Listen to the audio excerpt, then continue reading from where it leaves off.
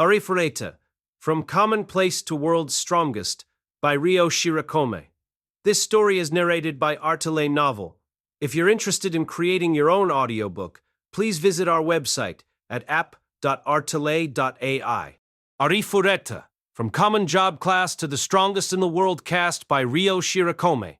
The cast is created by artale.ai. Please visit our website if you are interested in your own creation. Gliding across the clouds and glistening in the sunlight, the airship Ferner could be seen unopposed in the sky. As far as the eye can see, it's an ocean of clouds. The Schnee snowfield is always covered in an overcast sky. The outside is frigid. The Schnee snowfield and risen large canyon divided the South Continent in half. On the eastern side sat the heavy snowfield, which was covered in cloudy weather throughout the year, so even during periods when it doesn't snow, the earth remains smothered in snow and ice. East of the Sea of Trees, caught between the demon country of Garland and the southern continent, is this mysterious place. Strangely, neither the Sea of Trees nor the country of Garland are touched by snow or ice, as if the boundary was cut with an impassable wall. The interior of the snowfield houses a considerably large gorge, likely formed from the ice and the snow. The last of the large labyrinths should be at the tip of the gorge, the Schnee Snow Cave. Normally, an adventurer would be worn down by the cold on their way towards reaching the tip, making it a perfect location for the labyrinth. Hajime had known of the snow cave's location ever since his conversation with Miedri. Make no mistake, he understood it was a great labyrinth. However, a super convenient tool named airship allowed him to skim over the clouds in relative comfort. Master, is the compass working properly? Hajime was holding a compass the size of his palm in one hand. He had received it from Luluo Haltina, a compass designed with concept magic to show him the place he desired, in which case it was pointed straight for the Schnee Cave with pinpoint accuracy. Ah, it's okay. This is wonderful. The needle doesn't just face in the direction I want. I also get a sense of the exact location and distance as well, somehow. Is that so? So it seems to understand where the place is specifically. It must be hard to describe how that works. Kaori agreed with Hajime's words of admiration. When they were in Fairbergen, he tried an experiment by marking specific coordinates using the compass. The exact geolocation was determined in some complicated way. The power of this concept magic was shocking. He rejoiced that he could even feel the existence of his hometown in Japan. Of course, the coordinates vanished as the power demands increased exponentially. The consumption of magic increased proportionally to the distance of what you're looking for. To locate a coordinate on Earth, all of Hajime's power was used in one go. Fortunately, he barely avoided fainting by supplementing his power just before it dried up. Shia returned from the window, approaching the sofa where Hajime was sitting. To Hajime's right, Yue always clung. The left side was the place that Shia had originally sat, so she abandoned the window and hopped over, a perplexed look on her face. As Hajime watched her suspiciously from the side, Shia appeared nervous and fidgety. She seemed to feel nervous now that Hajime had formally begun to treat her as his lover, becoming more embarrassed at unreservedly clinging to him. Hajime's expression softened at the appearance of the beautiful figure of Shia, grabbing her hand and pulling her to sit next to himself. Don't be embarrassed now. We've already been seen. She is cute. Hajime laughed as Shia wore an amazed expression. Meanwhile, Yu warmly spoke while having narrowed eyes. Though Kaore was giving an envious look, she also nodded in agreement at Yu's words. Tio gave a perverted smile while moving to sit across from Shia on another sofa. Cuckoo, certainly Shia has become cuter. So how was your first night? Was it painful, or did it feel good? Why don't you let us know? Hora, let us know. What are you saying? It's impossible to answer. What is it? So Master's performance was so poor you can't say? Yes? That isn't true. Instead, it was amazing. Many times? Wait, what are you getting me to say?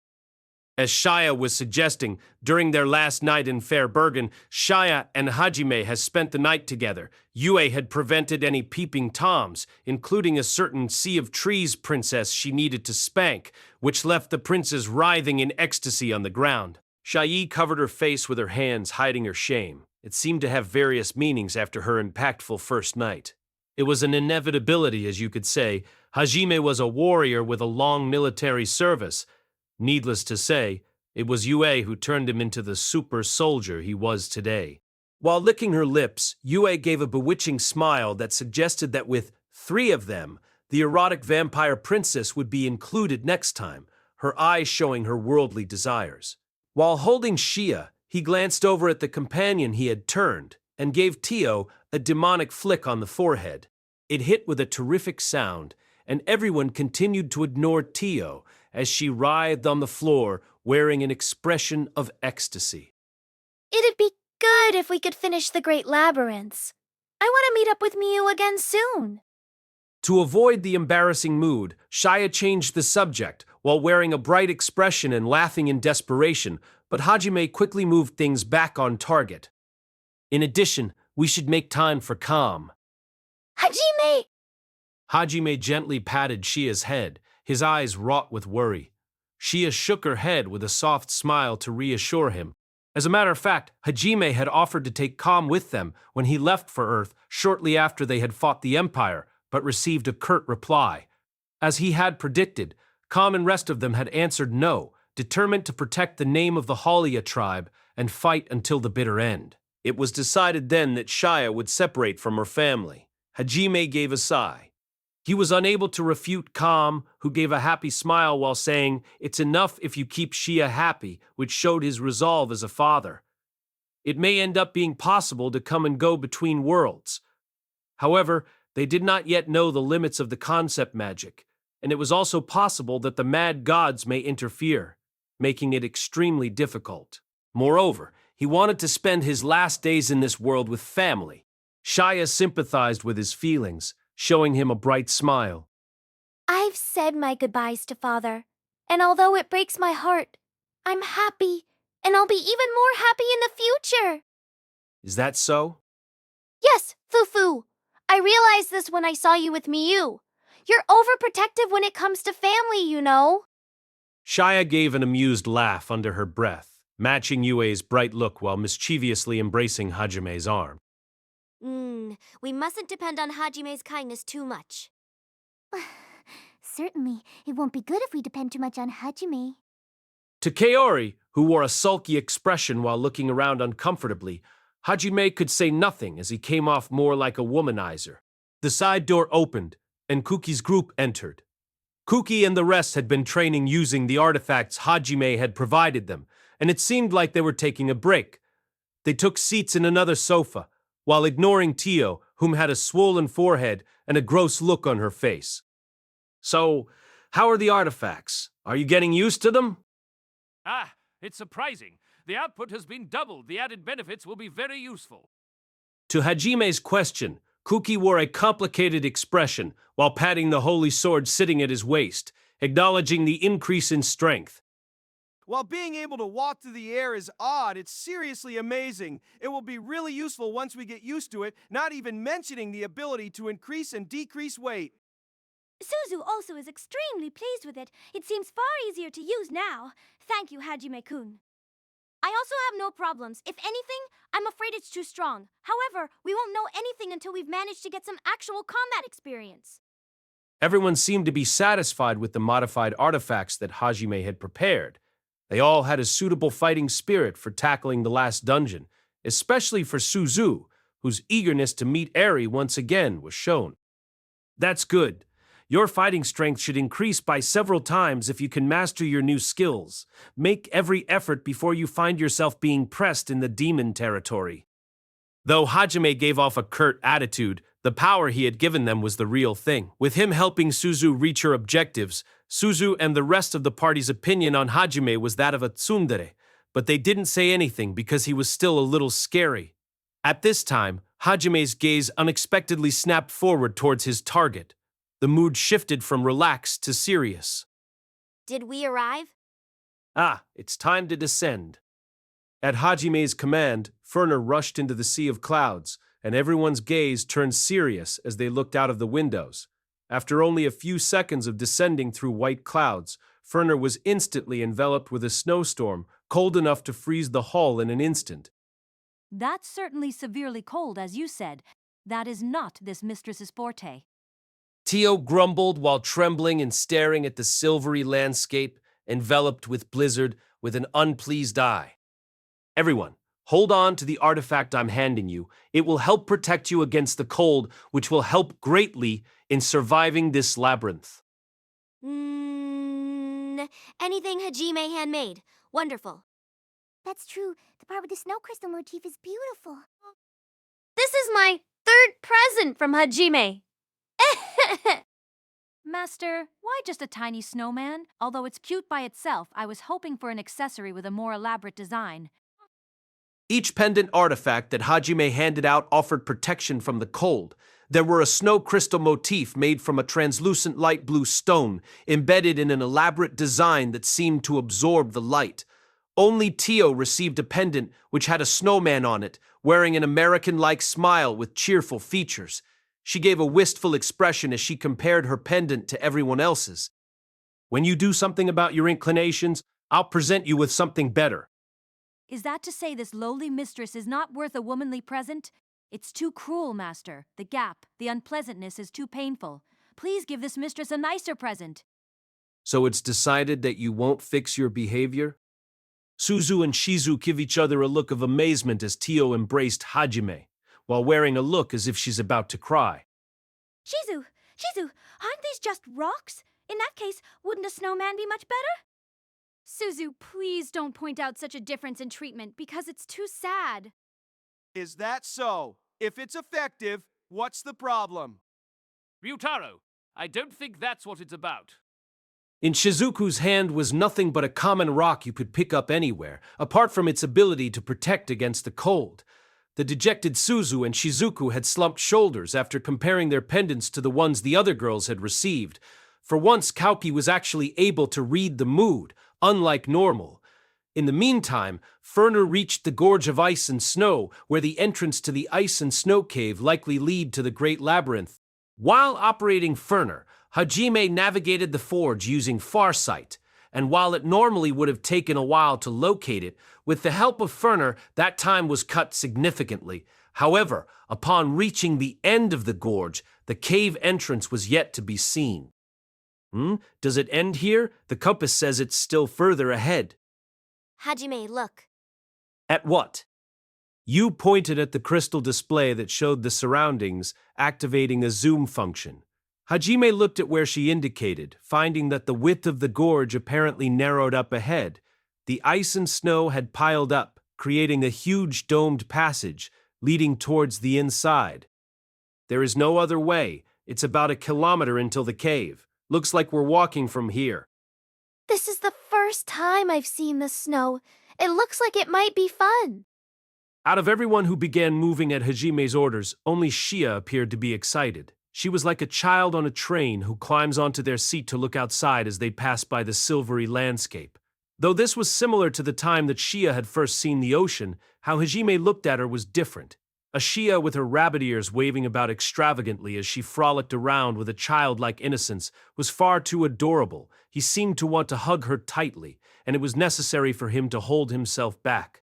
While scratching his head, Hajime concentrated on guiding Ferner into the depths of the ravine, which was quickly becoming too narrow to land properly.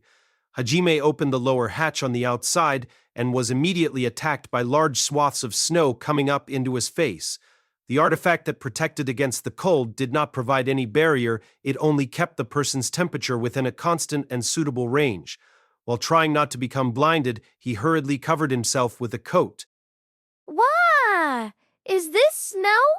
It's hard and fluffy! As such, Shia alone became excited. While her body was pummeled with the snowstorm, she was busy stamping her feet and scooping it up without reservation, her eyes full of enjoyment. Oi, Shia, let's go. You're getting too excited. Oi, are you listening? As Shia frolicked, she appeared to not hear the words of admonishment Hajime was giving her. Instead, she played in the pure white snow that lay thickly about, energetically, while raising her voice. And she fell into an abyss, as it was.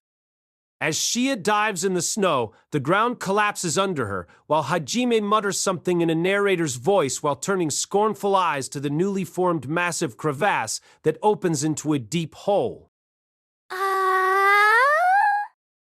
Shia had fallen into a crack in the earth while letting out a scream. There was a fissure that ran along the gorge, but the accumulated snow had made it impossible to notice. Will you settle down before Shia dies? Hey, Shia! The dumbfounded Shizuku and Suzu began to fall into a panic while making pale faces. Meanwhile, Kuki and Ryutaro were at a loss for words given the situation. Settle down. Shia won't be defeated by a fall like that. Besides, we need to get down there too. Hajime waves it away like it was nothing and then jumped the 400 meters down into the crevasse after Shia without a moment's hesitation. Yue also jumped after them. Everyone was provided with an artifact that provided the effect of aerodynamic, which provided them a method of reducing their rate of fall. Of course, Suzu could put up an energy-absorbing effect. There shouldn't be a problem for Koki's group, although it went against common sense to leap off a cliff. Suzu's group peeked over the ravine, quiet and watery-eyed at the thought of jumping off the edge. What are you hesitating for? There is no time to hesitate. Aren't you making a better effort? Tio couldn't stand waiting behind them, and thus gave a push in both the emotional and physical sense. With the feeling of being pushed, like a bungee jumper without a rope, Suzu is forcefully pushed. Wait, I'll go, because I'll go. Suzu is a person who can do it if you do it. Just let me go at my own pace. The day grows darker as you say things like that. Look, come here. Yeah, wait, please don't lift me. I'll do it myself. I'll go myself. Tio lifted Suzu and then threw her like trash towards the bottom of the ravine. The scream thins as she falls down the ravine, her voice echoing magnificently. Tio turns around and gives Kuki a smile as he turns pale. That smile eloquently told them all. Who dies next? Yigashi Shizuku, I'm off. Saying so as if trying to avoid being thrown, Shizuku leaps from the cliff with a beautiful form like a diver jumping into a pool. Brave! Kuki and Ryutaro let out a shout before passing Tio and jumping into the ravine. Moo! It's good to be energetic, isn't it? Tio nods before jumping over the side herself. Barely contained tears echo across the gorge of ice and snow. Suzu was shaking, and it seemed that her fall was only stopped desperately. Actually, the true reason she was crying was that she seemed to have wet herself a little, but that was something she couldn't say. Calm down, Suzu. Don't cry. Shizuku, Koki, and Ryutaro tried to comfort her. However, the three people had little strength left after their own experience bungee jumping without a rope. Sue, it's so soft. Cute. Please don't do that to comfort yourself. Hajime Tsukumi'd while giving Suzu, who seemed like a small animal under Kaori's care, a look. A part of the wall had collapsed with a roaring sound. There, Shia strolls out calmly with Doryukin propped on her shoulder. Iya! To be caught by such a cunning trap? My innocence was played with! Are you stupid? Though it's not the Great Labyrinth, it's still dangerous here. Don't forget it. Ah, sorry. I got a little carried away. With a deceptive smile, Hajime rapped Shia on the head with his knuckles while scolding her. As she dropped her shoulders dejectedly, he grabs her cheek and gives a moonie. While punishing Shia's cheek with one hand, he held the compass with the other. The compass indicated which road to follow from a branch up ahead. Come on, guys. Don't stand around engrossed in your own world forever. Let's go. Hajime shouted, and Suzu seemed to regain her lost energy, nodding with renewed vigor.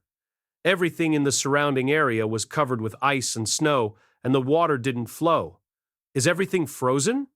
Even with the snowstorm in the valley above, the cold chill blew through, making a moderate temperature seem impossible. If they didn't have the artifacts to ward against the cold, just how much of their physical strength would be cut down? When the night falls, it could reach as low as -30, if not lower. Lumps of ice and icicles that seemed to grow from the ground appeared more and more the farther they advanced. The wind also seemed to blow stronger, and the temperature continued to drop. This is a little troubling. Tio wore a difficult expression and stood with some difficulty. It should be within 500 meters. It's dangerous with the snow fluttering around and obstructing our views. Tio, can you please disperse the wind? Understood. At Hajime's request, Tio gathered her magic to avert the wind to the left and right. However, before she executed it, an objection was voiced. Wait, let Suzu do it. With a fighting spirit, Suzu grasped onto two iron-ribbed fans that were the new artifacts Hajime had created. The fans had been imbued with Age of God magic, much like the way Shizuku's sword had been modified. Particularly, using the newly obtained sublimation magic, magic formations were carved into the iron-ribbed fan and evolved accordingly.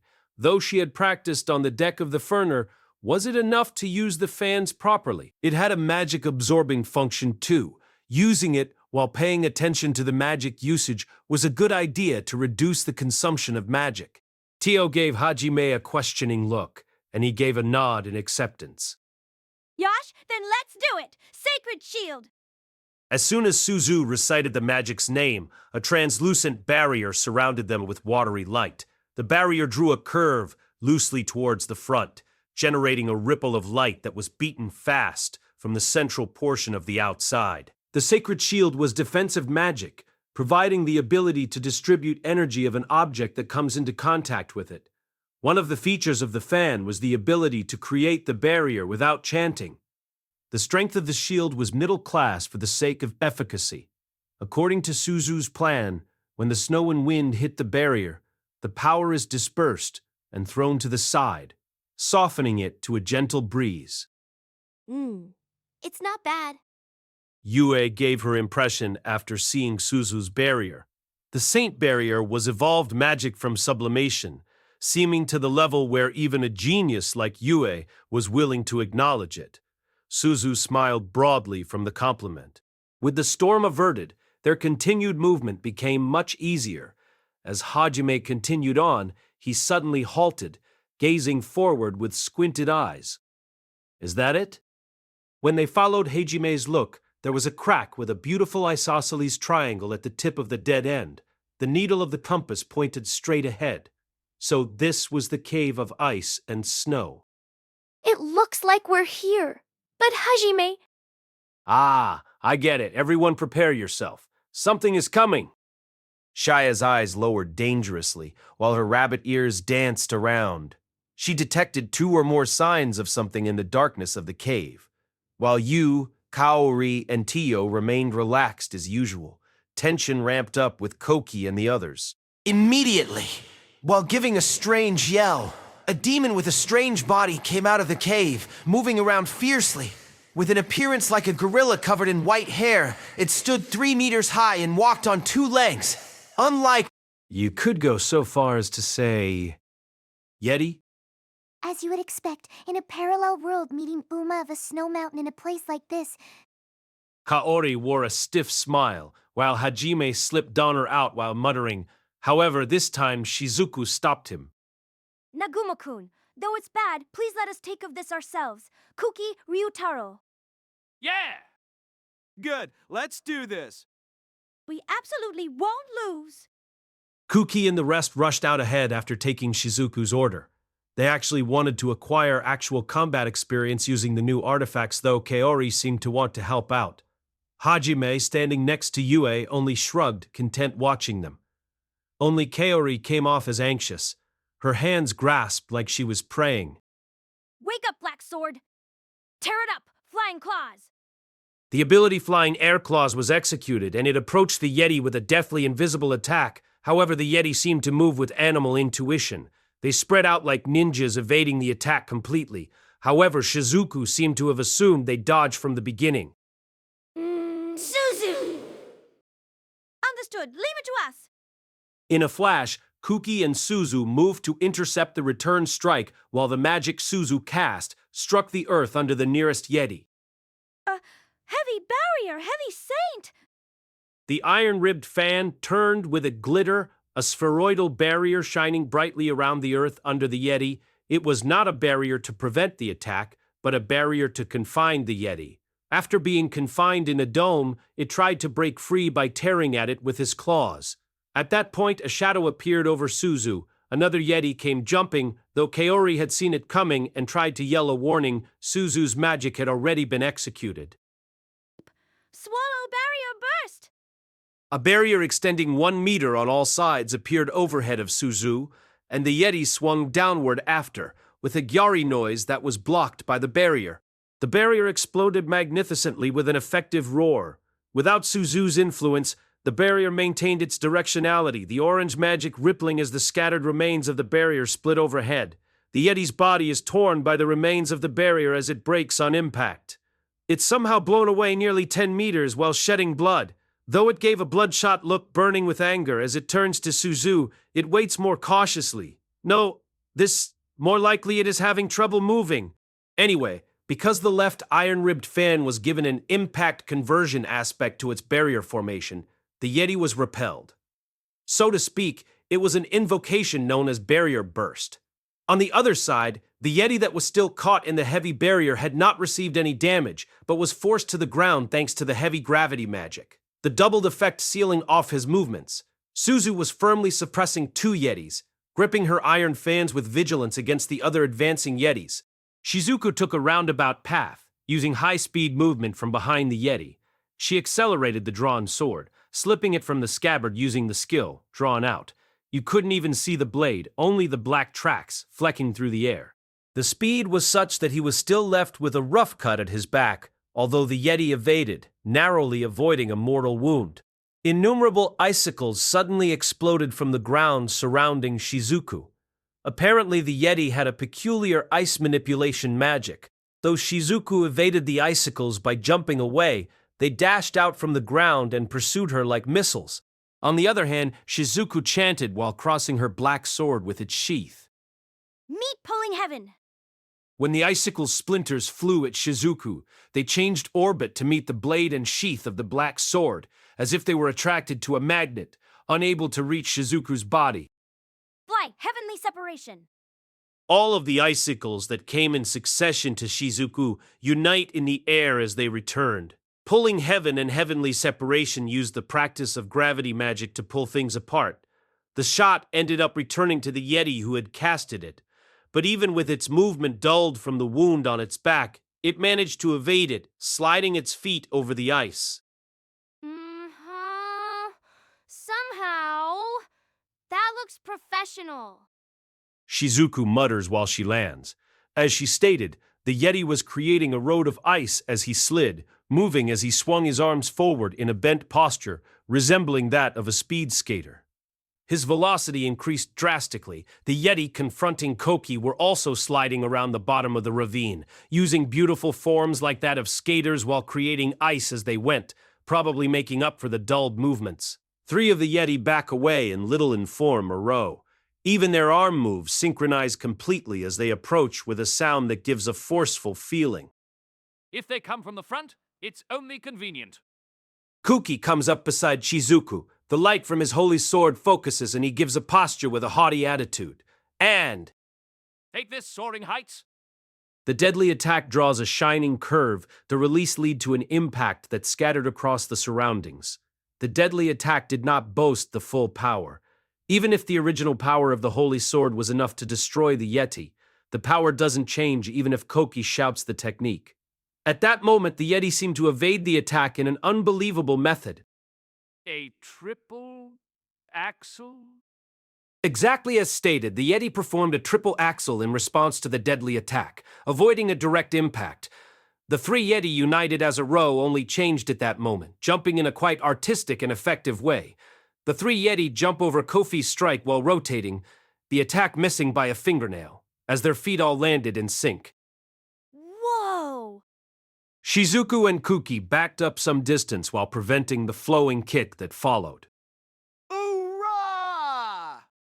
Ryutaro approached from behind and struck out with his fist from the side, eliciting a shockwave. However, the Yeti bent backwards, sliding on the newly created ice. The appearance of sliding both feet resembled a move from the famous ice skater, Ina Bauer. Are you kidding me? Calm down, Koki. Kuki, who was determined to capture the Great Labyrinth this time, was gritting his teeth as he fought against the first enemy. The Yeti approached from 3 sides while making unpredictable moves that Kuki just could gauge, continuing their assault. What is the best maneuver they had? The 8-rotation triple. Moreover, their hands expanded greatly. A huge excavator seemed to approach from every side, Ha! Flashing bloom. letting out a sigh towards the Yeti's triumphant looks as they rotated around them. Her excellent kinetic vision saw an expression that seemed unpleasant. She drew her sword while muttering an incantation at the same time. She jumped overhead, using aerodynamic and urging Kuki to follow. The 3 Yeti land in the place where Shizuku was a second prior. Cutting down with their claws, they landed magnificently, but those that landed were just 2 of them. The third was cut in 2 by the flashing bloom, an ability that cut space itself. Look, Kuki, Ryutaro, ignore their strange movement and just finish them off quickly. I'm going to Suzu. Ah, damn! Such an enemy, suddenly! Kuki dashed out in a poor mood while throwing out abusive language in response to Shizuku's words. Meanwhile, Ryutaro became accustomed to the movements of the Yeti, and he too began to corner one. Shizuku approaches Suzu, who is holding steady against a Yeti covered in wounds thanks to her manipulating barriers. The neck of a Yeti caught with heavy barrier was cut momentarily. Seeing that, Suzu releases the remainder of the Yeti from her barrier and went looking for Kuki and Ryutaro as they finished off the last 2 Yeti. They wore refreshed expressions after having finally defeated the Yeti with a complete victory. Then they were greeted by Hajime wearing a strange smile. You know, guys, it might be interesting to take them to Earth. We'd be famous for discovering the first ice-skating Yeti. You're annoying, you joking demon! Can't we just leave them here? Kuki snaps. The first match finally came to an end by playing in earnest. While Ryutaro lets out a laugh and Kuki sighs, Hajime lets out a shrug and turns away, stepping towards the cave. Shizuku told Kaori that it was cool. She gave a shameful gaze. Suzu sends Yue a look of expectation while being patted on the head with an "it was not bad" praise from an elder sister absent-mindedly. It seemed like the tiny girl who was like a dirty old man was secretly aiming at Yue. Well, then, let's commence with the last Great Labyrinth. Hajime's words echoed across the gorge of ice and snow. It was a line intended to focus everyone's mind and forget about the ice-skating Yetis as they stepped into the last of the 7 great labyrinths, the ice and snow cave of Shuni Snowfield. The last of the 7 great labyrinths, the cave of ice and snow, was like a house of mirrors. The passage inside this large labyrinth was a considerable area, large enough for 10 people to stand side by side. The walls, made from ice, possessed the transparency of crystal. Thanks to the reflections, you could easily become confused as to the number of people present. The end result? A mysterious internal structure. Although another thing could be said to contribute to this mysterious feeling, within the cave, snow was always falling. Naturally, since it's a cave, it doesn't fall from the sky. The snow is blown through the cave, moving along the wind. However, it wasn't blown in from the entrance, but blown out from within the recesses of the cave. In addition, it couldn't be called normal snow. I did it again. Ryutaro, you were told not to go out of the range of the magical barrier. A piece of snow was sticking to Ryutaro's cheek, causing it to swell and become red. So, this snow possessed a temperature as low as dry ice, causing immediate frostbite if it touched you. With the wind blowing against them, even though Suzu had dispersed the snow with her barrier, the distractions caused by the ice wall reflections resulted in people requiring treatments several times. A cave made of ice, with snow that causes frostbite, in a labyrinth named the Cave of Ice and Snow. I shuddered to think what would happen without this artifact. You wouldn't have drinking water, that's for sure. Shizuku muttered while taking out the small stone artifact that protected them from cold out of her pocket, while Kaori agreed, splashing some water outside of the barrier. It froze as soon as it touched the air, making a biki-biki sound as it impacted into the wall. The flask would have already been frozen if they were entering normally. Certainly, though you could melt ice to make water, Fire magic seems to be obstructed in this space and would take considerable magic consumption to activate. But that doesn't apply to us. When Tio answered Kaori's comment with a wry smile, Yue shook the pendant and ring at her chest while giving a shrug. As Tio remarked, this ice and snow cave remarkably weakened the effect of fire magic. It would be a considerable hardship to use fire as a method to secure water by melting snow. This didn't apply to Hajime's party thanks to the treasure warehouse where they stored all their supplies without being affected by temperature, as well as the cold protection artifact that kept the surrounding area at a comfortable temperature. It's extremely useful, as cooking would become problematic. While agreeing with Yue's comment, Hajime turned his gaze to the front. Yue followed his gaze ahead, seeing a man buried among the wall of ice with closed eyes like he was sleeping. He seemed to have sat down after becoming tired with his back to the wall and then become frozen there. With no visible injury, perhaps it was exhaustion from the cold? Hajime, somehow that corpse. Doesn't it seem strange? Now that you mention it, isn't he buried perfectly in the wall? Yeah, but did the wall of ice form over him while he was sitting there? Or was he taken into the wall? Shia's neck was tilted as she eyed the corpse buried in the ice wall with a suspicious look. Shia made a good point. Did the wall expand to cover him, or did it pull him into it? There is no reaction to magic from the ice or the corpse. Just to be sure, should we destroy it? They could have left it the way it was, because there was no reason not to. Hajime pulled out Donner, aimed it at the corpse, and pulled the trigger. A vivid, brilliant red flash shot from Hajime through the forehead and heart of the man. It was even more brilliant than usual as a result of the sublimation magic towards desecrating the dead. Kuki opened his mouth to complain, but then shut it again, having learned it was unproductive to try to complain. After a few seconds of watching the corpse and the ice wall, there was no reaction. Hajime holstered Donner and urged the party to move ahead. Hajime and the party disappeared into the recesses of the cave after a moment. Gu Gao Gigi. A sound like a groaning voice came out as the ice formed cracks. Not noticing what was happening behind them, Hajime and the party continued to traverse the labyrinth in silence. Though the ice and snow cave had many branching paths, they didn't hesitate at any given intersection thanks to the compass. On their way along, the walls were littered with a lot more corpses trapped into the ice wall, but after a 1/3 the distance of the labyrinth, they had yet to see a single monster attack. None? Again? Another corpse was discovered buried in the ice wall in the passage ahead. With pointed ears and dark skin, it was a person from the demon country. 50 people so far, most demons. Perhaps there were a large number of people that attempted to capture it with Freed? They couldn't tell from the clothing how long they had been there, but at least 10 of the ones they had found wore service uniforms that matched the ones they saw during the attack on the capital. Fumu, though they were able to beat this labyrinth, it appears they didn't do it with ease. When thinking about the other routes, how many people However, considering how many people in the country that might have attempted it, there might be someone other than Freed who had managed to complete it. It might be only a matter of time before the demon country reorganizes and attacks again. Kaori responded while showing a look of concern, possibly worrying for Liliana or the other classmates left in the capital. It's all right, Kaori. They won't be doing it soon. The invaders were crushed, their weapon was destroyed, and a magical barrier was restored. Not to mention, they don't know that Hajime's laser weapon was destroyed. They won't find it that easy to attack, even if they prepare a new army. Shizuku, that's right. Kaori gave a smile after thinking about Shizuku's prediction. However, when they returned to Earth with Hajime, Liliana and the country would be deserted. It was only natural that it hurt to think about the ones left behind. From there, Kuki entered into the conversation. Be relieved, Kaori. Even if I have to defeat mad gods, humans, or devils, I will remain and protect Liliana.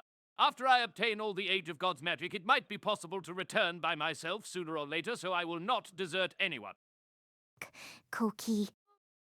Indeed, it was a hero-like speech. However, Kuki's glance was not given towards Kaori, but Hajime, as though he was trying to insult him.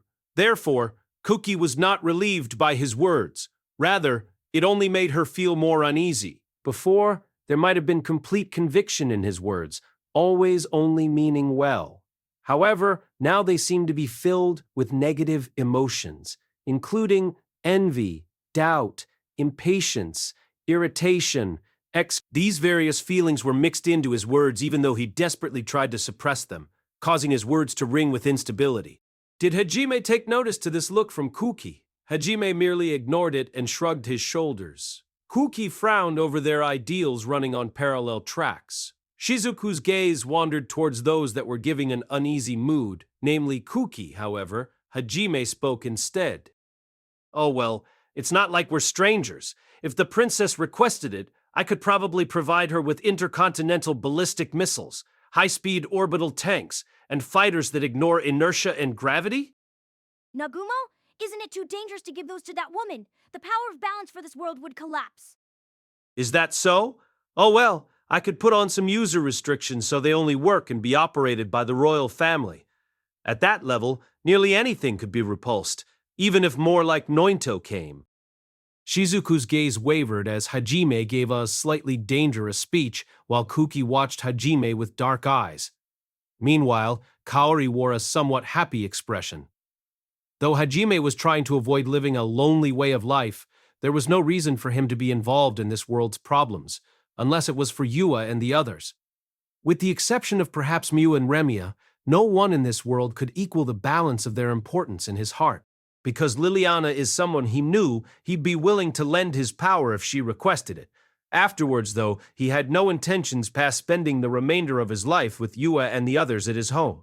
When considering the possibility that he'd lose the ones important to him, he felt no guilt and saw no important reason to risk his own life. With his efforts, he had decided to give Yua and the rest's smiles his priority and could discard anything outside of that.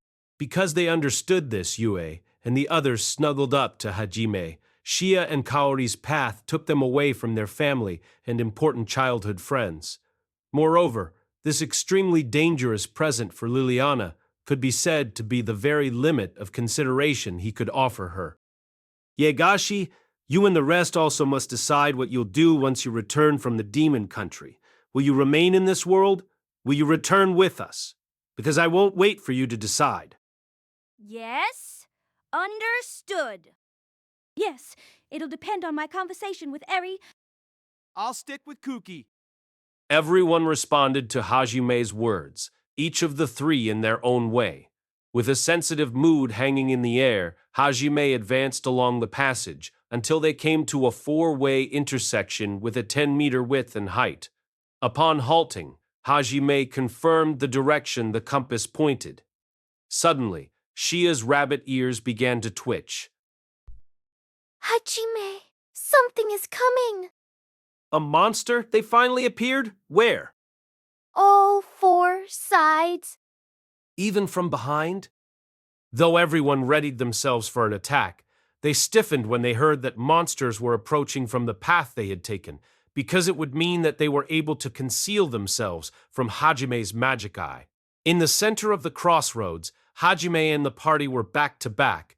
After an interval, a voice like a groan could be heard in the darkness of the passage. A fairly terrifying voice, not quite like a beast's groan, gave off unpleasant feelings. As the darkness in the passage also seemed to have deepened, the sound of someone swallowing their saliva with a gulp was heard through the silence. And then it appeared. It was the figure of a person wearing a service uniform, with most of their skin having lost their coloring and a thick layer of frost over their entire body.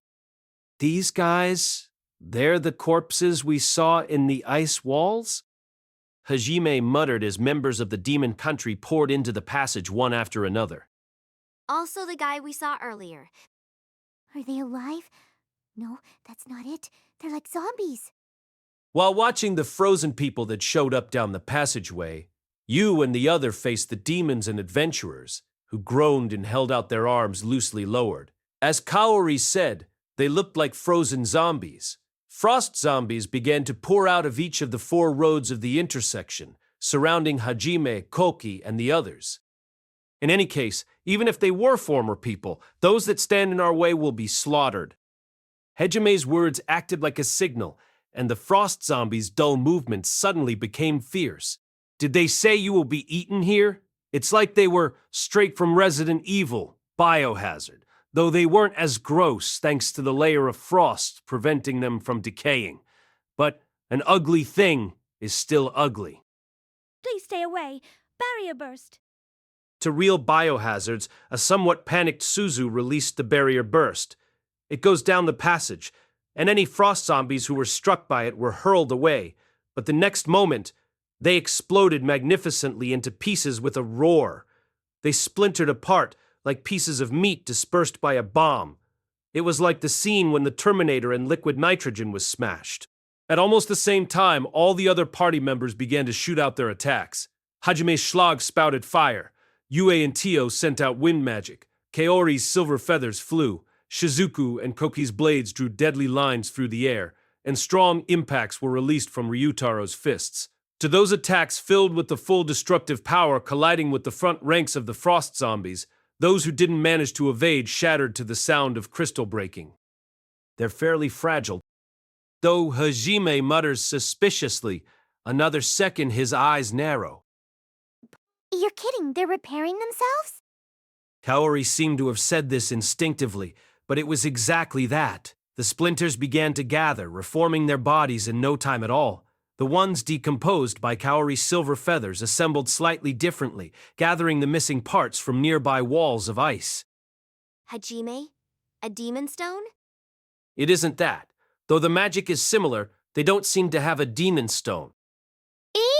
They're like those golems from the labyrinth in the canyon. Hajime wore a grim expression, while Shia looked on with a disgusted look when she recalled the powerful and infinitely respawning enemies that repaired themselves no matter how much they destroyed them. They also didn't have a demon stone core, and were destroyed only by Hajime's quick thinking. Just how many are there? There must be some trick.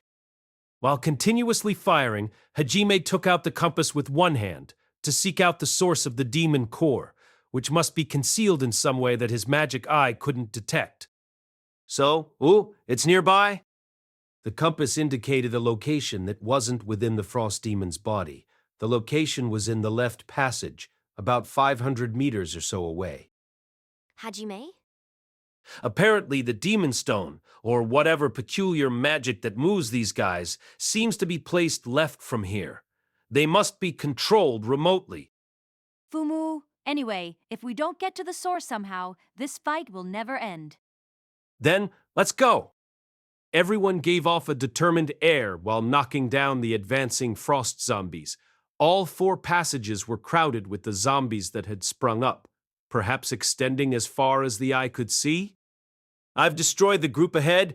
Everyone, don't fall behind. Hajime ordered while taking Orkan, the rocket launcher, out of the treasure warehouse. After hearing their response, he pointed the rocket launcher towards one corner and released an overwhelming power. Orange trails flew out behind the warhead. With a thunderous roar that resounded through the passage, they ran past the gap Hajime had made. With Yue and rest behind him, Hajime thanked Orkan for clearing away the frost zombies like they were nothing. Even without being able to use fire or water magic, they kept being pulverized again and again, no matter how many times they regenerated. Thanks to Hajime's continuous fire pulverizing the frost zombies, they had no trouble moving forward. As they passed by, those that were destroyed reformed themselves. Generally, the expressions of all the party members except Yue and Tio were cramped. Blee! No! A real-life biohazard! Suzu, get a hold of yourself. If you don't look too closely, it's not that bad. No, that's bad. Oh, don't come near me. Barrier burst. Suzu, please don't lose it. Do not waste your magical power, Kiaya. That's an arm. Kaori, watch where you're aiming. That arm that just flew by touched me. Though it is said it is noisy when women gather, these 4 were in full-blown zombie panic, and it was indeed noisy. It seemed like they challenged a certain famous horror house in Japan while noisily running through the passage and talking. Moo. It's good to be young. Being able to make a racket like that while facing monsters. While looking over her shoulder at Kaori and the others, Tio responds fairly calmly. This caused Yua to give Tio an amazed look. Tio, smells like an old woman. That's a terrible thing to say. Well, I'm older, but isn't Yue also? I'm not. I'll be 17 forever. What? I'm sure you were 20 when you were imprisoned. While hearing something unexpected, a shiver went up Hajime's spine in response to a crisis, causing him to say something to break the tension. That's right. Yue is always 17. The same as Hajime. To be completely dominated by Yu Yi. Tio wore an amazed expression, with the noisy group of girls in the rear, while Hajime is being led by the nose by Yue. Kaoki and Ryutaro looked at each other. In spite of being chased by frost zombies, their minds seemed to be playing out an impossible scene. After dashing for 5 minutes, with a Zudodo from behind, the frost zombies continued to chase with screams and roars that caused the tunnel to shake. Hajime and the group finally arrived at a large space which seemed to be about the size of the Tokyo Dome. Hajime rechecked the compass in his hand. The area where the demon stone that controlled the zombie horde was definitely indicated to be in this room. To be accurate, it was encased in a certain ice wall facing the entrance they had just passed through. Hajime could see deep into the ice wall with his magic eye. Even the improved Donner wouldn't be able to penetrate deep enough to reach it, so Hajime took out Schlagen from his treasure warehouse. Naturally, Schlagen had also been improved thanks to sublimation magic, which greatly increased its specs. It would surely pierce the armor that had protected Miletti's golem now. Electricity intensely discharged as the anti-material rifle that specialized in penetration scatters a vivid bright red light. Hajime held Schlagen with one hand while catching it to the side. Just as he went to pull the trigger, Hajime. At the same time as Yua's warning, a large eagle that unfurled its wings from overhead began to assault the party. It was not simply a large eagle, but it was transparent and appeared to be made of the same material as the ice wall. More were falling down like a downpour of ice. Hajime momentarily fired overhead, and a flash went into the sky.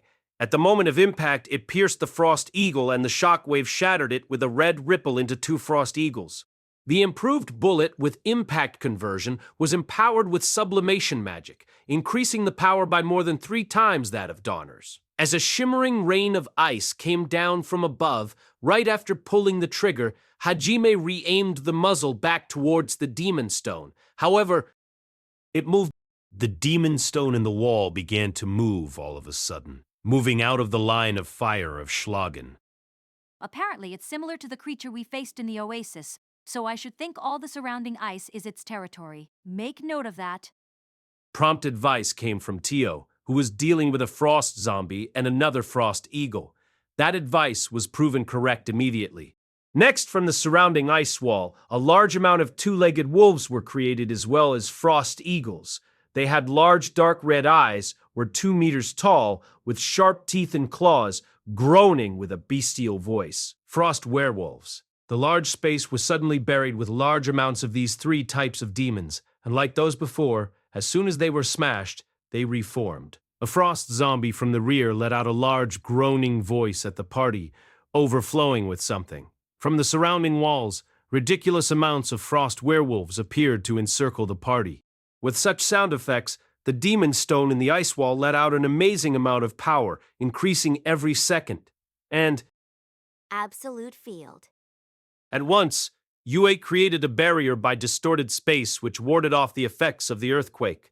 Opposite of that barrier, the creature that held the demon stone finally showed itself. It was like the turtle-like demonic beings who had attacked the capital before, but its body was mostly composed of ice, and the shell had icicles like a pincushion over 20 meters in length. Apparently, the trial is to pierce the demon stone in that guy while dealing with all of these demons? Hajime took a guess while smiling scornfully. A normal party in such a cold place after wandering for so long would probably despair having to fight like this. Unfortunately for these monsters, they weren't a normal party, and thanks to Hajime's artifacts, the temperature wasn't a problem either. The cold and the pressure that the frost turtle gave off caused Kuki and his party to pale, but Hajime only glared at it with scornful eyes. At the same time, Hajime let loose his immense killing intent and pressure. A wave of red magic hit the surrounding monsters, and immediately broken them to pieces. Somehow, even the frost turtle flinched at that. Hajime took a single step forward. The frost turtle let out a roar as if to deny that it flinched from a mere human, and all the surrounding demons began to move together. The ice and snow cave, the first trial started here. Well, first of all, Amanokawa, charge forward! Eh? While Hajime and the frost turtle let out enormous waves of pressure towards each other from their killing intent, Kuki had thought they would start fighting. Instead, he was called forward, and thus gave Hajime a startled response. No way! Charge forward and quickly crush that turtle. But why me? Hajime turned around and gave him an amazed look while continuing to shoot down the surrounding monsters one shot at a time. Ah, you guys came here to do what? It's not likely to count if we just do it all for you. Oh, that's right. Amanokawa, use all of your power to crush the big guy. The other three of you, support him while the rest of us keep the small fries off of you. Do it quickly. If you wuss out, I'll finish the job. Hajime smiled provocatively. Kauki gave a strong nod, flames of determination sprouting in his eyes. Leave it to me. I'll show you I can absolutely knock it down. Shizuku Suzu, Ryutaro, let's go. Whoa, let's go. I'll cover you. Take care of the icicles behind me. There may be some trick to them. Leave the defense to me. I'll show you I can protect everyone. After everyone answered energetically, a silver flash struck the monsters near the frost turtle, disintegrating them in an instant. Go! Don't do anything rash. Thanks to Kaori's silver bombardment of disintegration, an easy route had been opened up between Kauki's party and the frost turtle. They ran forward while thanking her. While its red eyes shone, the gap they formed immediately began to fill with demons once again. What are you doing? Your opponent is me, Trembling Heaven Triagram. As the turtle was focused on Hajime, Koki's party ran towards the frost turtle while Koki shouted out his favored technique. A killer attack of light flew forward, directly striking the eerily shining eyes of the frost turtle and tearing them up. A shockwave followed, hallowing that wound. With part of its head crushed and only one eye remaining, the frost turtle raised a roar while shooting killing intent at Kuki's party. This was all going according to Kuki's plan, and with its mouth gaping open, a breath of ice and snow was expelled out, spiraling like a tornado filled with ice chips. Any who were caught in it would freeze immediately. Even if you could endure the cold, the ice would cut you to ribbons. However, they had a master of magical barriers they could rely on. Faster than the wind, quicker than the water. Over, Saint Scatterer! By reinforcing the magic's image with chanting, Suzu created a barrier that dispersed energy. The bombardment of ice and snow collided with the barrier, making a goo sound. And even though it came with a terrific impact, the energy was dispersed and could not overcome the barrier. It will keep reddening indefinitely as long as it contains the demon stone. Don't waste time. It is necessary to end this in one blow. My Heaven's Might takes 30 seconds to reach maximum power. Then, in the meantime, it's fine if Koki doesn't need to do anything.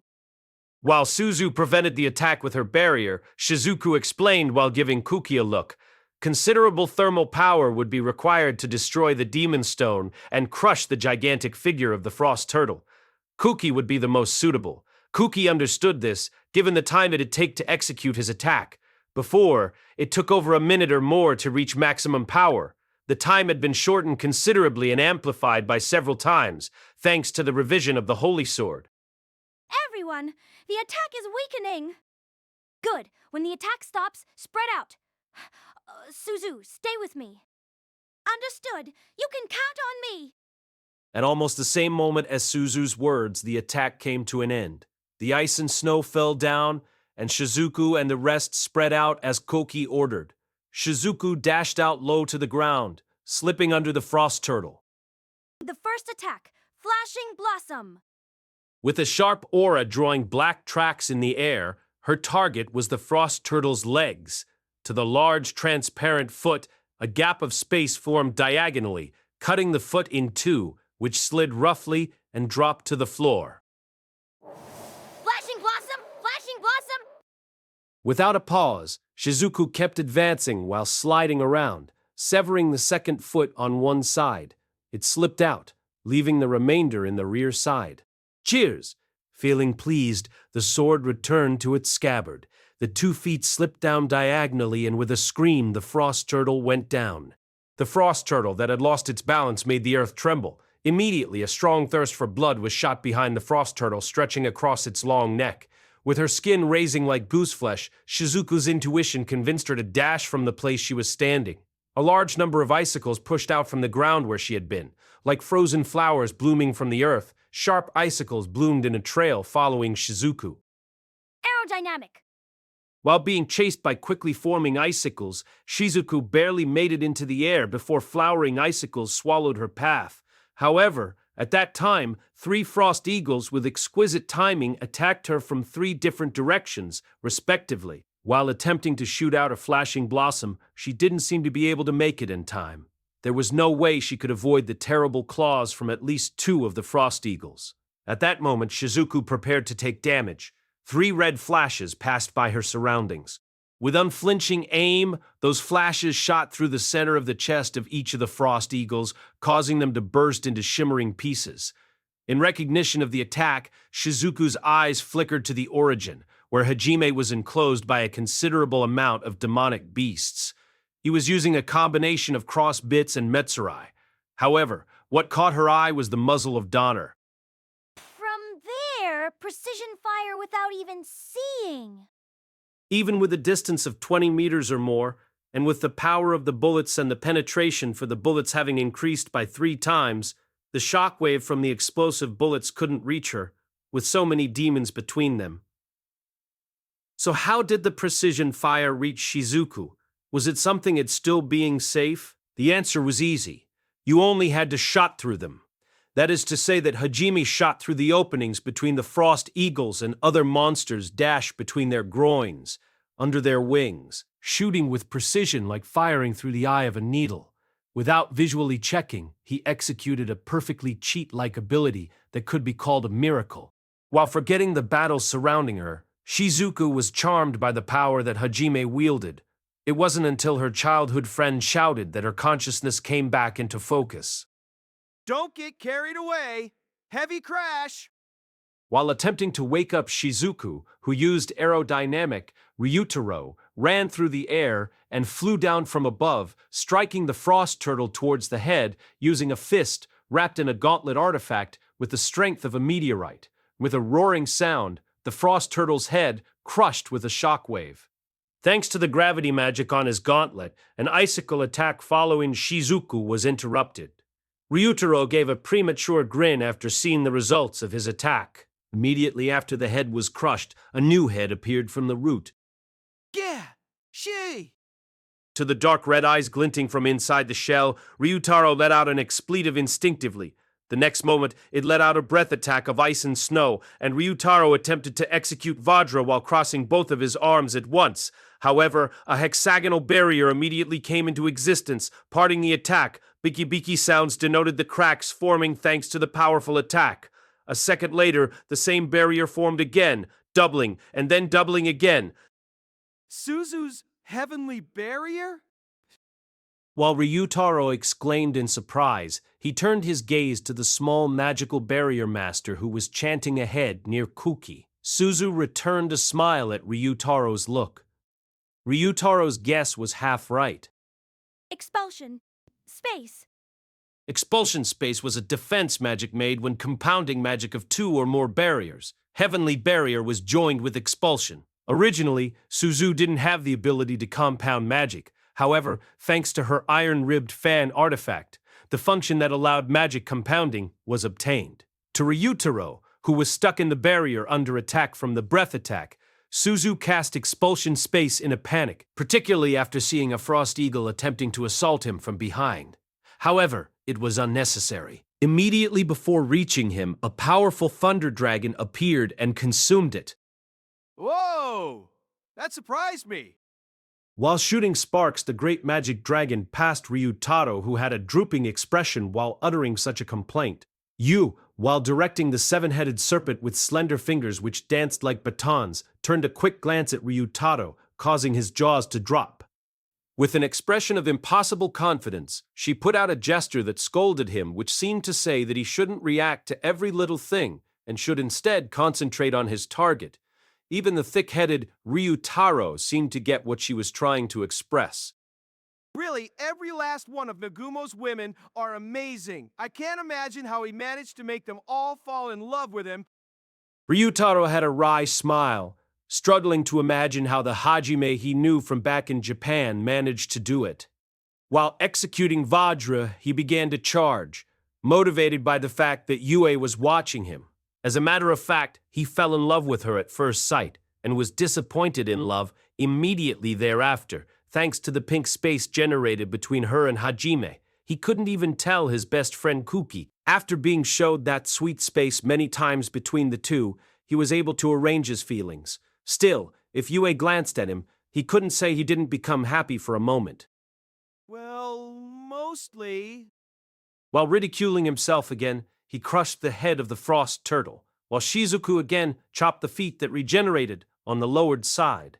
Naturally, though, it was incapacitated. Its temporary stop in movement would be over soon. And after just 30 seconds, it is, in a word, Shizuku! Ryutaro! Fall back! I will go! You monster! Heaven's might! That's right, the time necessary to execute Koki's Heaven's Might was reached. The enormous light, like a fixed star spiraling from his holy sword, proved as such. Koki leapt forward using a disc created with aerodynamic, swinging to pierce the frost turtle whose eyes were bugged out. The aura undulated, and it almost seemed like the sun rose in the hall. Such a huge quantity of pure white light dyed the surroundings. The frost turtle, to that bombardment of light falling towards it, transformed its shell into a cone in an attempt to distribute the power of the attack. A 5-meter diameter light impacted the back of the frost turtle. A terrific impact sounded and reverberated in the entire area. The screaming of the frost turtle resounded with frustration. Its shell, even with its transformation which according to its plan would distribute the power of the attack, Heaven's Might was indeed distributed. However, while under normal circumstances this attack was powerful, thanks to Hajime's remodeling, it was now even stronger. Kuki's last resort melted the conic tip, and the armor of ice surrounding the shell disappeared magnificently while white smoke rose. Please disappear as it is. Let this power be enough. The frost turtle's eyes began to brighten as it absorbed the surrounding ice to regenerate. Kuki let out a shout with a desperate look. If his authentic maximum attack that spent all of his magical might was endured completely, it'd be proof that he still hadn't reached the level of attack needed for a great dungeon monster. Since meeting Hajime again, the unpleasantness and painful feelings overflowed. He wanted to do it by means of his own power. By all means. Kuki! Nearby, Suzu said with a slightly frightened expression after seeing Kuki's look. In a moment, after hearing such a sound, innumerable fissure appeared around the frost turtle, and ice chips scattered with a pitter-patter to the ground. And the light of the Heaven's Might crushed that gigantic figure from the back, eliminating the surrounding ground so that there was no free time to allow regeneration. Light swallowed up the front and back of the frost turtle. The scene was like a sea liner breaking in half while sinking. With a sighing rattle, the dark red light went out from the frost turtle's eyes, and after a beat, the light that swallowed the frost turtle gradually reduced, returning the space to normal. Woot! Defeated by me. While intensely panting, Kuki tottered. Aerodynamic lost its power, and his body fell, only supported by the nearby Suzu. Koki, are you Suzu, while supporting him, starting to ask anxiously at that time.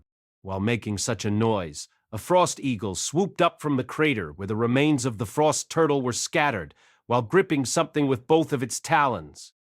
Why? How come it's still moving? Koki, look at that. Kuki looked with tired eyes in astonishment after seeing the area Suzu indicated with a strained voice where she pointed. A dark red crystal was gripped in the talons of the frost eagle. Dedamede. It wasn't destroyed, however, you're not getting away. While grinding his teeth, Kuki, who had used up all of his power while thinking he had destroyed the demon stone with his heaven's might, snapped. The moment the frost turtle had judged it wouldn't be able to win against his attack, it seemed to have returned to its origin within the demon stone and created a frost eagle to bear it away. Kuki again rose his holy sword with an unsteady hand. Because the mana absorption effect was added to Kuki's armor by Hajime, he didn't feel the effect of mana exhaustion. With no time to delay thanks to the frost eagle with the demon stone that started to make sounds of transformation, Kuki started to press the attack. Not heading for Suzu, he ignored his mana exhaustion like he was possessed. Even if he had a strong will, the light that gathered in the holy sword was weak. Looking at it, Kuki started to chant the spell for limit break. With limit break? Kuki, listen to me. Suzu yelled angrily. Though it's possible to regain his strength after using limit break, the after effects would be great, and it wouldn't be easy to recover even with recovery magic. And while it would most likely be able to recover completely with regeneration magic, it would use a considerable amount of Hajime's party magic. Even though he was pushing ahead alone, Kuki was surrounded by allies, and there was no need to overwork himself. The importance of Flash Claw Break.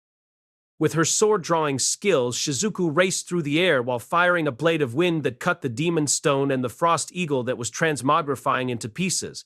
A dark blue light expanded, along with a shockwave that came from the demon stone in front of Shizuku. She faced it, blocking with her sheath. The ability of impact conversion was granted to the black sword's sheath. The impact was transmitted directly to the demon stone. A fissure began to form with a biki-biki sound, and finally, Ha! It was crushed completely.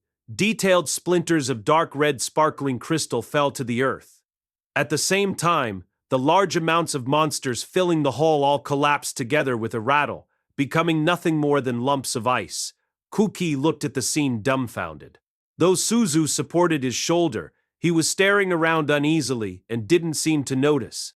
A splendid, cheerful voice rang out. Ha ha ha! We've done it! Koki, we won! Eh? Ryutaro? Yeah, how to say it? Look at that spiraled shell. Heavens might look at that crater. As expected of Kuki. Thanks to the expression of his best friend, who was hitting his shoulder, Kuki's obsessed expression returned to his normal one. However, Suzu, who was supporting Kuki, was still panicked. That's right. No! We won! To the great labyrinth monster! Yeah, it's refreshing after pushing on since before.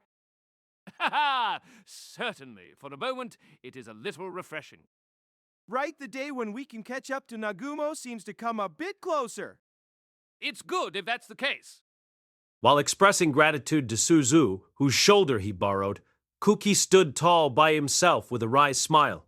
Thanks to the brightness of Ryutaro, his dark mood cleared up a little. However, a deep regret remained that he was not able to do it with his own power. Shizuku Patricius. Thanks for the hard work, Koki. Shizuku returned by jumping down to Koki's position. Koki smoothed over his sharp glance while panicking. Though Shizuku felt somewhat uneasy after looking at Koki's appearance, she gave thanks for the hard work after their long-awaited victory. Is that right? Apart from that, Koki's Heaven's Might, your strongest attack since strengthening the Holy Sword, was more than I imagined. That's right. An amazing blow. Something like that is... While Shizuku modestly praised the Heaven's Might that caused the crater before her eyes, making light of her own achievements, Suzu tried to dispel the desperate feeling in the air with cliched praise. As might be expected, Koki felt embarrassed, being praised by two girls in parting, while smiling and scratching his cheek. A voice comes from behind Koki's party. Oi, though it's good to enjoy your victory, it would be good to leave soon! While looking at Hajime, who was standing on a mountain of ice showing a cool appearance without an indication he had taken on 1,000 opponents, he tapped his shoulder with Donner while indicating a direction. An advancing passage seemed to have appeared in the wall where the frost turtle had come from. While Cookie's party nodded to each other, they headed over to Hajime, who released aerodynamic. Grats, you seem to be able to fight without any trouble against the great labyrinth monster. For Hajime, that expressed rare words of praise. A look that seemed like it was observing a rare animal was turned towards Kauki. Do biting words come from such a glance?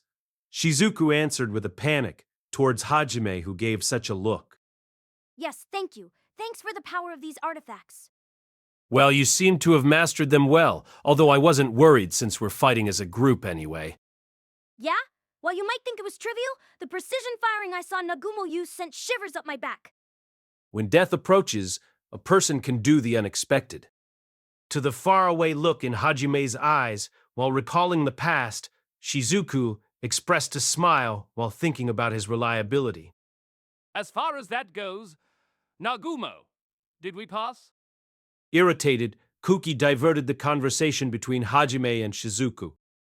To say were your efforts accepted? That's right. It should be all right, given the concept of this great labyrinth. In what way? Kuki inclined his neck to the previous comment. Hajime turned his eyes to Tio, seeking her confirmation. Tio, who opened her mouth, expressed her full approval. With infinity reproducing monsters, with the ability to freeze you to death, and a master-class monster built like a fortress, it was certainly troublesome. However, if you fight only a strong monster, isn't that the same as Orcus? The concept isn't clear for the ice and snow cave. Though all of us knocked down at least 3 digits worth of monsters. Because there were over 1,000 monsters to overwhelm us, I don't think we failed. NN without question. Hajime's group said one after another, calm and composed as those who had the most experience in Great Labyrinth clearing compared to Kuki's party. While thinking such differences were being shown off, the dark and unpleasant feelings once again swirled in Kuki's heart while he showed a consenting face. Shizuku, who was worried about Kuki's appearance, left it for later, since Hajime was urging them forward. And again, they went forward into the passage enclosed with large ice walls. After walking for 30 minutes, as the last light was seen at the tip of the passage, the extended maze was vast, like a joke. Spreading out below them was a vast maze. It was vast maze inside a great labyrinth. That was the scene they were now looking at from the exit of the passage. The walls overhead formed a vault. The maze could easily be confused with an athletic park if not for its sheer size.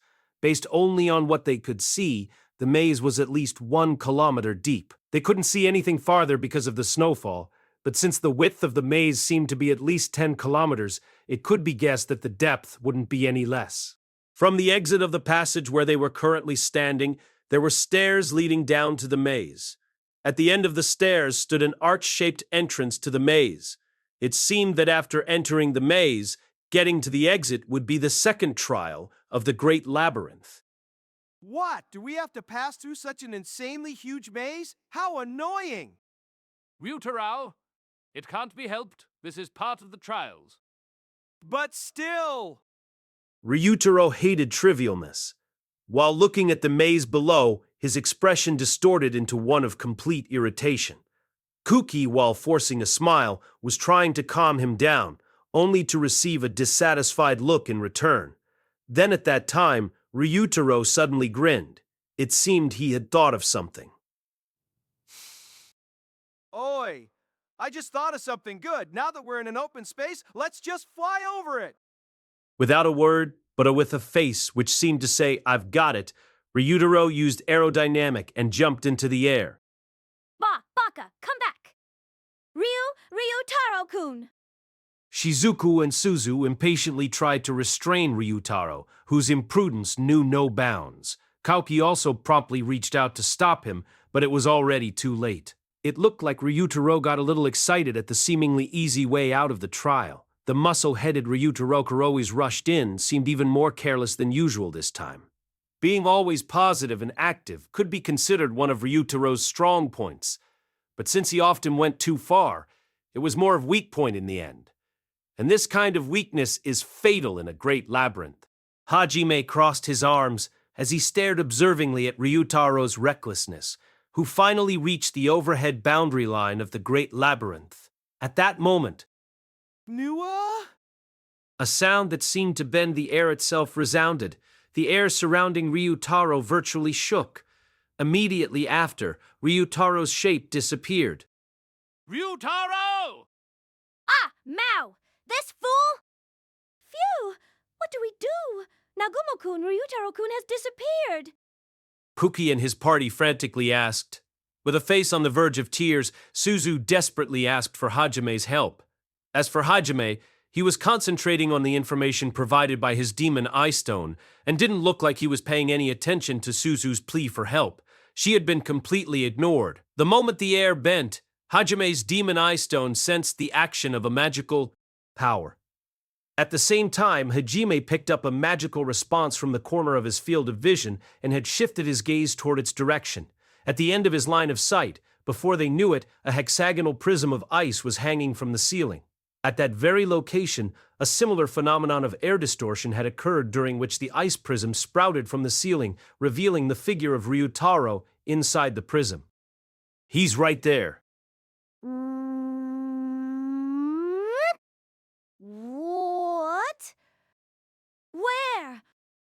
They all reacted to Hajime's answer and followed his gaze. Then they became speechless. That was because they saw their childhood friend, who had disappeared, in the ice prism, looking like a specimen would in an exhibition. On the other hand, despite being inside the block of ice, Ryutaro's expression had turned frantic, as though he had still retained his consciousness. However, thinking things had suddenly taken a turn for the worse would be an overstatement. Indeed, Ryutaro was not inside stone, but ice. It looked like he had activated Vajra and was trying his best to free himself. However, he seemed unable to move, and he was in pain with every breath he took. Moreover, as if to make sure the trespasser was properly dealt with, countless icicles with sharp edges had grown from the surrounding ceiling. This is bad. This pattern, it's unmistakably... Awawa, I have to deploy a barrier right now. Naturally, they were instantly able to guess who the icicles which had appeared were pointing at, and their faces turned pale. A panicked Suzu was trying to deploy a barrier to protect him, but since the ceiling was 500 meters above their heads, it was hard to deploy it at the right coordinates immediately. This is why deploying a barrier on her current position and launching it towards Ryutaro might be the best way to go about it. However, would it make it in time? UN. Even with a barrier, it seems he would die from suffocation sooner or later. Why would there be a need for drilling icicles to begin with? Can't you lend a hand without analyzing things so calmly? Shizuku retorted with a face on the verge of tears, while Hajime simply tilted his neck in response. Hajime was thinking that the icicles were some kind of guarantee in case Ryutaro somehow managed to escape, and that they wouldn't attack immediately if left alone. He planned to share his conjecture with the others, but it seemed Shizuku and the others were feeling really uneasy about their comrade's predicament. Hajime shrugged his shoulders in response to Shizuku and turned his gaze toward Yue and Kaori. They both gave a small nod, showing they had understood Hajime's intentions. Rather, taking into account the speed with which the spell was cast, it looked like Yue had guessed Hajime's request before he could even shift his gaze to her. Field Pierce. Moi, it can't be helped, 'cause Ryutaro-kun's bad habit never changes, no matter how much time passes. The space before Kaori's eyes opened, and a transfer gate appeared. The opposite gate's light shone from the side of the ice prism, which entrapped Ryutaro. With a wry smile, Kaori deployed her silver wings and fired a large number of silver feathers through the gate. After crossing the gate and fluttering around Ryutaro's surroundings, the silver feathers clung to the ice prism and started decomposing it effortlessly. Seeing the prey escaping as if making a judgment of their own, the countless icicles which had sprouted from the surrounding ceiling finally started shooting towards Ryutaro. Nevertheless, the prism, which was covered with feathers like a cocoon, was in itself a protective wall due to the decomposition effect of the feathers. Consequently, the group of icicles which was fired from the ceiling like the projectiles of a Gatling gun turned into mist as it met the silver feathers, leaving not even the trace of a single ice shard, and was carried away with the wind. Kaori, while you're at it, you carry out his punishment. Decompose this Fu F's groin. While Kuki and the others were breathing a sigh of relief after seeing Ryutaro saved by the silver feathers of a Kaori whose body was suited for both offense and defense, Hajime spat out these merciless words. Kuki's mouth was flapping open and closed with a face saying, "What a scary punishment." Groin, there's no way I can do such a thing. Hajime-kun, no eki. What exactly is Eki in decomposing a fool's groin? Kaori, you react too much to the word groin, you pervert. No! To do that, I have to touch his groin with my silver feathers, right? Isn't that the same thing as indirectly telling me to touch Ryutaro-kun's groin? That's eki. No matter what you say, that doesn't change the fact that you overreacted to the word groin and your face turned red. You pervert.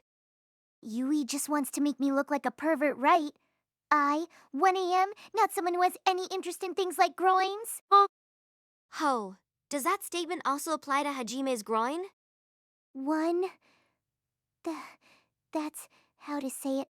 I just a little, As I thought, you pervert, you groin master. How mean. No matter how you look at it, that title is just too cruel. Hajime-kun, I truly don't have any excessive interest in groins. I swear. A-N. I got it. It's my fault for starting this conversation to begin with. Now you two, stop repeatedly talking about groins. Look, Amanagawa doesn't look like he can take it any longer. Taniguchi looks about to breathe fire. Yegashi looks like a mother seeing off her grown-up daughter. Being told so by an amazed Hajime, Kaori turned towards Koki and the others. Indeed, they seemed to be exactly in the state Hajime described. Kuki with a face saying, "Where did that pure and innocent Kaori I know go?" had turned his head away to escape from reality and his gaze was wandering in circles. Suzu, while making a red face, was muttering, "Adult, adult." And then Shizuku, while looking a little lonely somewhere inside, was looking at Kaori with an affectionate face, like the face of a mother rejoicing at the growth of her daughter. Kaori shivered. At this rate, she was going to be thought of as a pervert, excessively interested in groins by her childhood friends. She panicked and took a step forward to explain herself. At that moment,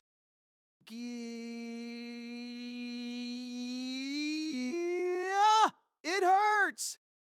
a shriek came from above. It was Ryutaro's voice. Startled, they all looked above. There was no longer the sweeping fire of icicles. Instead, all they caught sight of was the shining silver cocoon. Then, they could guess why Ryutaro was screaming. Ryutaro vigorously gave Kaori a look implying, "Idiot." Ryutaro-kun, PM sorry. Kaori hurriedly undid the cocoon of silver feathers. Inside, Ryurato's worn-out face appeared, his eyes rolling back in his head. The prism had been decomposed a while ago. Kaori, who was busy trying to come up with a justification, had completely forgotten to cancel the spell. As a result, Ryutaro, who was inside, had started decomposing as well. Ryutaro, devoid of any power, started free-falling to the ground. Suzu created a light web to receive him and then brought him to their current location. No? One wanted to look at Ryutaro, whose clothes had been tattered. When Ryutaro's nude muscular half was exposed, everyone averted their eyes. Hajime sent a gaze to Kuki and the others who had averted their eyes, implying, "Amenagawa, you guys are supposed to be close friends, right?" But Kuki kept his gaze away from Ryutaro and started surveying the surroundings unnaturally, as if looking out for any sign of danger. Ryutaro's nether region seemed safe, but its surrounding clothes were gone. Close friends or not, it couldn't be helped that they had all averted their eyes. His eyes were rolled back in his head, and Hugh's in tattered state. This day would be known as the day the 17-year-old's groin was exposed publicly. This day would undoubtedly remain a part of Ryutaro's dark past forever. With all her strength, Kaori closed her eyes while keeping her gaze away. using reproduction magic to lend the forsaken Ryutaro a hand. Kaori, you're a cruel person, ripping his clothes at that place. That was the result of your being mean and distracting me earlier. Shifting the responsibility to someone else is bad. Now take responsibility and heal him without looking away. No way. There's nothing to see. I don't want to see anything besides Hajime's. As a master healer, you can't do things that way now. Look properly and burn it into your memory, the groin of another person than Hajime, that is. No! Stop it! Stop pushing me! Don't force me into a sexual relationship I don't want. While Kaori was forcefully helping Ryutaro, Yue used just the right amount of wind magic to try to open Kaori's eyes, pinpointing the exact location of her eyes in addition to possessing a good amount of power and on top of that being harmless to Kaori. This was truly a feat only possible for Yue, who deserved nothing less than the title of genius. Yue-san and Kaori-san somehow, they seem to get along well. Well, I get the feeling Yue likes teasing Kaori, but yeah, they seem rather playful, don't they? Isn't this more or less a form of friendship? Always garreling and so on? Hajime smiled at the sight of the childish fight between Yu and Kaori.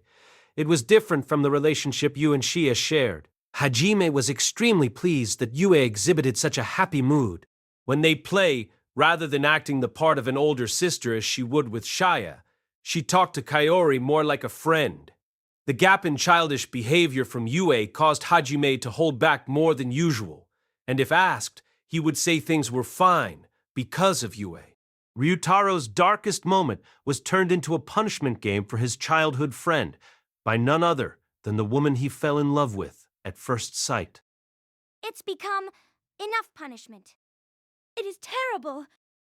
Ryutaro, PM, sorry, I am powerless. To the nearly unconscious Ryutaro, Kuki gave a sympathetic expression, even thought he was still averting his gaze. 5 minutes later, after he had regained his consciousness and clothing, Ryutaro gave an apology for acting rashly, which received lukewarm glances. While Ryutaro was trying to figure out what happened, Kuki tried to subtly deceive him with some polite fiction. However, because Hajime smirked and laughed at him, he had dark clouds hanging from his back, unlike his usual cheerful self. Kuki desperately tried to calm Ryutaro down, while glancing back at Hajime and the rest as they started descending the staircase. Yue, just to be sure, is there any way we can fly over and skip this maze? Difficult because I am not skilled enough yet. The mana consumption would be too high to continue with. Oh well, figure as much. Looks like we need to take the maze head on. Hajime pulled out Schlagen and aimed it at the edge of ice wall. After hearing the shot, everyone looked at the wall in surprise. The ice wall wasn't too thick to be broken with Schlagen or Orkin. However, as Hajime had expected, after the red spark pierced the wall, the surrounding ice around the hole restored it in no time. The restoration speed was even faster than the monsters from before. Looks like it's impossible to just break down the wall to quickly reach the goal after all. While watching for any counterattacks from the maze, he took out his compass with one hand, while the others looked at him in amazement, especially after what just happened to Ryutaro. He ignored them. Next, let's see if this guy works properly in the maze. Although everyone tensed when Hajime walked through the archway entrance to the maze, Hajime just watched the compass in his hand without any particular worry. Right at the entrance was a reversed T-junction that led to the right and left. The compass needle shone slightly, pointing them to the right passage. Fumu, looks like it doesn't have any problem in the maze. Ah, the maze won't be a maze thanks to this. Hajime smiled wryly at Tio's affirmation as she followed him and passed through the arch. He was thinking he wished he had it during the Ryzen Great Labyrinth. Moretti would have been no problem with this. Maybe that's why they entrusted it to Haltina. While Shia responded with a sulk and ducked through the entrance, Yu and she reached the same conclusion as Hajime, that the compass was likely left in the sea of trees for that very reason. Hajime patted each of them on the shoulder lightly, offering comfort. The three of them looked at each other with bitter smiles. With an expression of disappointment at not being able to share those memories, Kaori and Tio shared a glance. After a background glance, the group moved onward.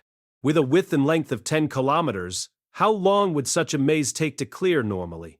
You would have to search in the cold that made you want to cry. It'd take incredible willpower. There's quite a sense of oppression. Yeah, because everyone's appearance reflects from the walls like a mirror house. Suzu was looking uneasily at the 10-meter-high Shizuku who was reflected on the icy walls. 'Cause they came out of the walls earlier. Is that the idea? Likely. It's a huge maze where you wander around aimlessly. If or when a monster appears might be guided deadly. But there's no problem. That's right, because we have Hajime's magic eye and its perception abilities. Also, my rabbit ears won't miss the sound of a surprise attack either. Shia was especially bright and confident. It was emphasized loudly when she struck the melons on her chest with a ton noise. Shizuku and Suzu's morale took a hit. However, Kuki and Ryutaro were boosted after a quick glance as proof. Of course, Hajime was giving them a glare.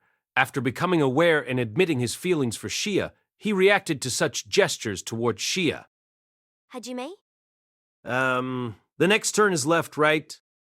Giving a gentle look, Kaori tried to change the subject with a cough. Hajime looked at the compass awkwardly. After seeing Hajime's reaction, Shia covered her chest with her arms, while her cheeks blushed, her body wiggled. Really, Hajime? What are you saying? You want to play with my chest again? Please, pardon me that teasing smile.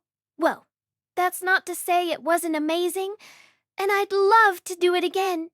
But right now is no good! If you do it now, I will faint again, and we won't be able to finish the walk through.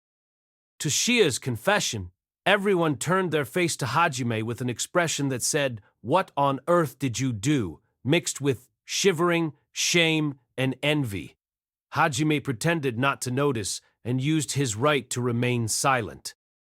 Hajime, what was done to Shia during her first time? Hajime, wild beast? If TM a wild beast, Yue is a beast trainer, although I endure and counterattack. While listening to Yue and Hajime's conversation and thinking, it's that, isn't it? It could be said their experience was piling up, and the stairs to adulthood was climbed considerably. Everyone was behaving suspiciously, at a loss on whether they should be listening to this conversation or not, when Hajime suddenly halted. And, slipping out Donner high speed without looking back, he shot. The released bullet passed overhead of the blushing and panicking Suzu and crushed the arm with claws that was growing soundlessly from the wall. Thanks to her small height, only a few hairs were lost. She lost her voice as the red flash passed by, experiencing the full power that was released from it. Coming, right and left wall. Hajime reported a warning while ignoring the strangled noises coming from Suzu. His appearance was someone already switched completely to battle mode. From the surrounding walls, fingers with claws, bones, and sinew, an ice statue, like an armored bullet beetle, appeared. From the right and left, frost ogres attacked. Kuki intercepted the right side while Hajime took the left. Shizuku and Kuki's killer attacks cut a frost ogre in two. Ryutaro's fist attack crushed one at the chest, and the two remaining are forced at bay by Suzu's magical barrier. This time, the demon stone that produced them infinitely did not appear in another place. A dark red crystal appeared inside the cut and the crushed chests. Koki shot a blow at it. The remainder were held in place by Suzu and Shizuku, damaging them. Meanwhile, Kuki and Ryutaro delivered the finishing blows on the frost ogres that they were dealing with. It was a one-sided fight. Forgetting caution, Kuki and Ryutaro smiled at each other, and then they heard the shout of a lovely voice.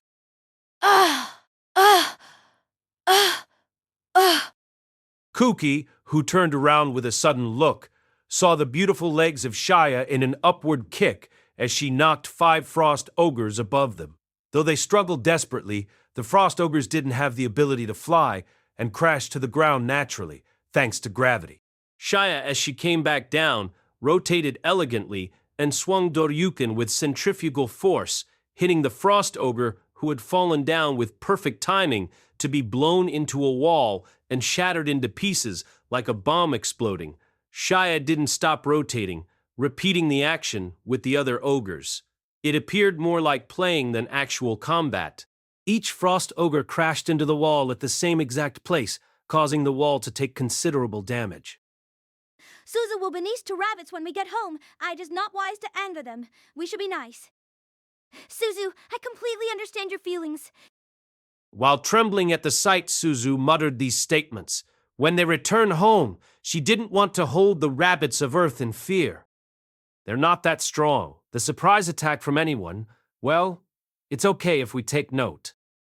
Yue nodded slightly at what Hajime said, and Shizuku and her party were half smiling, because they were an enemy they wouldn't have a problem with if they were cooperating. Afterwards, they encountered various traps. Ice spikes came from the walls. Ice walls collapsed. Demons appeared from the walls for the next 12 hours as they explored the labyrinth maze. While it wasn't extremely challenging, the continuous and monotonous scenery caused Kauki and the rest's attention to wander. Really, though we've walked and walked, Nagumo, how much further? Because we're in a maze, the straight line distance won't be accurate. We seem to be about 2 kilometers from the entrance. Is that so? Oh dear. Let's take Arist a little if there is a suitable place. Foo-foo. While looking at the state of Shizuku's companions, Hajime said while shrugging his shoulders. This caused her to smile broadly and got psyched up without noticing. However, Hajime's harem and Ryu noticed. A while later, they encountered a large double door, of which the compass indicated they needed to pass through. This is a spectacular door too. Pretty.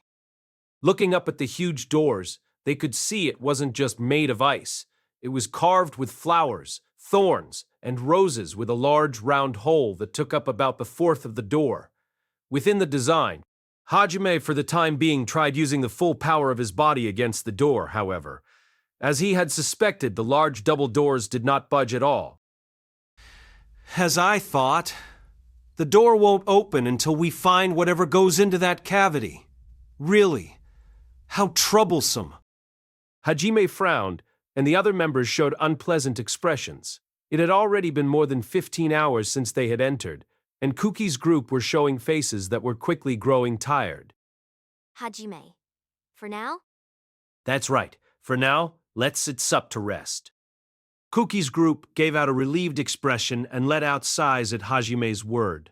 Obviously, their mental exhaustion had gathered considerably. You, stop going near the walls. It's likely they'll make a surprise attack, so come to the center if you're going to take Arist.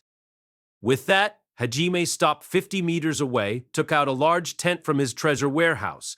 While it wouldn't stop a surprise attack, it would provide shelter. With surprise, Koki and party entered into the tent that had appeared suddenly before their eyes, seeing a space of about 10 tatami mats inside. This is a kotatsu. Quoi? A soft and warm carpet. Neither snow nor wind enter here. Is this a magical barrier? It's all good temperature in this room. No, it's seriously comfortable, as expected of Nagumo. Shizuku said with an amazed expression leveled at Hajime. The girls were already warming themselves in the kotatsu, while Suzu crawled onto the fluffy carpet on all fours. For the moment, it was impossible to remove their shoes within the large labyrinth. However, there's no problem keeping it clean. A fragment of crystal attached to the carpet was imbued with regeneration magic. It automatically cleaned any dirt or detritus that touched the carpet. Exactly, a space of healing.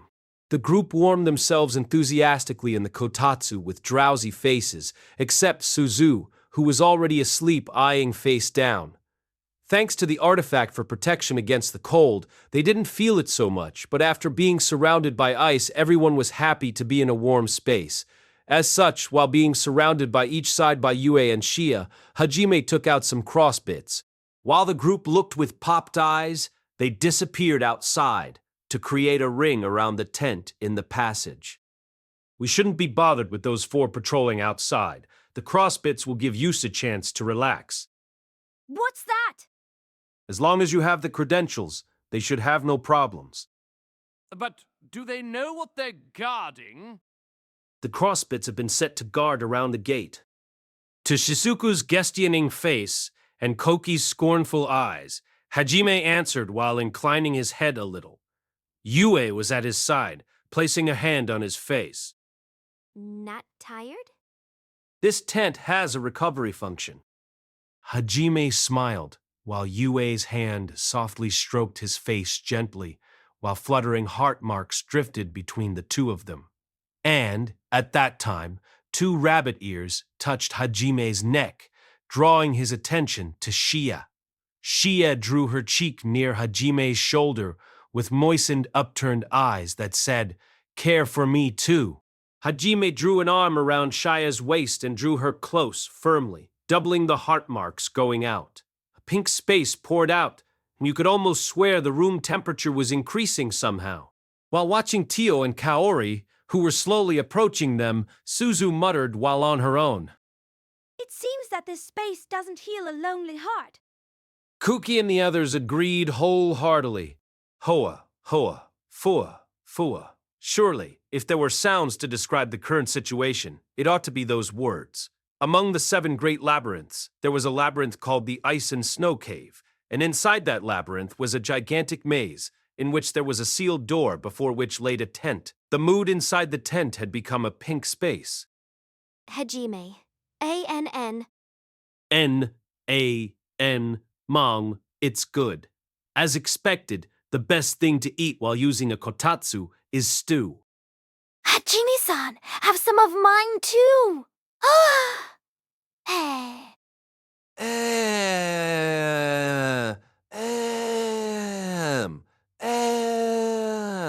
Anyway, Shia, your cooking skills are improving every day. You will make a great wife. Jeez, Hajime-san, such a thing! To say that PM extremely cute. And on top of that, I would make a lovely wife from whom you wouldn't want to be away for even a moment. You're making me blush. Hajime, what about me? Isn't that obvious? You will become the best wife in the world. I will also do my best to learn how to cook. Foo, you-san. Let's study together and make Hajime's favorite dishes. While N feeding Hajime, Yue, and Shia, who were sitting on both sides of Hajime, were having a conversation from which no one could imagine they were inside one of the world's great labyrinths. There was stew on top of the kotatsu. That was seafood stew prepared by Shia, the smell of which tickled every nose in the vicinity. The ingredients had been acquired at the maritime town Erison, frozen and stored inside the treasure warehouse. Shia, with splendid knife-handling skills, had prepared the seafood along with various vegetables and seasoned the whole mix existedly. The sauce, which looked like ponzu, was also neatly done and truly wonderful, because her housework was also perfect. Hajime's praise of Shia being a great wife was no overstatement. Nevertheless, Shia was over-interpreting. Hajime, who had become tolerant toward Shia's attitude, didn't particularly mind nor snap her out of it. Then, as Yua was lightly tugging at his sleeve while asking, "Will I become a good wife?" With the expression of a lover, Hajime could of course not disagree, especially when she wore a gentle smile and displayed such a willingness to train hard to learn homemaking. Me, Hajime-kun. What about me? Housework and cooking are also 2 of my strong points, you know. TPL make plenty of delicious dishes for my husband and properly welcome him every day, you know. Gushujin-sama, Mistress also thinks she will become a good wife, you know? As you know, Mistress is a devoted wife. She guarantees she will make Gushujin-sama feel satisfied every day, right? So please also give this Mistress some words of praise. Hajime, Yue, and Shia's pink space was interrupted by Kaori and Tio's impatience. Clinging to Hajime from behind, they were begging with a sweet tone for the same words he said to Yue and Shia. Ma, since originally Kaori was always monopolizing the first place of the I want to date her and IT want to marry her category rankings at school, isn't she already a charming wife? Mal, not that. PM not asking about the general opinion, but Hajime-san's. Kaori, why are you hurting yourself? You? What do you mean? You've already come to understand. You're still 5, no 6 years too soon. Concrete numbers, huh? The path might be rugged, but I won't lose. You answered in place of the evasive Hajime. With teary eyes, Kaori clenched her fists and renewed her determination. In truth, seeing how Kaori was not discouraged, Hajime's heart softened. But he kept it secret for now. Goshujin-sama. Tio, with tearful eyes, was pressing for an answer. 2 splendid watermelons were heavily riding on Hajime's head, stroking him. She was obviously doing it on purpose. You said as you know, but let's see you state concretely the contents of the devotion you speak of. Mew, isn't that obvious? Of course, every day, be it morning, day, or night, I will do this and that to Goshujin-sama, and then I will do that and this again. Then, Goshujin-sama will do this to reward me, right? That's why I will return the favor by doing that. Ah, I feel relieved. Doing this and that properly, then that. You worthless dragon. You will be the only one I leave behind in this world. Tio-san, restrain yourself a little. In response to Tio, who was shamelessly continuing her indecent talk thoroughly, an abababa sound caused by Hajime's lightning clad interrupted Tio's speech. With a piku-piku sound, Tio kept convulsing without getting up. The lightning seemed really effective. Even Shia was stunned at the appearance of such a Tio. However, since Ti will leave you behind, was meant as threatening words. It could be quite naturally assumed he was planning on taking her along as well. The fact that Tio was standing close to Hajime was obviously the proof she was spontaneously asking Hajime's permission to be by his side. Kuki and the others were sitting on a kotatsu on the opposite side, silently pecking at their stew while trying their best to ignore the ongoing scene. However, barely able to put up with the irresponsible and irritating scene, their chopsticks were continuously shaking in frustration. Kooky? Even though I thought I had gotten used to this kind of commotion. Don't talk about that, Ryutaro. My mind can't take it anymore. Isn't it a good thing objectively seeing how we used to be? Used to be? Could it be you were actually angry at... No, forget it. Kuki was glancing at Hajime and Kaori with an extremely complicated expression and speaking in a low voice, with Ryutaro, whose face showed deep annoyance. Strangely, the usually sarcastic Shizuku remained quiet, roughly snatching fish from the stew. She would gaze at Hajime from time to time, obviously irritated. Suzu, who had brought up the topic, shrank back spontaneously each time she was remembered of the fuss. And, at that moment, Hajime set down his chopsticks and took out a shiny gray metal plate from his pocket.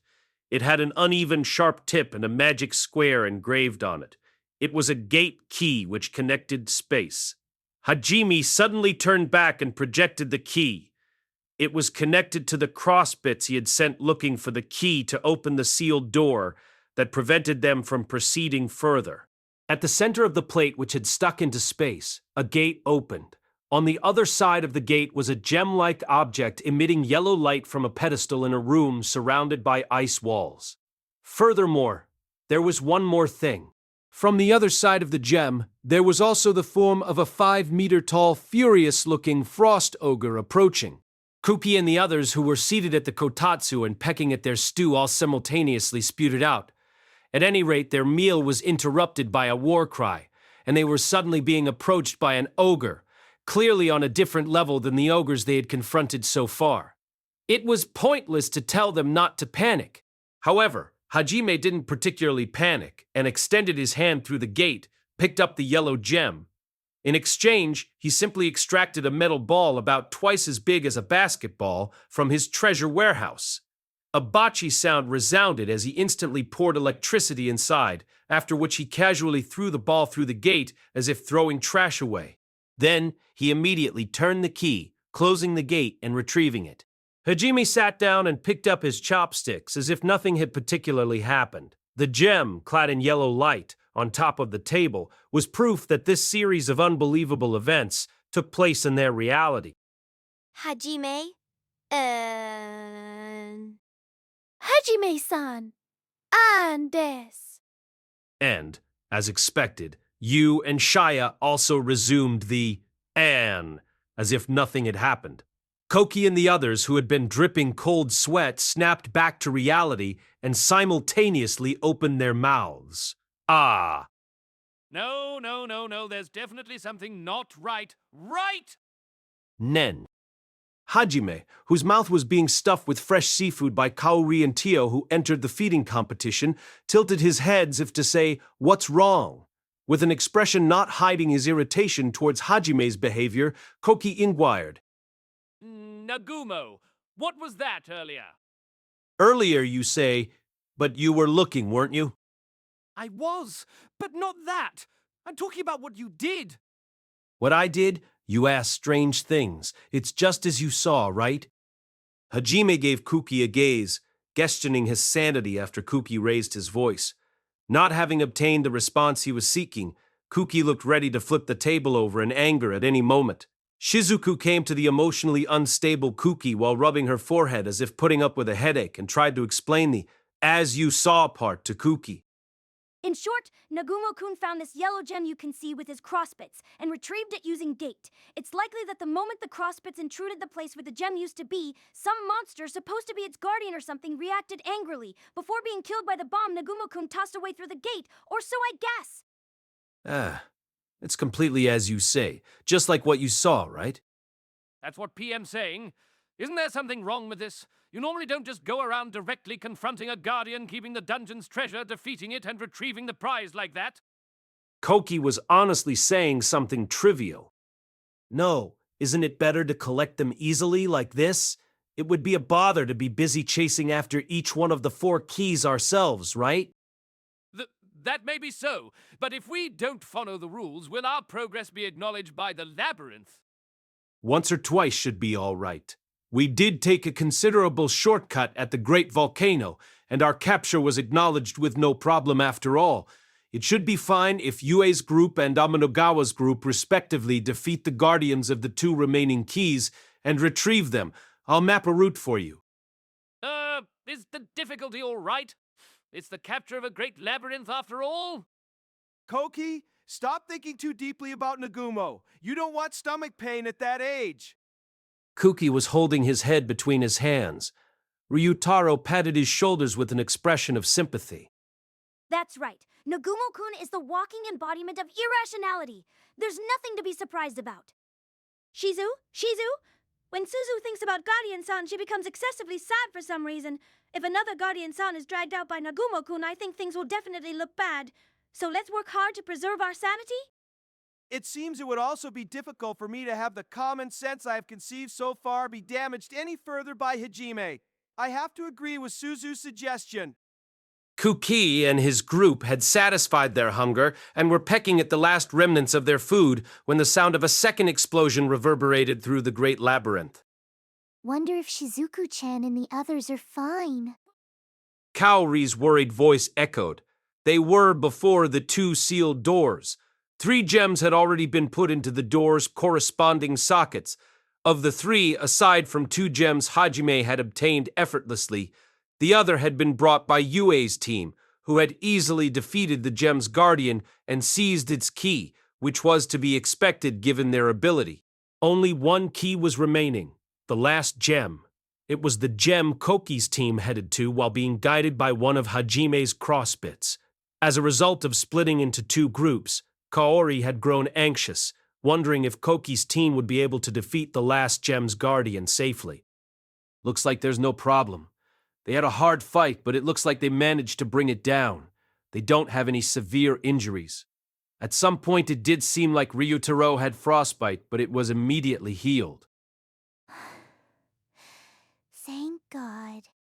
Kaori breathed a sigh of relief after hearing the information conveyed through the crossbits. Hajime moved the crossbits standing before Kuki's team, who were finished with their battle and had retrieved the last key. At the same time, using gate key, Hajime connected the space between their location and the crossbit. Space softly distorted, and the appearance of Kuki and the others who had a strangely refreshed expression could be seen on the other side. Somehow, you guys look happy. Umu, They are most likely relieved to have been able to properly pass the maze's trial. Shia was tilting her head, pondering the reason for their happy faces, when Tio answered her guestian with a seemingly pleasant expression. She was right on the mark. Kuki, who was holding the gem in his hand, passed through the gate, went past Shia's group, and headed towards the sealed doors. There, he inserted the gem into the last socket. Immediately after, the thorny shrub on the door was covered in light. The gems started to shine brightly in all their splendor. Then, the gate's impressive doors began opening on their own. At a glance, the passage starting from the entrance of the gate looked no different from the labyrinth's passages so far. If anything was different, it seemed to be the bright reflection of the ice walls. Hajime and the others' figures were vividly reflected. Well then, let's go. Following Hajime's order, everyone simultaneously stepped through the door. The sight before them, sure enough, gave off the feeling of a mirror house.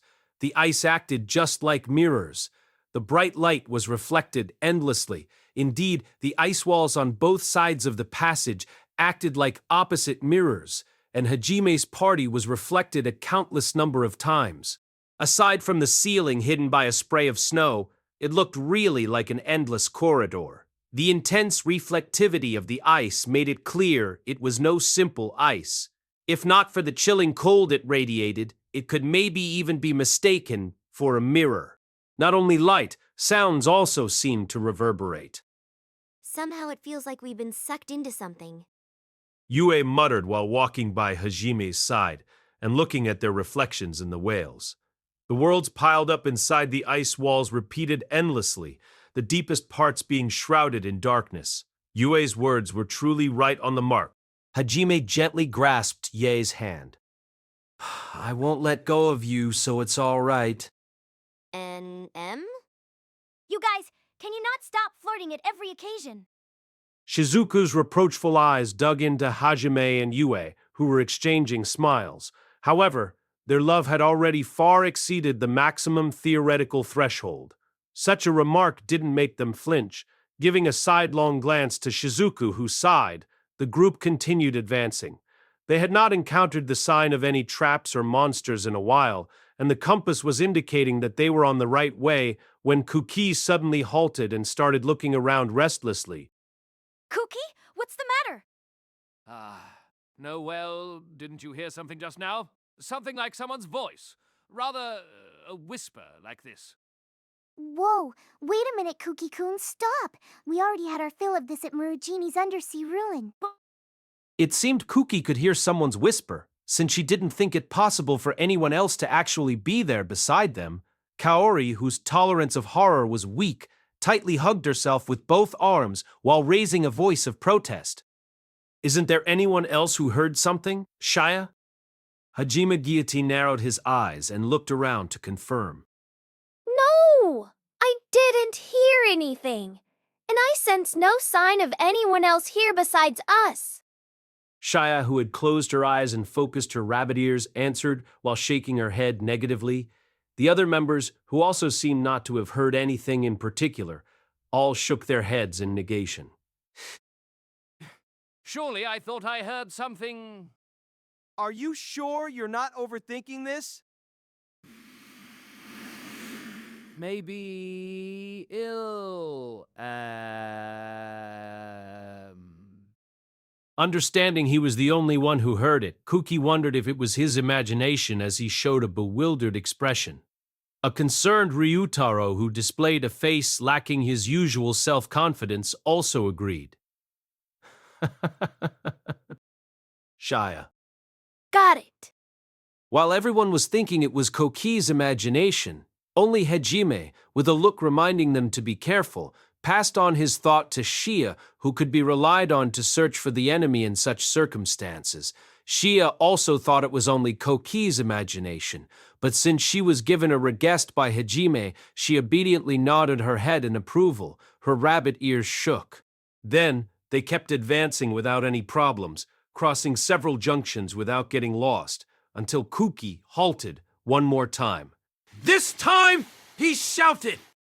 Aha again! It wasn't my imagination after all. I heard it again.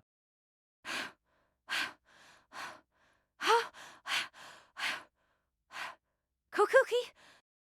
Shizuki and the others turned a bewildered look to Kuki, who was frantically searching for the owner of the voice. From the gazes turned to him, Kuki guessed no one besides him had heard the voice this time as well, and raised a chaotic voice.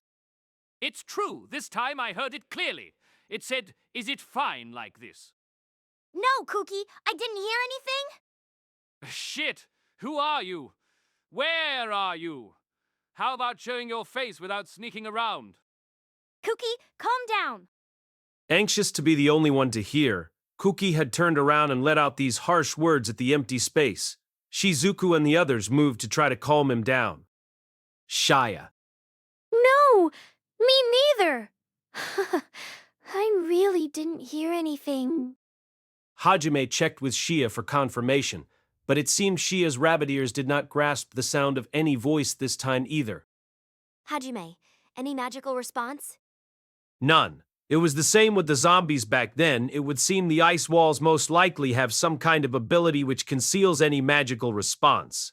The demon eye stone can't really be relied on here. Fumu. There's also the possibility of having lost to the great labyrinth's pressure and our minds having been confused. But still, this is too sudden. It would be more reasonable to assume we are receiving some kind of interference. But Shia's ears can't hear anything, and on top of that, Hajime can't sense anything. There is nothing we can do to stop it. While Hajime and the others were discussing, Kuki was desperately trying to find the owner of the voice to prove he had not gone insane. At this point, Hajime spoke to him. Aminogawa, for now, calm down. Megumo, it's true. PM sure I heard it. I know.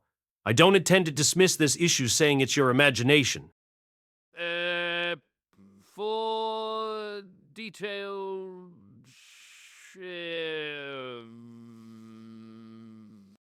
Having gotten used to receiving harsh treatment from Hajime, Kuki's eyes started going in circles after he heard these words which seemed to indicate he believed him.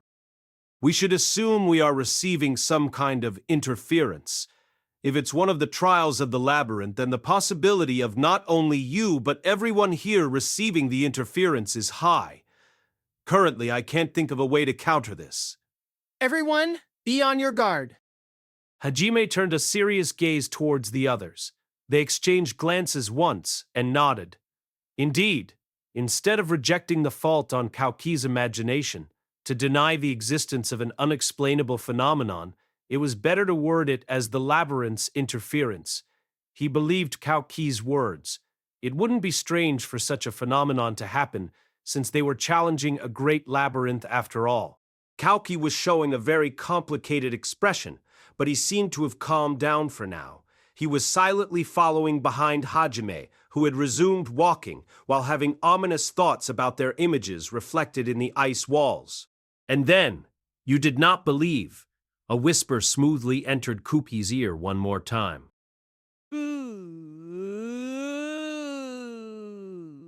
Again.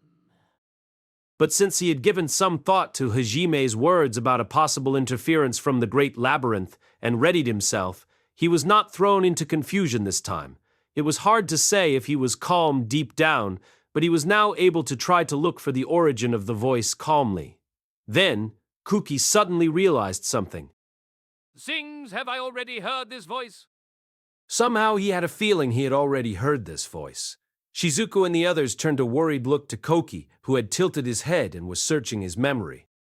Kauki, are you okay? Ah, yes. PM fine. I was just thinking. I may have already heard that voice somewhere. There were monsters with the ability to mimic people's appearance and voice at the Haltina Sea of Trees. Maybe they're imitating someone we know. Don't be deceived.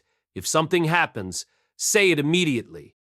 Thank you, Shizuku. You be careful too. If Hajime is right, you might hear a voice too, sooner or later. Got it. 7, be careful.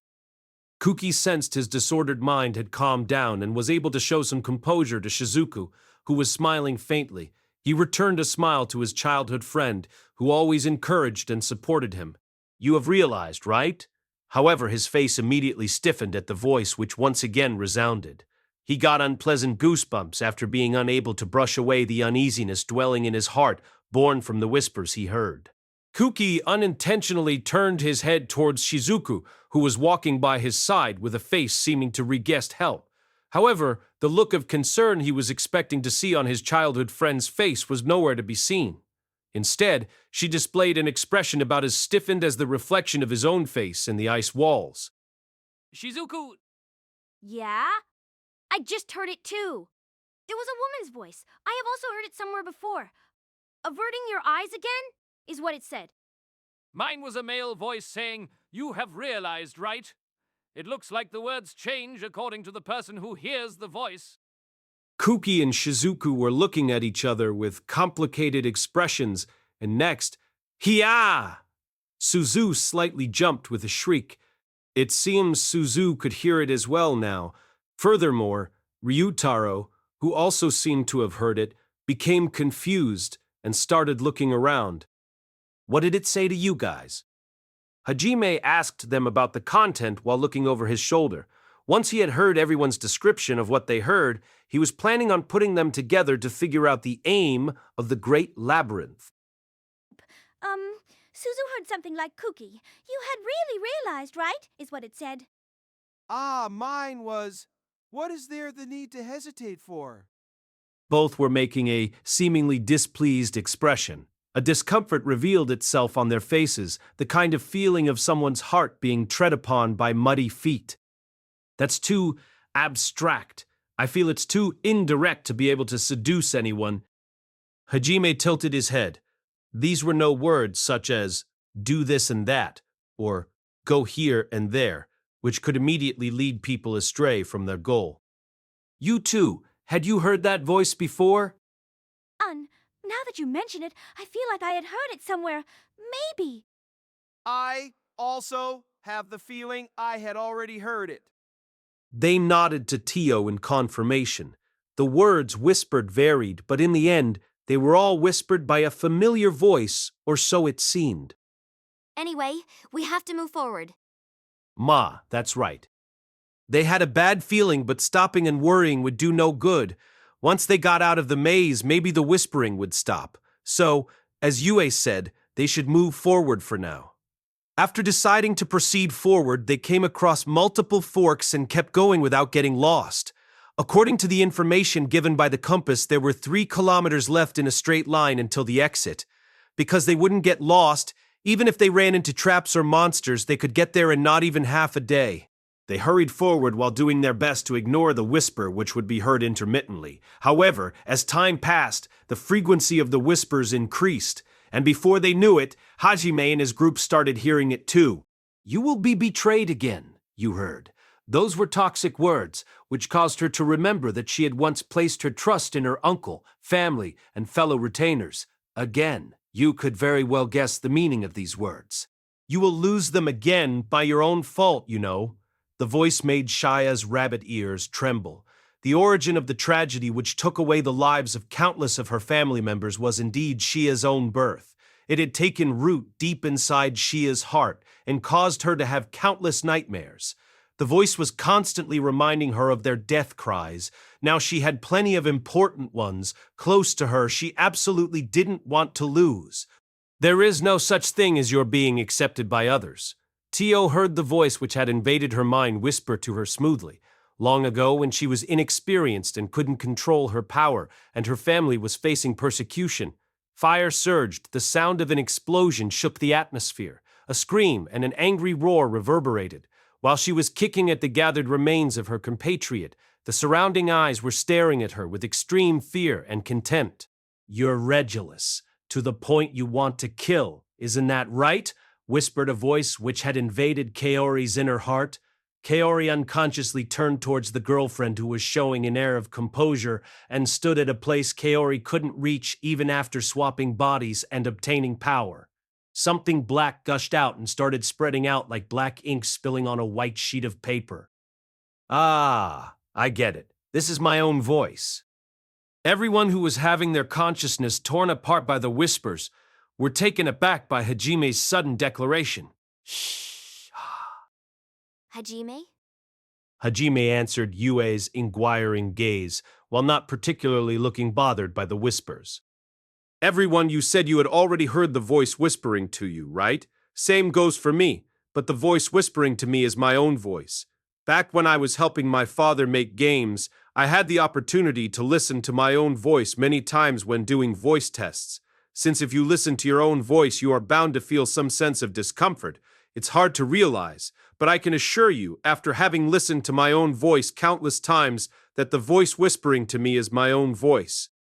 Ah, now that you mention it, was the expression starting to form on everyone's face. Your own voice you hear when you speak in everyday life tends to unexpectedly differ from your recorded voice which you listen to. Therefore, they had been unable to recognize their own voice. But if that's true, then what the voice is saying? It could be a voice coming from deep within your heart. Maybe reviving various unpleasant memories. Right. It feels as if our mind is being invaded and trampled by muddy shoes. It's extremely unpleasant. Tio, making a guess, stated what a frowning Kaori was hesitating to say. Shia agreed. The others uniformly showed dark, grim faces. Overall, the atmosphere could be said to be still. Shizuku, who realized this, raised her voice in an attempt to change the mood and spoke to Hajime and Yoe, who were looking calm and composed for some reason. Nagumo-kun and Yue don't seem to be affected very much. Is that correct? Do you have some kind of countermeasure? Hajime and Yue exchanged glances. Then, Hajime wore a composed expression, while Yue showed a somewhat bewitching smile.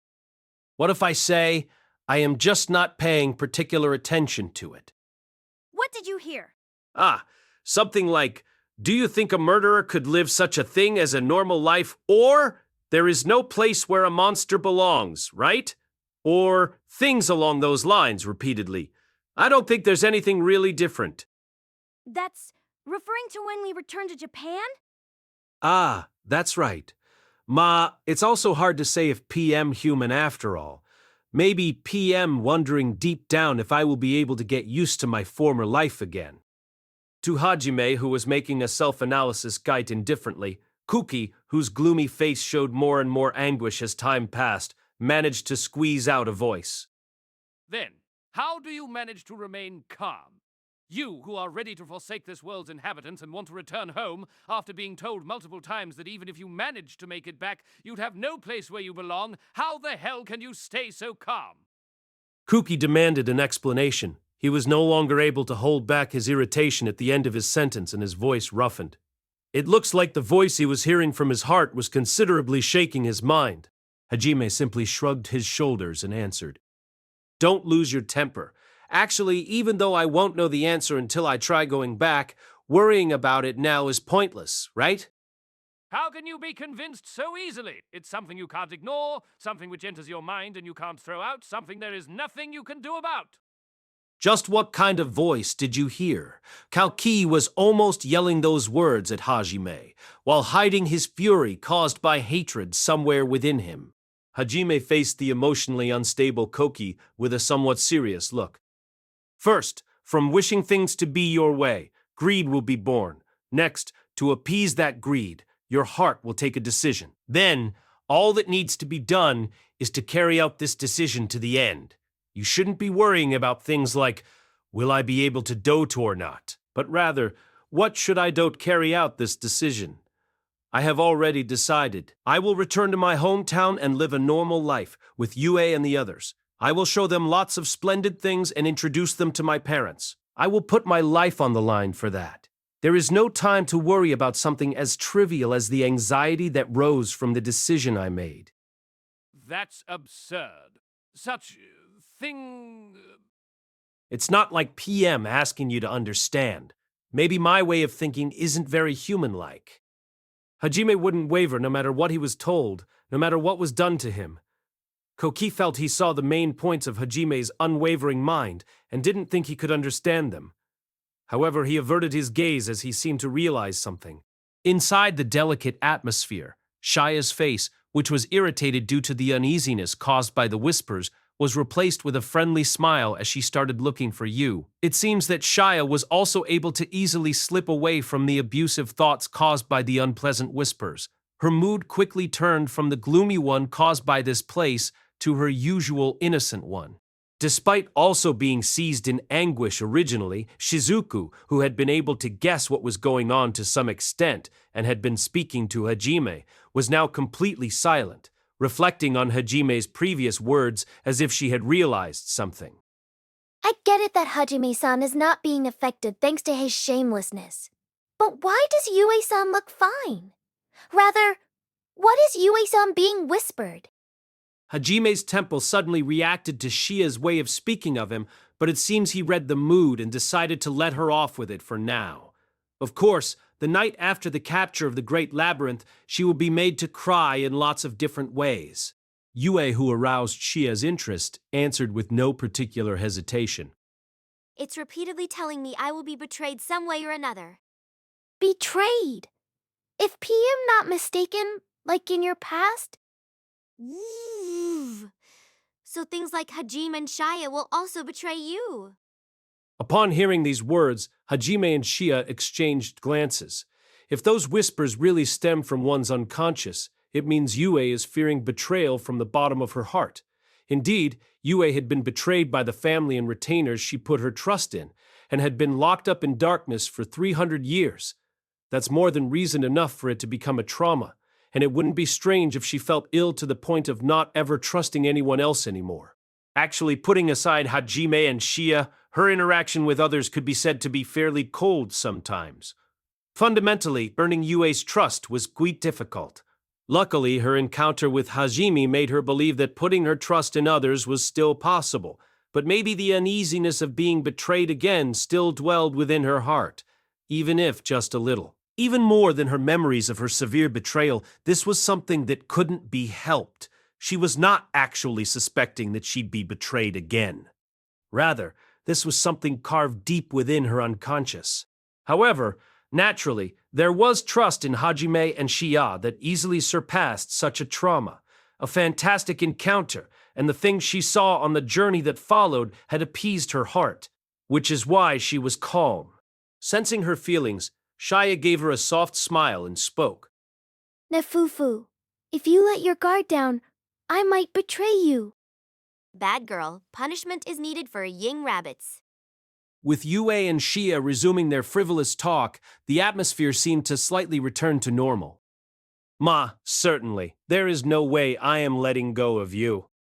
Indeed, it would be much more likely to be told that the world is getting destroyed tomorrow than Goshuji-sama betraying Yue. A triumphant look settled on Hajime and Tio's face. Indeed, Hajime and Yue's atmosphere was so sweet that it felt like a mix of kalpis with sugar, syrup, and honey. If you were told one would betray the other, you could only reply, ha. It's impossible. But even if I was betrayed, it would be of no concern. Yue agreed with Hajime and Tio's words, but as if she had thought of something along the way, she made an assumption as her pupils sparkled with mischief. What do you... With an air of composure, Yue responded to Hajime and the others, who tilted their heads. Because regardless of Hajime's feelings, I'm not letting go of him. While everyone fell strangely silent, Yue, who was licking her thin pink lips with her tongue, suddenly narrowed her eyes. No one was able to take their eyes from her wet lips, which frightfully stood out. Simultaneously, she began emitting a charm that sent shivers down everyone's spine, male or female indiscriminately, and made their abdomens feel hot. Then, with a hot, long breath, Fufu, you can't run away from the vampire princess. she declared such a thing. Hajime, who was caught in the overly bewitching atmosphere and her hot gaze, had his arms suddenly held behind his back by Shia, who showed a splendid reaction time. If not for her, there's no mistaking, Hajime would probably already be on top of Yue. No matter how you looked at him, he was no longer thinking straight. He was looking at Yue like a beast. For a little while, the unproductive argument continued between Shia and the others, who were trying to prevent a love affair in the middle of the capture of a great labyrinth, and Hajime, who was wishing for nothing but Yue. At any rate, for the time being, it seems the oppressive atmosphere caused by the whispers was gone. Jeez, cut it out! In a small room in the eastern part of the Great Labyrinth, Shia's angry voice resounded, followed by a creaking noise. The source of the noise was Hajime's arm, which was in an arm lock. What are you doing, Shia? His arm looks like it's about to break. What are you saying with this calm face? Rather, Yue-san, please stop with the provocations. Hajime wishes for me but has to hold himself back because we're inside the maze. Cute. Now is neither the time nor the place for this. Of course, her arm lock over Hajime did not budge in the slightest. It was proof of her remarkable growth, something to rejoice about. Or so it should have been. She was holding Yue in her arms nonchalantly and threatening the approaching Hajime with a judo-locking technique. There was really nothing to rejoice about. They were currently taking a short break in a small room close to A junction of the labyrinth. More precisely, the break was intended to let Kuki and the others rest. They were in low spirits from the disorder caused by the whispers. However, for some reason, the more intense the whispers grew, the greater a chance it became for Hajime and Yue to assure their mutual love, which had gone past the point of reason. "You're flirting far too much inside a great labyrinth, Kara," was probably what Shia thought as she stepped in to hold them back. "Calm down, Shia. We're in the great labyrinth, you know? It's not like we're really going to start acting without restraint here, right?" Just now, weren't you about to kiss? That was just Yue, replenishing her energy. Hajime tried to exploit this opportunity and came up with this explanation, showing a firm face. But a mere glance at Yue by his side, who had narrowed her eyes while licking her lips, would be enough to make his declaration really suspicious. But I didn't see her using her magic to the point she would need to replenish. Shia replied with an unusually sharp observation and tightened her grip on Hajime's arm further. "No mercy, huh?" That's because he's my lover. So I will have my say about things that go too far. Shia, good girl. Shia blushed slightly as she gave her reasoning. Hajime and Yue let out a ho and voiced their admiration. Then they corrected their postures. So far, Shia had always followed Hajime and Yue from behind. However, now that she had been acknowledged by Hajime, it seemed she came to the realization that she could stand on equal ground with Yue. She used to watch the two from behind and deal with things she didn't like from a distance. But now she was walking side by side with them and wouldn't hesitate to take their hands and pull. Fumu indeed, just like a lover. And indeed. Teal let out a weak murmur, exposing her mental fatigue. Next to her, Kaori forced a bitter smile as she agreed. There was envy in her eyes. Shizu, is something up? No, it's nothing. More importantly, is Suzu okay? Seeing Shizuku watching Hajime and the others silently, Suzu raised a voice of concern. Suzu also felt the pain caused by the whispers, which was somehow similar to that of a needle piercing the heart. But she also remembered what it felt like to be truly stabbed and could somehow put up with the pain. However, she noticed no one was paying attention to Shizuku, who didn't seem to be doing so well. Usually, Shizuku would discreetly put aside her own feelings and only worry about others. Given her behavior, it was obvious that something was up. However, or rather, as expected, as soon as she was called by Suzu, Shizuku put on a delicate smile and replied to Suzu by questioning Suzu about her own well-being. Suzu's face certainly did not look very well either, but putting aside Shizuku's abstract words, which didn't betray her condition, Shizuku should also be feeling exhaustion due to the whispers teasing her heart. With a troubled smile, Suzu could only reply, "I'm fine," in order to not worry Shizuku over her, and in the process forget taking care of herself. Oi, Koki! What is it, Ryutaro? No, nothing in particular. Let's just leave this sickening place quickly. Yeah. Then again, Kuki was the person affected the most dangerously, speaking almost no word at all, keeping replies only to a bare minimum when Shizuku, Ryutaro, or Suzu would voice their concern. And then, There was also his look, which was getting increasingly intense and reflecting his negative feelings. His look was directed at Hajime. Maybe the person himself wanted to take his eyes off of Hajime, but he was too obvious. Sometimes he would also turn his gaze to Kaori, so it was not difficult to guess what he was being told by the whispers. Well then, how did it go? Everyone, did you get somewhat better? Tio asked, tilting her head. It had already been 1 hour since they started to rest. Tio had suggested they use spirit magic on everyone to stabilize their minds. Yup, thanks, Tio. I feel that the inside of my head has become clear. Maybe my body also got a little lighter. After all, the whispers were mere voices. What was tormenting Shizuku's mind was her being reminded of every bad memory and thought that had piled up inside her. That's why, if the person herself was repeatedly worrying after being reminded of unpleasant memories, spirit magic wouldn't be any help. It was only magic that could refresh one's spirits temporarily. Even so, compared to how they were before resting, the faces of Shizuku's group had considerably regained their colors. Therefore, even taking into account the consumption of magical power the use of spirit magic required, it seemed to have been a wise choice. Nevertheless, it seemed there was someone for whom that wasn't the case. Thanks, Tio-san. I feel more comfortable. Although Kuki slightly smiled and expressed his thanks, there was an unmistakable weight in his voice which betrayed his statement. His face seemed shadowed somehow. Don't thank me. More importantly, we must hurry up and get out of this maze. Gushujin-sama, how much is... UN. Let's see. In a straight line, there's not even 1 kilometer left. It won't go well if we keep resting in this place, so we should go without stopping, Hajime said and stood up with his compass in hand. The others followed suit. The previous atmosphere when they were fooling around had completely vanished. Most of it was truly intended to refresh their spirits. Definitely, surely, maybe. Shizuku and the others seemed to be feeling a little heavy. It had already been 30 hours since they entered the maze, and they had not gotten a wink of sleep. They had been using magic and magic potions to recover from the lack of sleep, but the mental fatigue caused by the whispers had been accumulating as well. They resumed walking along the mirror house-like passage.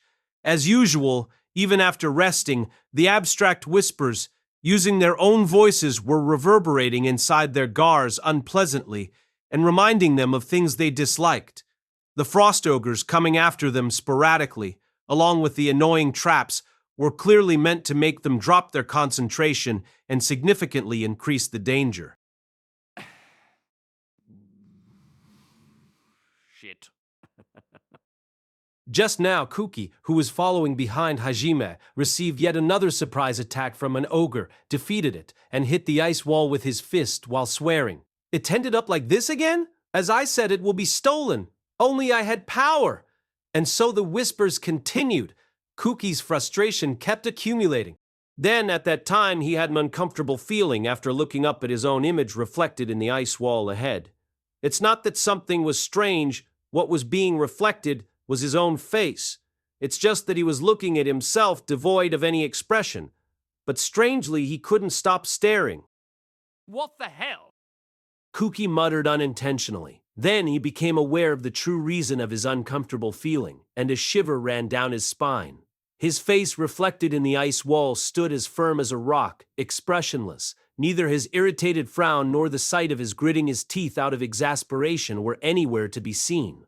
Also his lips, which were supposed to have been moving just now after he muttered something. He stiffened and opened his eyes wide. The Kuki reflected before him suddenly parted his lips. Cool, Kuki. What happened? Are you okay, Kuki? Kuki jumped back from the ice wall after hearing the sudden strange voice. Shizuku and Ryutaro became confused and called out to him. Hajime and the others also turned around to see what was going on and stared at Kuki in wonder. Cold sweat was running down his spine, and his breathing rhythm was thrown out of order by the mental strain he felt. But still, he managed to draw and point his holy sword towards his reflected self in the ice wall. His reflection in the ice wall also drew his holy sword and did the same. with the same facial expression and breathing rhythm. Kauki no longer sensed the intense, unpleasant feeling he had been feeling up until a few moments ago. Kauki? Shizuku approached him with a worried face and put her hand on his shoulder. He did not break his stance and kept breathing roughly. He suddenly came to and managed to regain some of his composure before opening his mouth. In the wall, the me reflected in the wall laughed, even though I didn't laugh, just as if it were a different me. Are you sure it wasn't your imagination? Shizuku took a breath after listening to Kuki's words and turned a serious gaze to Kuki's reflection in the ice wall, as well as her own. However, Kuki quickly turned his face toward Shizuku. He was irritated. You won't believe me. Eh? No, it's not like PM doubting you? It seemed Kuki thought Shizuku's words were expressing her doubts about what he stated. Of course, that wasn't Shizuku's intention. She just wanted confirmation from him. Actually, she had even turned a wary gaze towards the ice wall. That's why when she heard Kuki's next sentence, she thought, what could he be saying? As her face became suspicious. This seemed to irritate Kuki even further, and a sarcasm unlike him escaped his mouth. It was Nagumo. You would believe him easily, right? Kuki? Really? What are you saying now? Didn't I tell you I believed you? Although Shizuku frowned angrily in response to his sarcasm for a moment, her face immediately became worried the next moment. Koki was able to calm down a little after seeing she was worried about him. But immediately after, her body suddenly started quivering as if she had just been whispered something. She then took a fleeting glance at Hajime. It was truly just a moment, as she averted her eyes right after she saw Hajime, but it seemed it was more than enough to make a heavy emotion well up inside Koki. For now, there's no sign of the reflections moving on their own, but let's be careful as much as possible. Hajime had also been diligently observing their reflections using his demon eye stone, but he breathed out a sigh before long and gave the command to be careful. He ignored the argument between Kuki and Shizuku. The other members had been listening to the argument and watching the two. When they received Hajime's order, they nodded and resumed walking. Then, witnessing no such weird phenomenon such as their reflections' actions differing from their own, the party finally discovered a large room at the end of the passage. Inside the room, there were gigantic gates which had a design a lot like the previously sealed doors they saw. Because the gates had no dent where something could be inserted, unlike the previous sealed doors, it seemed they would not need to go through the trouble of doing something like collecting gems one more time. Checking the compass, it seemed there was no mistake about this place being their goal. Pfuh! Looks like we finally made it. These gates are the goal, however. It's obviously suspicious. Right. You would normally expect to be attacked once you get here. Having gotten tired of the maze as well, Hajime breathed a sigh of relief when he saw the goal and used his demon eye stone and perception abilities to search for the enemy. It was trivial that it would be far too easy and uninteresting for there not to be anything taking place in the big room right before the goal. Agreeing, Yue and the others started exercising caution. As expected, no response. There's no choice left but to proceed. As expected, Hajime perceived no magical response. He raised his eyebrows and walked ahead as the vanguard.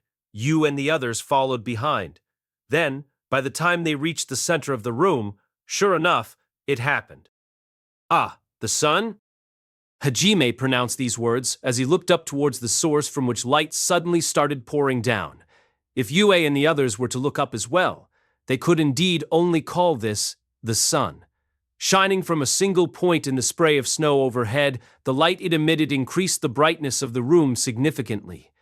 Given that they were in a maze, it couldn't be the real sun, but the heat it generated could easily cause such a misapprehension.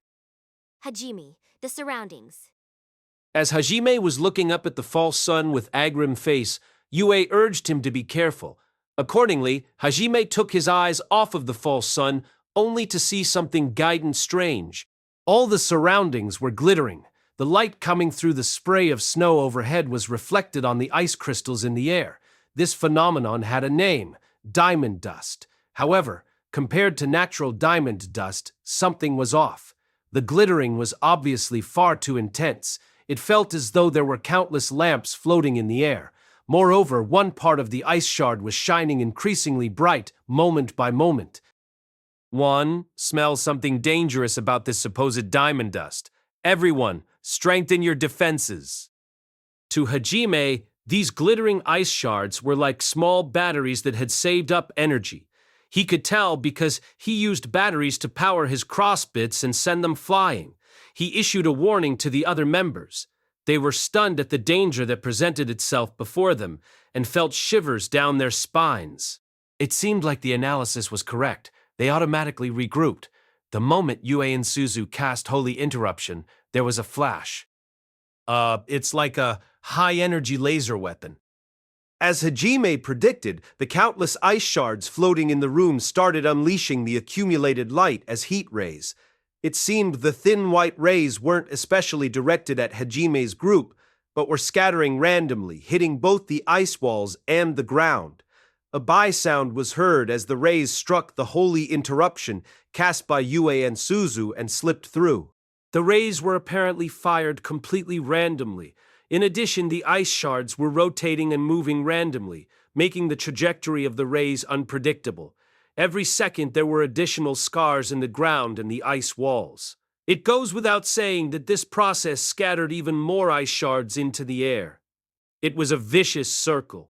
To make matters worse, as if it had just been dropped by the false sun, the spray of snow overhead started descending towards Hajime's party. At this rate, it would dramatically reduce their field of vision in a few seconds, like in Haltana's sea of trees. Tisk, it'd be a bother to be wrapped up in smoke. We're running through in one go. None, Suzu. Get ready. Yes, Wuni-sama. Following Hajime's instruction, Yua addressed Suzu to sync their timing. They were waiting for the moment the heat rays would turn away from them. Then, the moment all the rays disconnected, they would turn Holy Interruption into shields that could be deployed on the surroundings, mimicking the defensive ability of Hajime's crossbits. Let's go! After Hajime issued his order, they all simultaneously broke into a run. Meanwhile, the heat rays were mercilessly attacking the shields of Holy Interruption and quickly shaving them off. But Yue and Suzu would repeatedly repair them each time, so it could be thought they would have no trouble reaching the gates, which were only 100 meters away. However, or rather, maybe we should say, as expected, it wouldn't be that easy. With an earth tremor from the spray of snow that was approaching from above, several lumps of ice, each the size of a car, came falling down. They looked fairly heavy and broke the ground from the impact and left craters. The big ice lumps were so transparent that the other side could be seen. Maybe they were what they call pure ice. In the heart of those ice lumps were dark red crystals. Their purpose was easy to guess. My favorite. As if acting accordingly, the shape of the lump's office immediately changed and turned into human-like forms of 5 meters in length. They held a halberd in one hand and a tower shield in the other. They totaled 9, exactly like the number of people in Hajime's party, short and stout, just like golems. They lined up to block the exit. Let's scatter them. The group nodded at Hajime's order and simultaneously entered combat mode to break through in one go. Hajime started a preemptive attack with Donner and Schlag. The revolvers roared several times, sending high-power bullets aimed at the enemy's hearts. However, the tower shields the frost golems were holding were unexpectedly solid, and even though they were smashed into small pieces after receiving the bullets, they managed to protect the golems, even if just barely. To withstand Donner and Schlag's attacks after their specs had been increased, it seems these golems had the best stamina among the monsters they had fought so far. But there's no problem. It's as you say. Let's scatter them away. Hajime muttered as he spun his gun and reloaded. Shia and Tio confirmed his statement and respectively fired explosive slug bullets and dragon breath. Simultaneously, the other members unleashed their skills, except for Yue and Suzu, who were focusing on defense. Kuki used Soaring Blade Guake, Kaori used Decomposition Bombardment, Shizuku flew and slashed, and Ryutaro used Shockwave at each other. Ah! The shining/Kuki unleashed directly made its way towards Hajime. Judging from Kuki's slanted position behind Hajime and the frost golems he was aiming at, there was no way he could have mistakenly slashed at Hajime. The way Kuki was moving and the dumbfounded expression on his face as if he couldn't understand why spoke more eloquently than anything about how unforeseen the situation was. At the same time as that, Kaori's silver bombardment, which carried her disintegration ability, went at Yue. Shizuku's slash went to Shia. Ryutaro's shockwave was approaching Hajime, similar to Koki.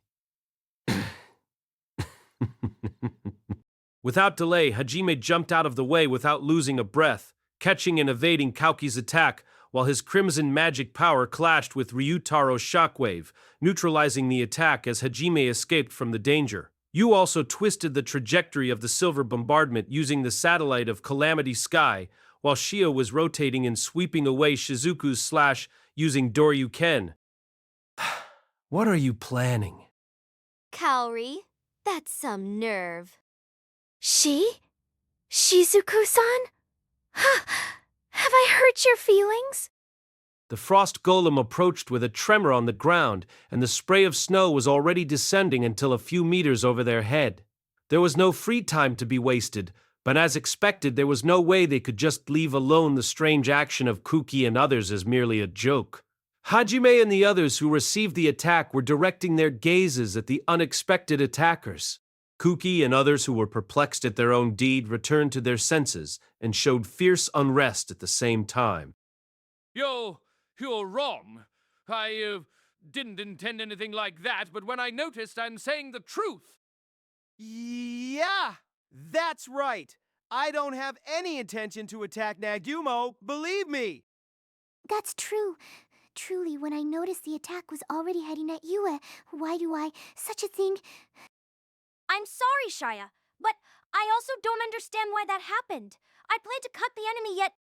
Kuki and others made excuses desperately. It seemed that unconsciously their bodies moved mostly by themselves, and their targets changed completely. Hajime frowned while he was checking the breath unleashed by the frost golems. Tio immediately spoke the conjecture he formed. Gushujin-sama, just before they attacked, I felt like I heard the whispering voice, though possibly... Chi, you are saying that's something like mind incitement? I don't know if that is all. Gushujin-sama, Yue, Shia, and I are not affected. Don't thou think that's... Troublesome. It's hard to cancel interference at the territory of the subconscious. If they were brainwashed by magic, it would suffice to heal them using regeneration magic or Kaori's abnormal status recovery. However, until the end, this was a mind incitement. In addition, it was interference to the subconscious. As expected, even Yue would have a hard time dealing with such a thing. If it had to be said, the scientific factor here was stronger than the magical factor. Now that it has come to this, beating all of them up until just a step before death is... Hajime's look showed how troublesome he felt the situation was. His eyes narrowed dangerously while his gaze swept through Kuki, Ryutaro, Shizuku, and Kaori in turn. He began to speak dangerous words. Kuki and the others took a step back, wanting to be spared from that because they weren't an old television that could be fixed by getting hit. Cold sweat flowed down their cheeks. While they were doing such things, the snow spray that covered the air above was coming to the ground. Geez, in the end, what are we going to do? A crowd of frost golem was pushing in from the front. There was a poor field of vision where it had become hard to even see the person at their side. On top of that, there were allies that might make friendly fire. Suzu was defending against the laser attack with a desperate look that spoke roughly towards Hajime and others still in a standstill. Inside the space where their field of vision was being closed, second by the snow spray.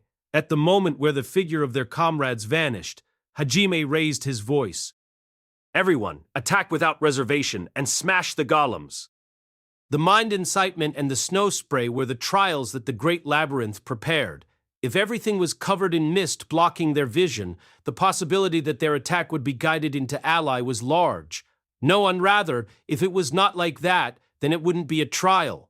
So 9 out of 10, while they couldn't see each other, only their attack would be aiming accurately at their ally. Hajime said those words for exactly that reason. The people aimed at were Hajime, Yue, and Shaya. He figured the friendly fire of the likes of Kuki and others just didn't matter. Well, if the attack is guided at anybody else other than us, my condolences to them. He became unable to detect the presence of Yue and others. The whole surface of his sight became pure white. Hajime murmured to himself inside such space. They had decided by themselves to challenge the Great Labyrinth.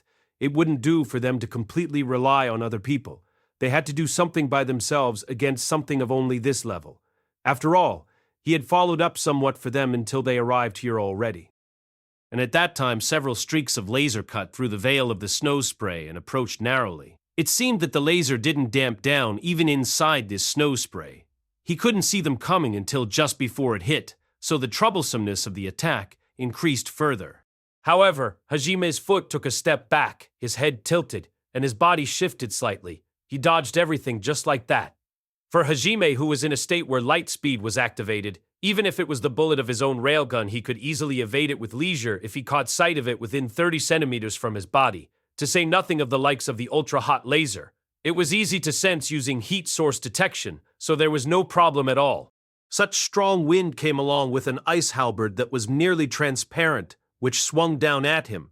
That too was easily evaded by lowering one of his legs, which made only half his body visible. The attacker was, of course, a frost golem. The frost golem struck at Hajime, and the halberd, which split the ground, was swept horizontally using brute force in pursuit. The strong wind howled once more. The ice surface was smashed up explosively, ice fragments scattered toward the direction where the halberd was swung. But the figure of Hajime wasn't there anymore. The frost golem also stiffened for a moment after losing sight of Hajime's figure. "You're a slow guy, just like you appear."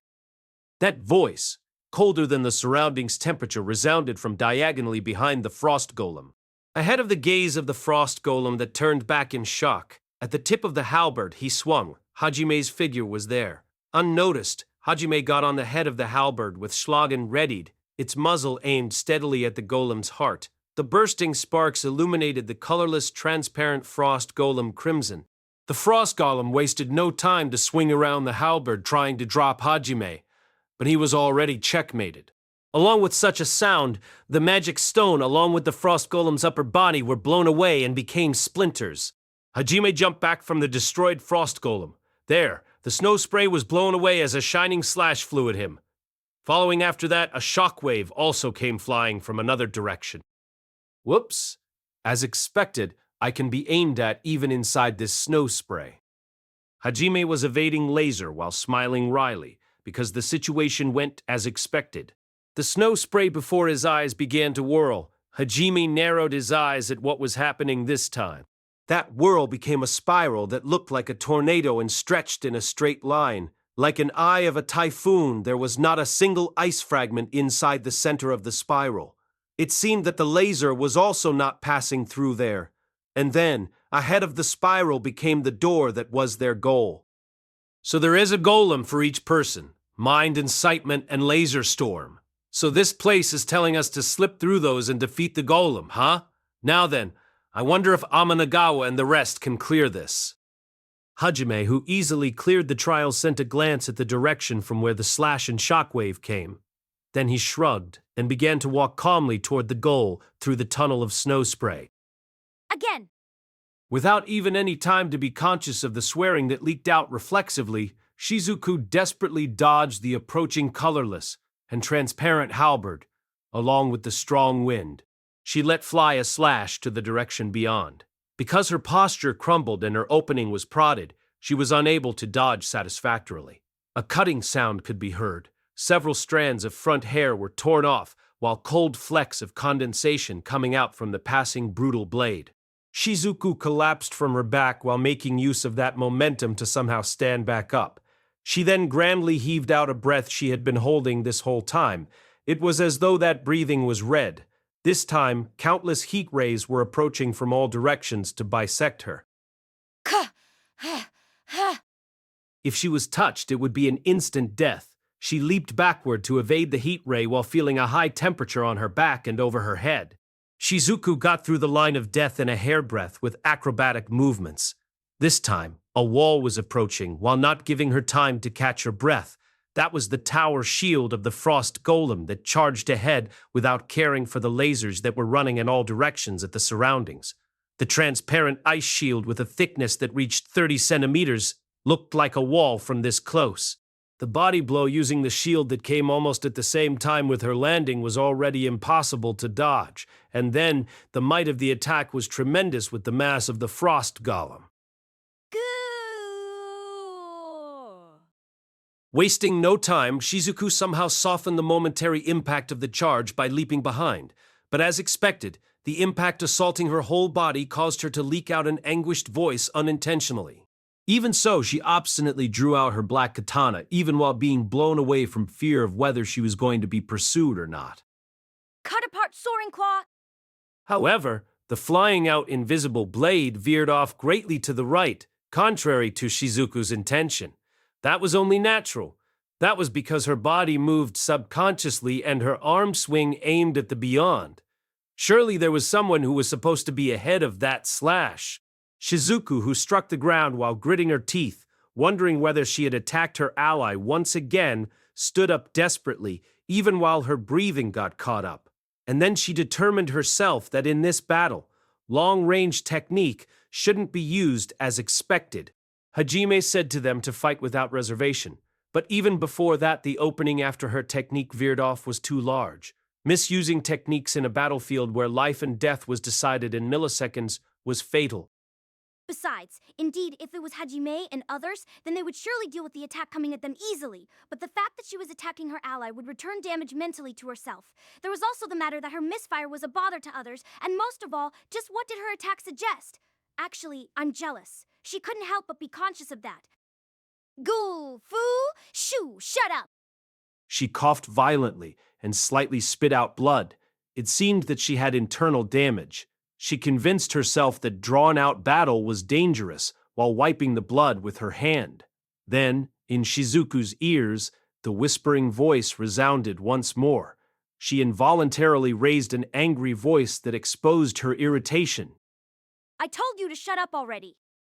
The frost golem approached with a tremor through the ground. Even while buying distance with a back step, her billowing heart didn't settle down. For an instant, at the moment when her attention was divided, a laser ran through as though aiming for that timing. It shallowly tore Shizuku's shoulder. At the corner of the gaze of Shizuku, who came back to her senses from the pain, a heat ray from below that was scooping up was visibly approaching. Rather than an attack from the front with a pinpoint aim, this one was a sweeping, horizontal attack. At this rate, Shizuku's torso would be bisected into two. With the impact on her shoulder, her balance crumbled, and she was unable to dodge. Shizuku immediately put the black katana between the heat ray and her body. With the blade of her black katana, even if it was Shizuku's slender waist, there was no possible way the blade could be a cover for her. I just need to prevent lethal wound. Shizuku held such praying feeling, but at that point, it was as expected from Hajime's artifact. Shizuku herself didn't intend for it by any means, but the blade of the black katana that was held with a subtle angle, regardless of its jet black color that seemed to suck in light, because it was polished to the extreme. In pursuit of sharpness, it somehow reflected the laser. Shizuku, who escaped her predicament with unexpected method, reflexively leaked out such a stupid voice. There the frost golem was brandishing its halberd while charging forward. Shizuku returned to her senses with a ha. While bracing herself back, she stepped into the blind spot that was the side of the tower shield to evade, while releasing powerful slash while passing over the golem. Sever apart! Flash Blossom! The space severance that was launched at the two's crossing splendidly severed the shield of the frost golem together with the arm holding it. Lasers were rushing once more at Shizuku, who was in continued alertness after passing through, but Shizuku wasn't flustered anymore. Assemble! Drawn sky! The blade of the black katana that was lifted right overhead twisted the trajectories of the lasers, or pulled them closer to the middle, drawing an unnatural line. And then the moment those lasers touched the blade, they were splendidly reflected, rushing into the frost golem that was right behind Shizuku, trying to regenerate its arm. As expected, it appeared the golem couldn't ignore getting hit by the focused laser from the front. The frost golem lifted its halberd in place of the tower shield it lost. trying to escape from the threat of the laser that became 2 sizes thicker. But Shizuku didn't permit it to do something like that. Even while continuing to reflect the laser, she corrected her stance so that the black katana was horizontal and it went right into the sheath. And then she faced the frost golem that couldn't move from the focused laser and stepped forward with a breath. Break! Scorch wave! The thrust of the sheath spread ripples of dark blue color, while at the next instant a fierce impact was created. The place hit slipped through the defense of the halberd and gouged the golem's chest. Fly far sky! Demolish! Heavy flash! In a flash, Shizuku flicked off the converged laser and mowed below the golem with a streak of the black katana. Heavy flash. It was an ability that cut apart the linchpin of gravity itself and for a few seconds created a state of weightlessness. Just as she aimed, the large body of Frost Golem that still had the sheath stabbed in it lightly floated. Ha! The limbs of the Frost Golem flapped around from experiencing a completely unexpected situation while raising a soundless scream. During that time, Shizuku raised a spirited yell while using her sheath as the fulcrum to lift the Frost Golem and crash it into the ground on her opposite side in one motion. The appearance of a slender girl swinging around a 5-meter giant looked unreal. The gravity cut by heavy flash affected only the slashed coordinate, so after the golem was lifted to the opposite side, it recovered its weight and free fell. Therefore, the Frost Golem was struck on its back with quite an impact. In the end, the sheath that was still stabbing in its body slid in even further. It was to the degree that the tip of the sheath arrived at its magic stone. This is the end! Scorch wave! Even while breathing hard, Shizuku proclaimed the checkmate, granting the last impact for the enemy. Baron! Such a sound was raised, and the magic stone broke. The Frost Golem's shape crumbled. Doing this myself is still just barely, isn't it? While supporting her body using the sheath, Shizuku floated a self-depreciating smile. She was able to defeat a monster of the Great Labyrinth under strict requirements, so there was no need to be that self-depreciating, but at the other side of the tunnel of snow spray created before her eyes, Hajime, Yue, Shaya, Tio, and Kaori were already there. She couldn't say anything. Shizuku compared herself with Kaori, who was rushing toward her with a worried look and smiled wryly while sheathing her black katana. The pleasant sound clink it made was like the sound of a clapped hand in prayer at the shrine. It cleared the dark cloud in her heart just for a bit. Doing this myself, that's also not quite true, I guess? Looking at the black katana grasped in her hand, Shizuku muttered to herself like that. She was able to escape her predicament undoubtedly thanks to the present, from he who was recently making her heart astir excessively. For some reason, really, for so me reason, Shizuku kissed the black katana. Till the end it was the expression of her thanks for her partner. By no means was she imagining a certain someone at the other side of the black katana. By no means. Even so, perhaps growing embarrassed at her own act, Shizuku's cheeks faintly reddened, and with fast gait she began to walk inside the tunnel while praying, so that her burning face wouldn't be exposed to her approaching best friend. Phew! Thank you, Kaori. I'm fine already now. I'm glad. You have a lot of injuries. It made me recall that time that I got flustered. They had reached the final destination of the Great Labyrinth. After she finished healing Shizuku, who was sitting down and leaning her back on the wall in front of that huge door, Kaori breathed out in relief. That time that Kaori mentioned was about the time when they were reunited with Hajime at Vertical Bar, Orcus Great Labyrinth Vertical Bar. Shizuku tried to cut through the enemy line alone and became worn out. They clung to each other with a determination to die when she recalled that unconsciously it drove her with uneasiness.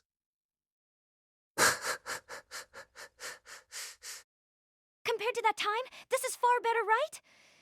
At the very least, I didn't get one of my arms broken. Just this much injury is just a minor thing. Minor.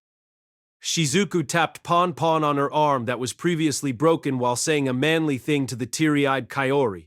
Something like, "Call it a heavy wound when you get your arm done in," wasn't something a normal high school girl could say. Sheesh, Shizuku-chan, you really? Kaori floated a troubled smile to Shizuku, who was being like that. Since the olden days, even when she was injured in kendo or sword practice, she was a girl that wouldn't even complain that it hurt. She would pretend to show endurance even while being teary-eyed. Rather than calling that obstinate, Kaori knew that a large part of that was so that Shizuku wouldn't make other people worry. For that reason, she got worried for Shizuku, who wouldn't whine or act spoiled. But at the same time, she also knew that if she continued to worry for her, Shizuku would only grin brightly while saying, "It's fine." So Kaori couldn't say anything. And so Kaori stayed quiet and only devoted herself to healing while snuggling up to Shizuku. Her body was healed, but the whispering voice that had tormented her mind didn't change. The balance of the mind could be more or less stabilized by soul magic, so Kaori embraced Shizuku's body while wrapping it up with light. From a slightly distanced place, Hajime was standing still while staring at that scene. He looked admiring, or perhaps with an amused look. This was the kind of expression he was making. What? No, nothing. I'm just thinking, you two really have a good relationship, huh? That's all. Shizuku acted threateningly to the grinning Hajime, but Hajime easily replied with a shoulder shrug. Truly a beautiful friendship. Isn't that right, Red? Just like lovers. Tio and Shia directed warm gaze at the two, but only Yue floated a teasing smile at the corner of her mouth like Hajime and said something like that. Naturally, Kaori objected vehemently. Yui, you are saying mean thing again. I don't have a prejudice against relationships between fellow girls. May everlasting happiness be with you. I told you, don't say anything weird. Because Kaori got irritated and talked back, the S part inside Yue got agitated, but Kaori still hadn't noticed that. Looking at an appearance that suggested Kaori wouldn't separate from Shizuku even while complaining, it seemed like you could see an illusion of lilies blooming on their backs. Yet, the person herself was unaware. Yue and Kaori began to quarrel like that. Shizuku, who was between the two of them, knitted her eyebrows in awkwardness and tried to mediate, but there was no significant result. Hey, Nagumo-kun! Don't just smile, stop them! It's fine, isn't it? It's free time until Amanagawa and others return, anyway. Rather than that, how about saying, "Stop! Don't get into a fight because of me. Give that a try."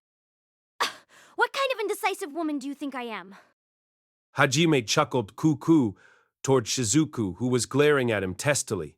Hajime stopped chuckling then and opened his mouth toward Shizuku, who was frowning even more in displeasure after seeing him enjoy this. Yegashi, it's better if you act a little more relaxed. Yes? I'm saying that you are too serious. Even now your mind got burdened by the whispering, right? Then, at this kind of time, it's better if you make racket together with them and refresh yourself. After all, there is nobody here that you need to look after. Hajime's words made Shizuku opened her eyes wide. For some reason that even Shizuku didn't understand, she felt like her heartstring was stirred by that. It was, though she heard words that were the opposite of the whispering voice. Without really being concerned about Shizuku falling quiet, Hajime's mouth distorted into a mean grin. If you like, how about I lend you Shia's rabbit ears so that you can relax? Oh, Shizuku-chan, who loves cute thing. Shut up! No thanks! Rather stop your grinning! Shizuku objected with a voice that expressed her full displeasure while her cheeks reddened like an apple. But in the end, were her cheeks reddened because she was made fun of? Or was it because she was suddenly called by her first name?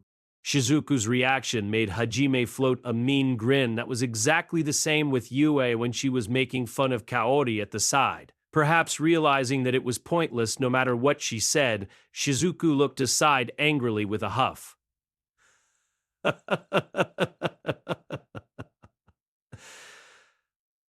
What was one? What?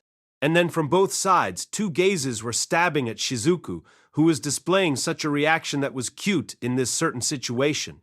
It was Yue and Kaori who stopped quarreling before anyone realized. Those two were staring unmovingly at Shizuku. What?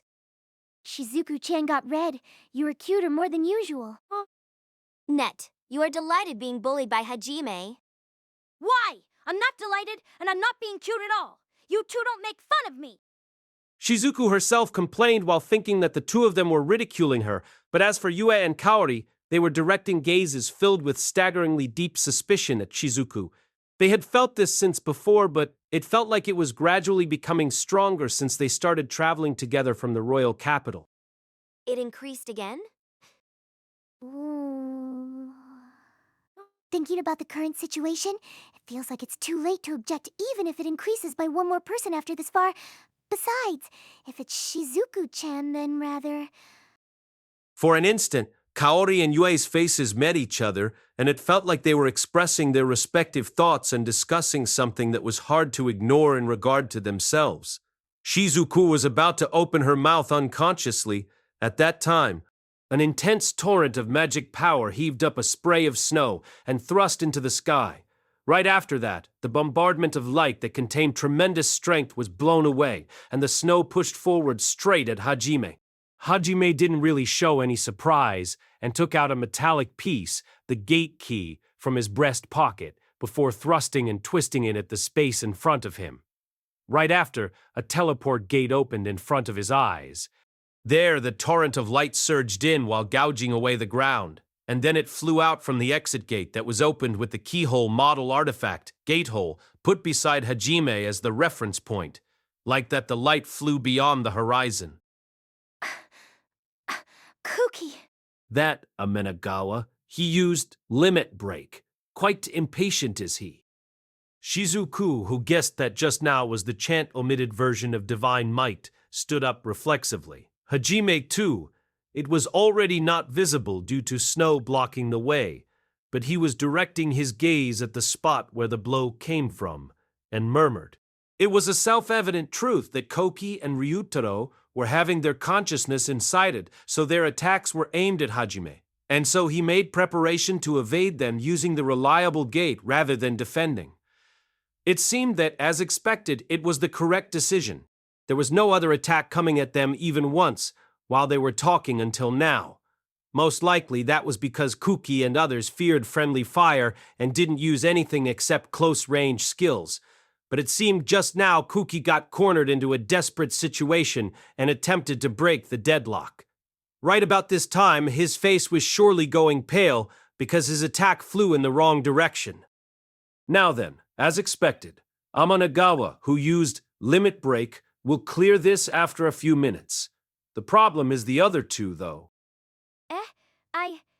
Is Koki okay? I wonder... Looking at Hajime, easily averting his gaze, Shizuku called out with a worried expression. Her gaze kept taking a glance at the direction where Kuki seemed to be. She looked like she was going to rush there for support, even now. That guy still has the derivative skill of limit break, right?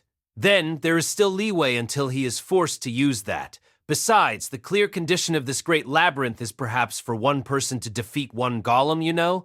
Even if you help him right now, for him it's not something desirable. Perhaps that's true. Pah, that's why Yegashi is too meddlesome. Because of that, you are also called something like Mom. Just who is this mom? The one saying that is just Nagumo-kun. Really, that's rude. For now, Shizuku went angry with her continuing words while consenting to what Hajime said. Hajime easily ignored her, and this time he took out a compass from his breast pocket. What he wished for was the whereabouts of Taniguchi Suzu. That way. Hajime-kun, Ryutaro-kun, and Suzu-chan are... Wait, I'm checking right now. Rather than the attacker Sakagami, I think the defense of Taniguchi is more in a deadlock. Saying that, Hajime let fly a crossbit following the guide of the compass. Crossbit's distant penetration stone vanished inside the snow, and as expected, only projected the color of snow. But after a while, a faint radiance began to be visible on the other side of that veil. The crossbit that reached Suzu's location climbed up and probed the situation from an overlooking view. Thereupon, it seemed that both sides of Suzu and the frost golem were surrounded by holy severance. The lasers mowing down from all directions were blocked by normal holy severance, while it seemed the frost golem was being melted by an inside barrier that was turned into high-temperature space using holy severance blaze. That was a combination of flame element magic and holy severance. The frost golem's body had shrunk into a third of its original size. Even now it was dripping with trickles of water. It charged ahead and struck with its halberd several times in the attempt to break the barrier that was sealing itself inside. With several attacks, cracks entered holy severance, blaze, and it was about to collapse, but each time Suzu repaired it so it appeared that it was unable to completely escape right after it attacked. But it also could be said that there was no problem with Suzu's side, who was continuously preserving the barrier. Just a little more. Just a little more. Sweat trickled like a waterfall from her forehead. Her breathing was rough. Her eyes were turning blank. She was considerably exhausted by preserving and repairing the advanced barrier continuously. Her two opened iron fans were also trembling. Even now it felt like they were going to fall from her hands. Most likely the firepower was lacking with holy severance blaze. The idea of melting the golem if she couldn't blow it away in one go, ignoring the bad environment of vertical bar ice and snow cavern vertical bar that remarkably worsened magic power efficiency of fire element magic by surrounding it with a barrier, was something splendid for a barrier master who really understood her own skill. What was left was the problem of Suzu's magic power and concentration power against the frost golem's endurance, which one could hold out longer. I won't lose. I absolutely won't lose. No matter what I'm told, Suzu will absolutely talk once more with Eri. Right now she was surely hearing the whispering voice. She was rousing up her breaking heart with her war cry. Her blank eyes recovered their shine, showing strong will once again. While roughly wiping her sweat with her sleeve, she fired herself up once more. Looking at such spectacle, Hajime was convinced that if it was Suzu, she would be fine. Surely the experience at Haltina's Great Labyrinth made Suzu a level stronger. Next, Hajime searched for Ryutaro's location using the compass, and then he launched the crossbit at the direction it showed. After advancing for a while ahead, it discovered a spot where snow was fiercely blowing in all directions. In the eyes of Hajime, who was watching from the overhead viewpoint in the sky once again, a fiercely mind-blowing spectacle flew into his eyes. U 0 0 0 0 0 0 0 0 0 0 0 0 0 H. They were punching each other earnestly from close range without stopping for even a single step back while raising war cries. For some reason, the frost golem didn't carry its halberd and tower shield. If its left cheek got punched, then it would punch the left cheek back. If its right cheek got punched, then it would punch the right cheek back. That kept being repeated back and forth. It was like two delinquents hitting each other at the riverside. Surely a friendship would bud between the frost golem and the musclehead after this, wouldn't it? That was what Hajime thought, with his eyes half closed. If not for the wounds all over Ryutaro's body due to the laser and the frost golem's attacks, perhaps he would seriously consider such a possibility to happen. Rather, think a little about dodging. That was what Hajime couldn't help to retort. Most likely Ryutaro was thinking, evading the laser while defeating the frost golem is impossible, right from the start, and gave up. If that's the case, I just need to defeat it before I get defeated. Must be what he thought then. An idiot is right here. While controlling the crossbit, Hajime couldn't hold back and murmured so. Hajime explained the situation to Kaori and the others while they looked at him dubiously. Although they looked admiring towards Suzu's current state, the two childhood friends as well as everyone else made an exasperated face towards Ryutaro's state, especially Shizuku, who got a headache. She was massaging her forehead due to that. Looks like the frost golem is near its limit, so I guess with Sakagami's momentum he will make it somehow. Well, Kaori, that's your childhood friend. Do your best. Yes, Ryutaro-kun too needs to be lectured. Kaori's eyes weren't smiling at all, which was really terrifying. Hajime didn't think that a musclehead could be cured, but he had to be scolded strictly by all means. A few minutes later, it seemed that Kuki defeated the frost golem first. He passed through the tunnel of Snowvale while using his holy sword as a cane replacement, due to the miserable weariness that was the side effect of Limit Break. Next, Suzu cleared her trial and a snow tunnel was opened. Same like Kuki, Suzu was walking with staggering steps where Shizuku rushed to her in a hurry. And then, Ryutarato, who defeated the frost golem last, alone. He passed out and sunk into his puddle of blood with a satisfied face. He didn't enter the snow tunnel, so the laser was approaching at him mercilessly. Wawa, Ryutaro-kun. Kaori rushed out in a great panic. Hajime heaved a deep sigh while covering the crossbit, lying in wait with Vajra, blocking that laser. Looking at Ryutaro's carefree, fainted face, a light killing intent welled up from him.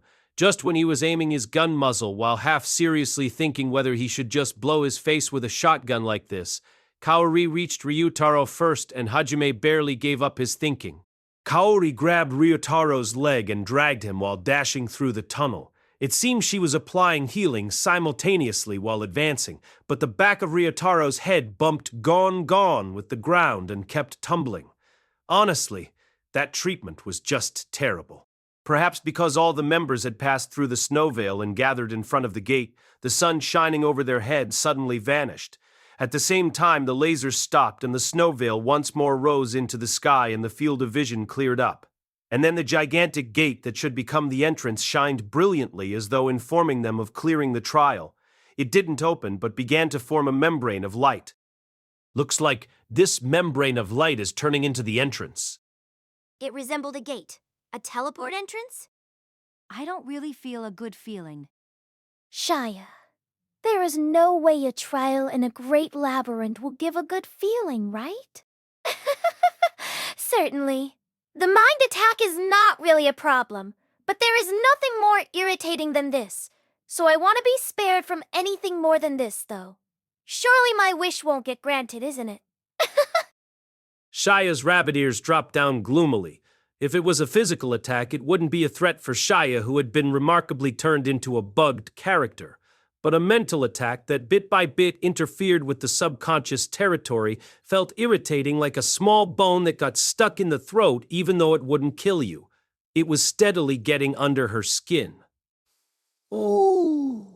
By the way, as for Tio, it was fine to not pay her any mind. Kuki-kun and Suzu-chan too, gather over here. I will heal you, too, all at once.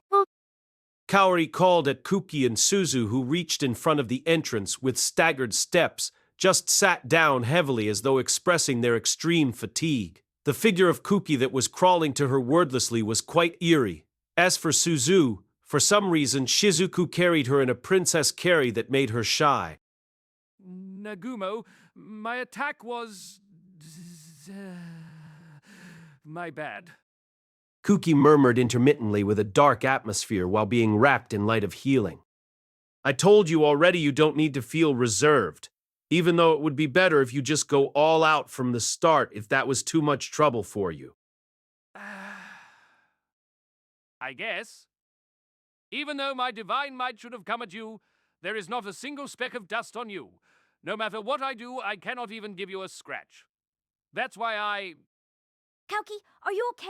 You feel strange for some reason. Is the side effect of the limit break that hard on you? Want to lie down a little?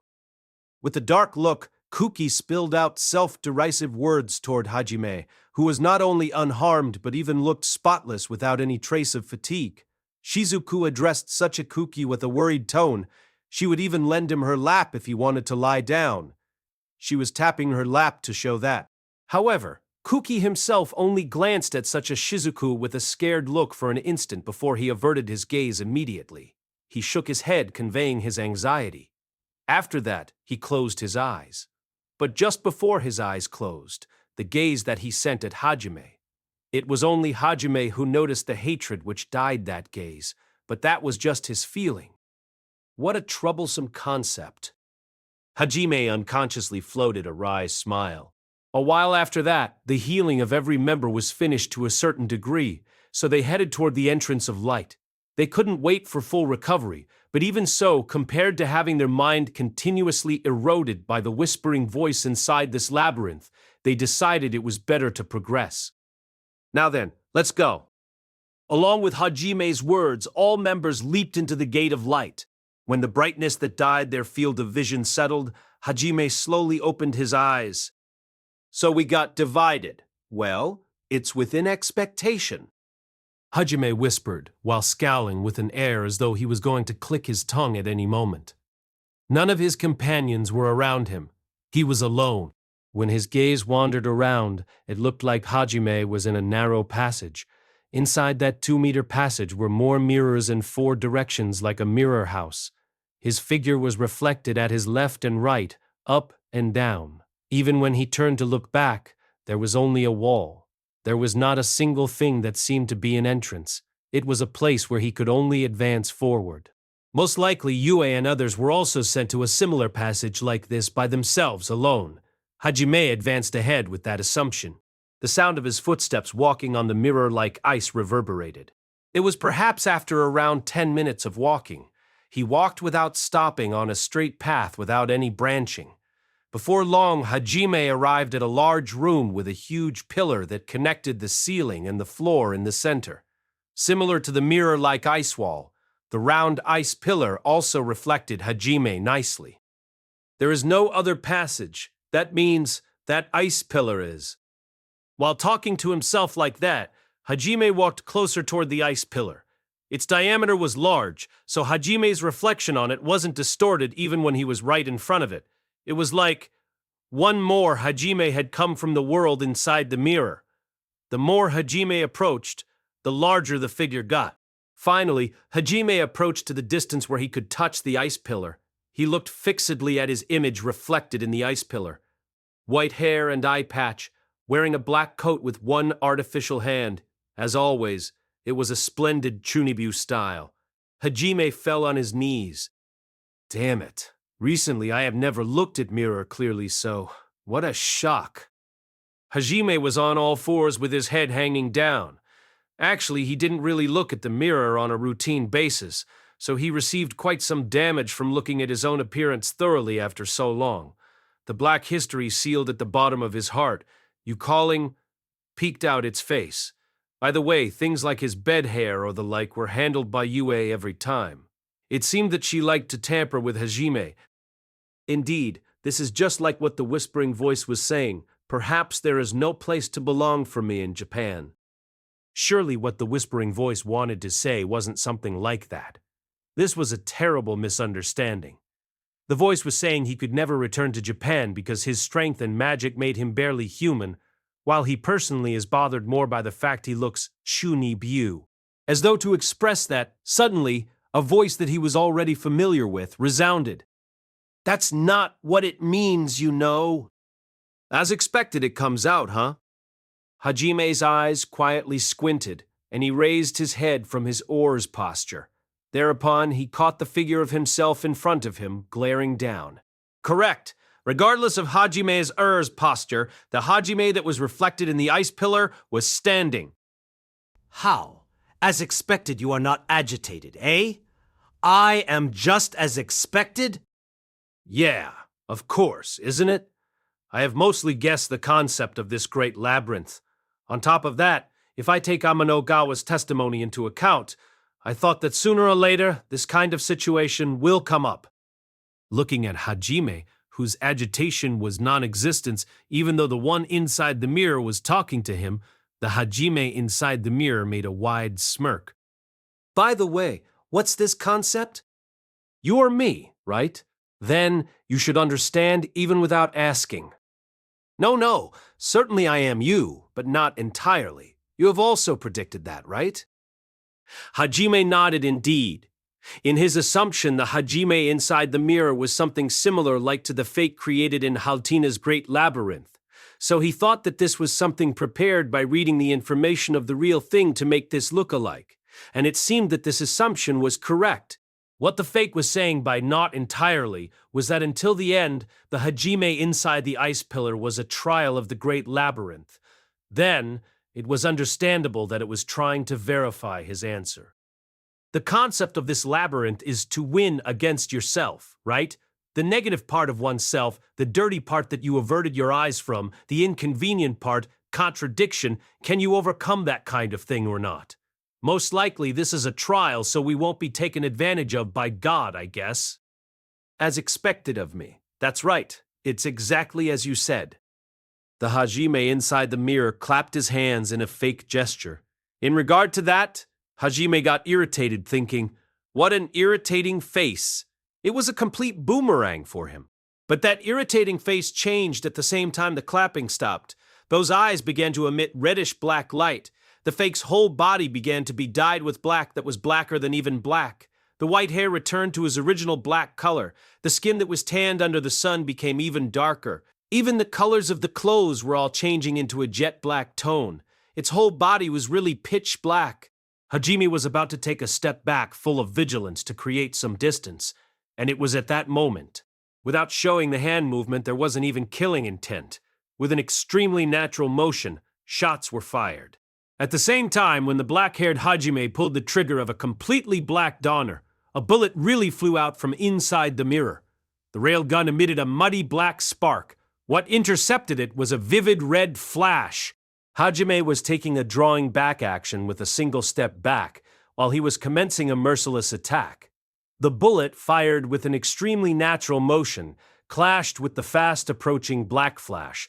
Like some kind of joke, both crushed each other and fell on the ground. It was something terrifying for an actual attack to come out from inside the mirror. But even more than that, what was the most terrifying was how both of them naturally fired lethal attacks without killing intent. As expected, you get it. What's the timing? How do I think? What kind of technique would you use to slaughter the enemy? The black Hajime stepped out from the mirror world while smirking widely. He materialized into the real world smoothly from the rippling ice pillar, and then he drew out Schlag with left artificial arm similar to Hajime's and took a stance along with Donner at the right hand. That was exactly the stance of Hajime's self-taught gun kata. Hajime silently took the same stance. The white-haired Hajime and the black-haired Hajime began to emit absurd killing intent in the same stance like mirror reflections. That immense pressure was really equal. It seemed that Hajime's ability and the weapons in his possession, everything was reproduced. If it was normal people, just by being at the side of the two of them might make someone go mad. Inside such pressure, the black Hajime grinned while announcing the signal of the trial's start. Now Nagumo Hajime, can you win against me? Right after that, there was a sublime, tremendous roar as though space itself was creaking. That was simply the sound of the two stepping in as well as the sound of a simultaneous bombardment from the crossbits they took out at the same time, and the explosive sound of the spinning kick they each launched while pretending to shoot.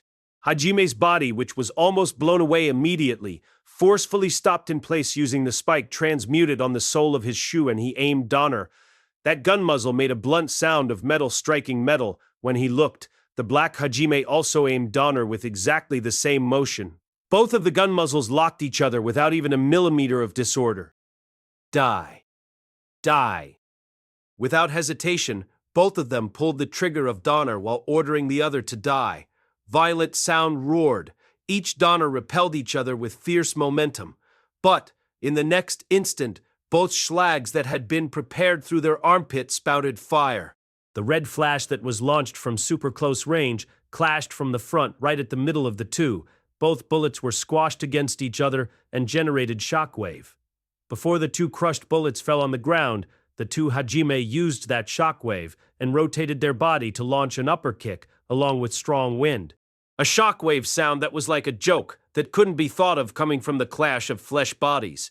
Immediately after, the kick changed the angle and deftly changed into a middle kick. Once again, the shockwave of clashing metal resounded. At that moment, Hajime's Donner aimed at the head of the black Hajime, and the trigger was pulled. The black Hajime warded off Hajime's Donner the instant the trigger was pulled, and at the same time, the black Schlag aimed at Hajime's head and fired. And as expected, Hajime averted the line of fire using the barrel of Schlag to ward off the opponent's hand. Without paying any mind to the black flash that grazed his head, Hajime pulled back Donner that fired first, and then fired consecutively at the black Hajime to arrest his movement, but that too was averted by the black Hajime's elbow strike. While dodging the firing line of the opponent with the paper-thin difference in close range, they tried to take the instant opening. Black and red flashes couldn't catch the opponent and pass through empty air. Even the attack from blind spots through the crossbit was neutralized by the black crossbit and resulted in nothing. How strong. Really strong. It's really not a strength that a human can have, right, me? Eh? From two Donner that were swung in pretension of shooting, wind claws stretched out and shallowly cut the cheek of each other. From the gap of the fresh blood scattering once more, the grinning face of the black Hajime peeked out. Monstrous power, hands dirtied in blood, heart that doesn't hesitate in killing. What are my parents going to think? To look at the current you. What do you want to say? Reloading while performing a gun spin, Hajime tried to break the foothold with transmutation until the time to fire the next shot. At the same time the red spark traveled the ground, black spark ran and blocked the transmutation as though it was understood from the beginning. I want to go back home. That is the wish in my core of being. But are you thinking that there is a place for you to belong there? In that world, especially in the country called Japan, killing people is not tolerated, yeah? To say nothing of monster. Just who can accept someone like that? Tucson and Kasan? Just when they think that their son who was missing is finally coming home, that son has turned into a man-killing monster. Coo, surely they will be shocked. Is this really our son? They are going to think like that. Hajime, who kept silent and expressionless, took out a large amount of grenades from his treasure warehouse. He ignited them using the spark of lightning clad and scattered it on the ground. Against the suicide attack, the black Hajime grinned and invoked the same Vajra like Hajime. Right after that, a tremendous explosion occurred between the two from super close range. From inside the explosion, flame Hajime and black Hajime flew out with such a sound. At the same time, both of them took out Orkan and fired all 12 bullets. Although the trajectory of the bullet was straight, the rocket bullet that had no relation with precise aiming, unlike the gun bullet, trailed sparks behind them attacking the target even while half their numbers were neutralizing each other. Those surviving rockets were sniped by the railgun from both sides. Actually, you are scared, right? The place for you to go home has been gone since a long time ago. That you will be absolutely rejected, in your original world, in your own family. You are scared, right? Just keep talking. Like a stage actor, the black Hajime talked vehemently, with both his arms spread widely, while still carrying Donner and Orkan. The real Hajime scowled and threw out a chakram. That's why you couldn't ignore the words of Hatayama Aiko. She pointed out your way of living after going home and put discord in your heart. You look up at Hatayama Aiko as your teacher because she gave you an answer, even if it's a trivial one, for the doubt smoldering deep in your heart. Isn't that right? The black Hajime similarly took out a chakram, and both artifacts clashed in midair. They neutralized each other really simply. Furthermore, just like Hajime, the black Hajime also shoot into the chakrams at hand and exchange shot against the Space Leap bullet from the opposite chakram flying in the air. Continuing after that with a composed attitude, he continued his words that were making fun of Hajime. But, even if you are not living in a lonely way, it doesn't change the fact that you are a blood-soaked monster. Both that world and your family won't accept you. That time when you first killed a human, it wasn't that you didn't feel anything. Even if you didn't feel guilt, you felt fear. You just didn't realize that your feeling was paralyzed. From the depth of your heart, you fear being disconnected from the Nagumo Hajime your parents know. Hajime frowned, and his reaction was slightly late. The black flash flying out from chakram shallowly gouged Hajime's right shoulder. It was a small wound. It wasn't anything big. But since the battle started, this was the first time it was just Hajime who got wounded. Looking at that, the black Hajime grinned widely. Without stopping, he continued to pull the trigger of words for follow-up. It's great that there is me. As long as I just have saying that, even if you rejected anything else, you can just cling at her, huh? The wound on Hajime's shoulder shined while it was healing little by little. That was the effect of the artifact Hajime made with regeneration magic set in it. It intermittently regenerated himself like auto-regene. It didn't have that much effect because in the end, the regeneration was attached into ore. The object that could be made to regenerate was also mainly ore in the end. Regeneration of the flesh was nothing more than a secondary effect. But the Black Hajime didn't have the intention to allow even that slight regeneration. With fierce momentum, Black Hajime stepped in close at Hajime and persistently aimed at the small earring that had regeneration magic, concentrated so much on it that it had the effect to regenerate the flesh. Once a more violent offense and the defense were unfolding in super close range. But that is merely dependence. The majority of what you mistakenly think is love is just a sense of security. That's only insurance when you get rejected. Recently, your insurance is increasing, eh? The wish to return home, the love to Yue, the Black Hajime, mercilessly hacked the feeling that built the core of Hajime with a knife. While grinning triumphantly, the Black Hajime was trying to expose every feeling of Hajime and throw it into a sea of malice. But those words became forcefully shut up by the red flash that grazed the cheek. Yes, that wound was inflicted only to the Black Hajime. The Black Hajime reflexively gazed in wonder. During that time, Hajime slipped through the distance and the elbow of the artificial arm of Hajime struck. Go, fool! Immediately after, bursting slug bullet was fired from the elbow. The Black Hajime has grandly blown away with scattered shockwave. It was just like an elbow strike of Chinese Kenpo. Hajime, who was in continued alertness in that pose, returned his stance and tapped Donner on his shoulder with a vein throbbing on his head. Although it can't be helped because this is a trial, but you talk too much in the middle of mortal combat. If you got the time to have a tedious talk, you better use it to think of a killing method, even for just one more moment. You really are unlike me. Implicitly, Hajime was saying that, after all, you are just a fake. He was looking with a cold gaze. Ahead of his gaze was the figure of the Black Hajime, who was pressing on his stomach with a bewildered expression even while he was already standing up. He could block it to a certain degree with Vajra, but even so, he was hit with bursting slug bullet from 0 distance. As expected, he couldn't escape from it unharmed. I thought you got shaken, but my words are your heart. You should understand that I'm not talking randomly here. I guess. Really, those were words that made my ears hurt. Having the feeling deep inside myself exposed like that is painful, just like having a note where I wrote out my black history get read loudly.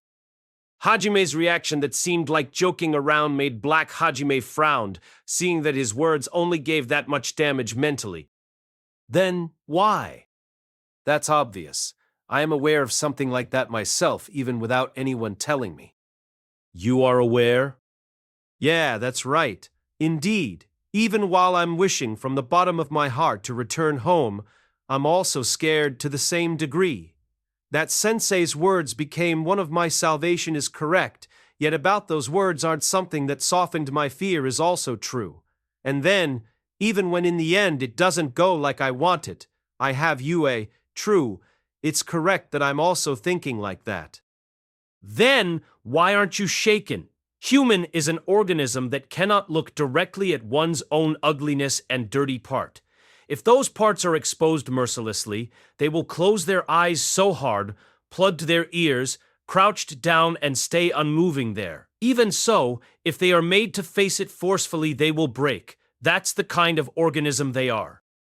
Hajime listened to the words of the Black Hajime and leaked out a chuckle. He then settled his laugh, seeing the Black Hajime making a dubious face at him, and shrugged his shoulder. The part where you're not entirely me is coming out a lot, huh? That way of talking is too serious. As me, you know. Well, listen up. Why am I not shaken, you ask? That's because thinking of that kind of thing is meaningless. Isn't that obvious? Meaningless? Certainly, there is the possibility I'll get rejected. That is something terrifying, but that's only something in the future, right?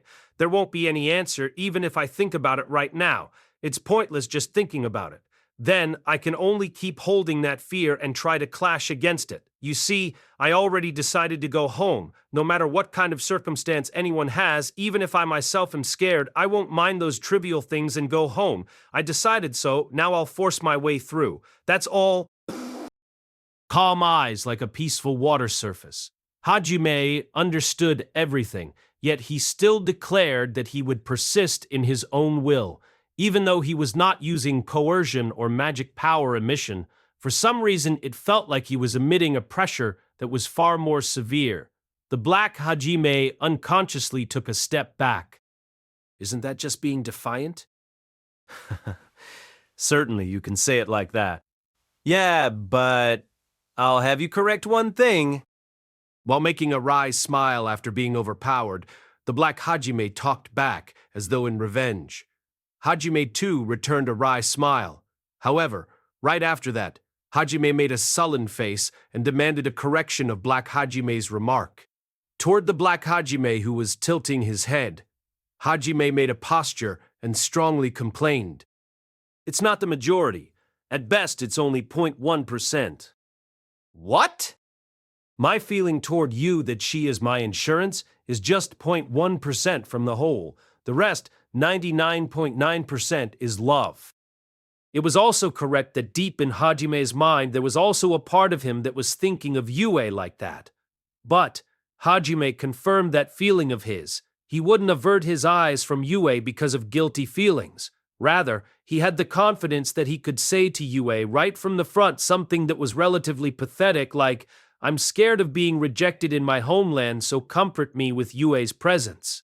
That was because he understood that his existence wasn't perfect. Therefore, he would rely on his beloved partner for the part he was lacking at, or his ugly part. In certain meaning, it was something that brought about an immense trust. If it was Yue, he could even say something spoiled like that from his mouth. It could even be looked at as speaking fondly of a loved one. The black Hajime that was hit with such sweet emotions of love, emitted together with Hajime words, was, at the very least, say that it's 10%. Even though the black Hajime should be Hajime itself, he was making an exasperated face. Surely that was the reaction of the part that was not Hajime, which was planted in it to function as a test of the great labyrinth. Truly, what an impolite fellow, to mistakenly read the love of Hajime toward Yue like this. Hajime ignored that black Hajime and stepped in all of a sudden. Their respective Donner and Schlag rushed about in super close range in all directions. As always, it was an offense and defense that rivaled each other like a mirror. But that equilibrium was gradually beginning to crumble. The red flash Hajime fired, his kick, crossbit, chakram, the built-in weapon of the artificial arm. All of those began to catch the black Hajime. Gah, what's going on? Even though there is no sign I'm getting weakened. Weakened? This is a trial to surpass oneself. The more you overcome the negative emotion you harbor, I who am the negative image will be weakening. Conversely, the more you avert your eyes, the stronger I become. So there is that kind of rule. Finally, Hajime's Donner blasted away the black Schlag. It fell on the ground and rolled far away while rotating all over. Giving it a glance, Hajime's Schlag thrust at an opening and gouged the flank of the black Hajime. Unable to endure that, the black Hajime stumbled while withdrawing back. But you are not conquering your negative emotion. You are just merely putting off the problem and getting defiant. The proof of that is how I'm not weakening, yet why are you surpassing me, even though I am you? More accurately, you were just me when we first faced each other, right? What are you talking about? Even more, the black Donner was pulverized together with the right arm of the black Hajime. He fired the shotgun in the artificial arm, but Hajime easily dodged and fired his railgun into the elbow joint while they passed each other, destroying it. The two Hajime took distance and faced each other once more. However, the black one was already full of wound all over his body. His gaze was filled with doubt. You don't get it? A false image of you is made from the information that was read from me. That is likely the information from when I entered the labyrinth until I arrived in front of the ice pillar in this room. In other words, you are nothing more than me of dozens of minutes before. Then, right now, in this battle, I just need to be stronger than me of dozens of minutes ago. That's all. Impossible. Something like that. If you are me, then don't deny me discovering means of survival in the middle of mortal combat. Even if it's just a fraction stronger, just a fraction of a second faster, just a single more drop of magic power, just predicting half a step further. If I can surpass the opponent just by that much, I can survive. All this time I have come this far by getting the better of mortal combat in that way. Isn't that right? The black Hajime that got taken aback for a while relaxed his shoulders after a second, and then he made a wry smile while gathering the crossbits at his surrounding and took the stance of bare-handed fighting. Certainly, that's true. Good grief. So there is a guy that'll break through this trial not by overcoming, but by being defiant. Even though if you just get agitated, then there will be a chance of victory for me still. Don't say something stupid. Since the beginning, you haven't got any chance of victory. A false image is, after all, just a false image. I'm going to smash up that irritating face. That's masochism, you know. Immediately after that, just like at the beginning of the battle, a thunderous roar rang out. But the result was strikingly apparent. The lower body of the black Hajime has blown away. He collapsed while flickering like heat haze, vanishing away. There was no more word, however. That expression looked satisfied somehow. Hajime, who breathed out deeply, dispelled his continued alertness, for now he gave the final blow off 3 bullets at the head of the vanishing black Hajime. The twitching black Hajime became a pale light, for sure this time, and vanished. At the end, read the mood, you damn bastard! It felt like he heard something like that, but that was surely just his imagination. No doubt of that. Hajime stored Donner in his holster. At the same time, a part of the room's wall suddenly melted. There a passage appeared. Yue and others are, well, they must be fine. Along with that murmur, Hajime advanced into the passage. By the way, whether Kuki and company were included in that, they must be fine. It could be easily guessed. Oh, your swordsmanship is disarrayed again, you know? Along with spirit-filled war cry, she unleashed a quick godlike sword draw. Several streaks of black lines drew through the air in an instant, but not a single one of those sharp sword flashes reached the opponent. Instead, the opponent who mocked her swordsmanship nearly struck her in the forehead with a weaving thrust. She somehow avoided it by twisting her head, but a shallow cut was left on her temple. Scorching wave. The thrust that almost hit her before was one of Yegashi's own techniques. Therefore, Shizuku understood better than anyone that the thrust consisted of 3 stages. Her temple was cut, and it was difficult to evade with her slightly disarrayed posture. Before the approaching flash of the second thrust could gouge her, Shizuku pushed her sheath on the ground and scattered the shockwave. The ice shards of the smashed ground changed into improvised buckshot, and she somehow escaped from range. It's great that you have the present from him, isn't it? If you didn't have that, you would have been dead against me since some time ago, wouldn't you?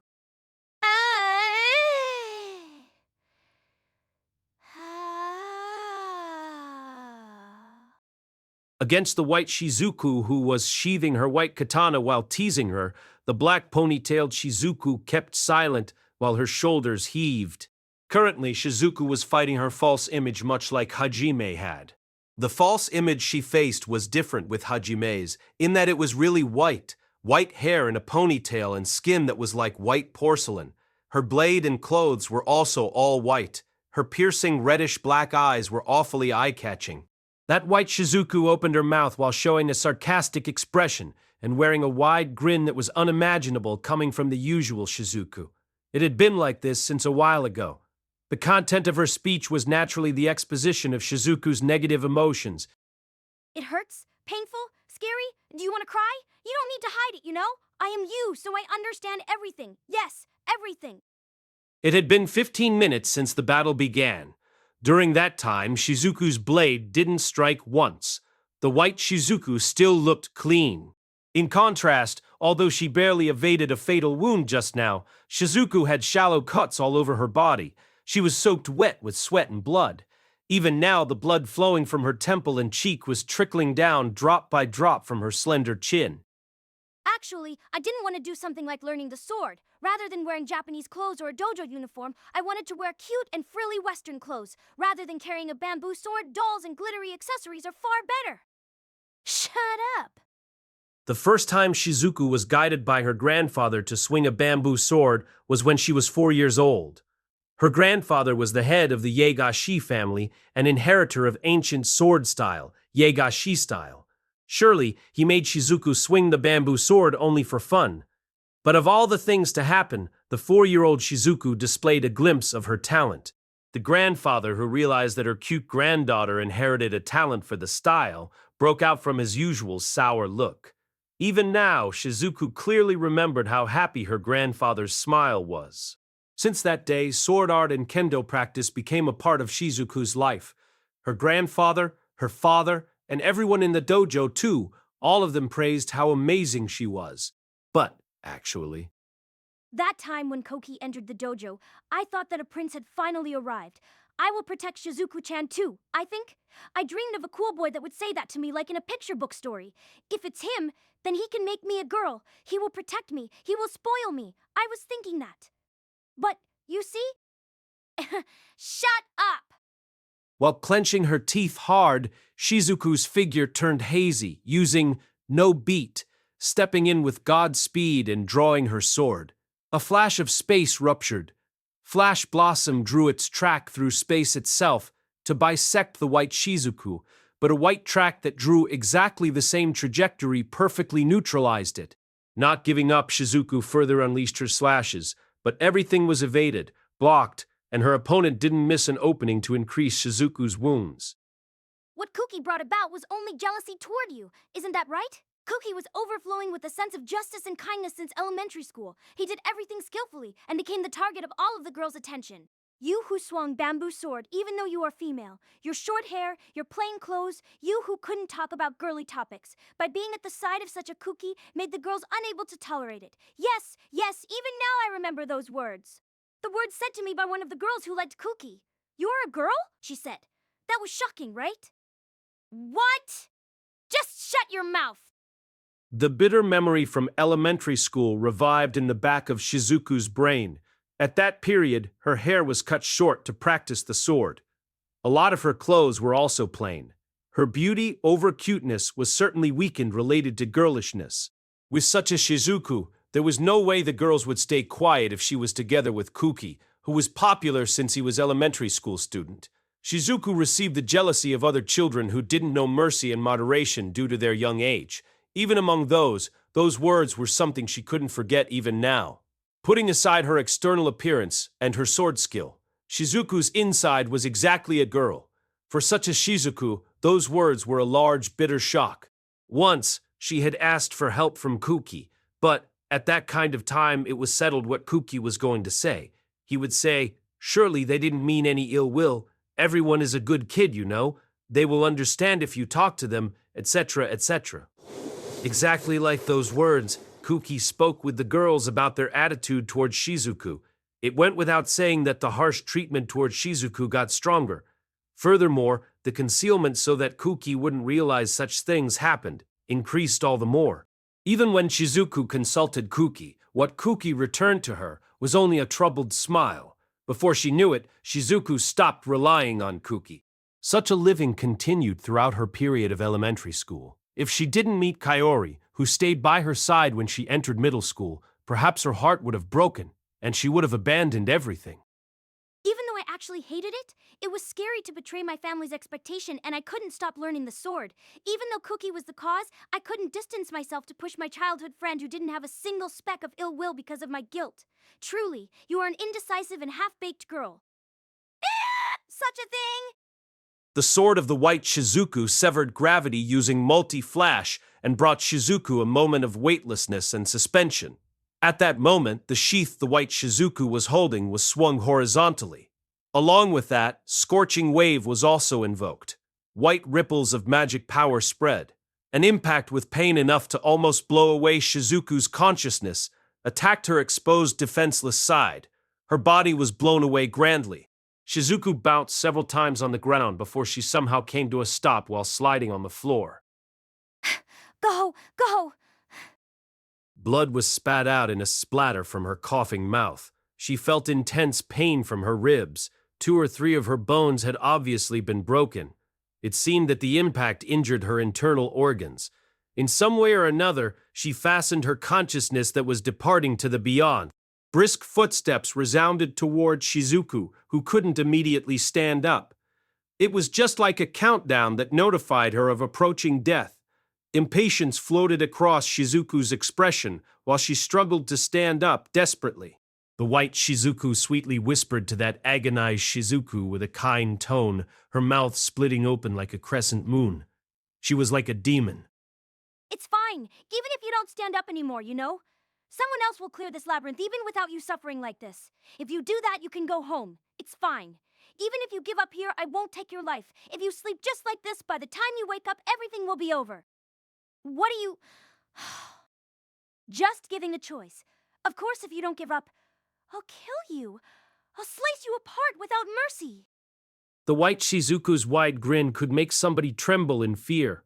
The naked white blade in her hand was sticky with the proof of how it had shredded Shizuku. The blood trickling through it looked as though it was flowing through white snow.